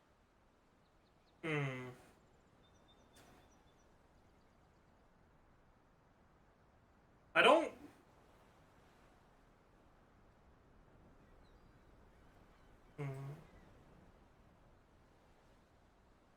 Hey, you know what? I've been watching a lot of Frost Prime lately, so we can raid him. For those of you that don't know him, he is a Slay the Spire content creator mostly. But for those of you who were around for that late Slay the Spire stream I did a couple days ago, it's the same game as that. I like him a lot, so I think you guys are gonna enjoy his stream.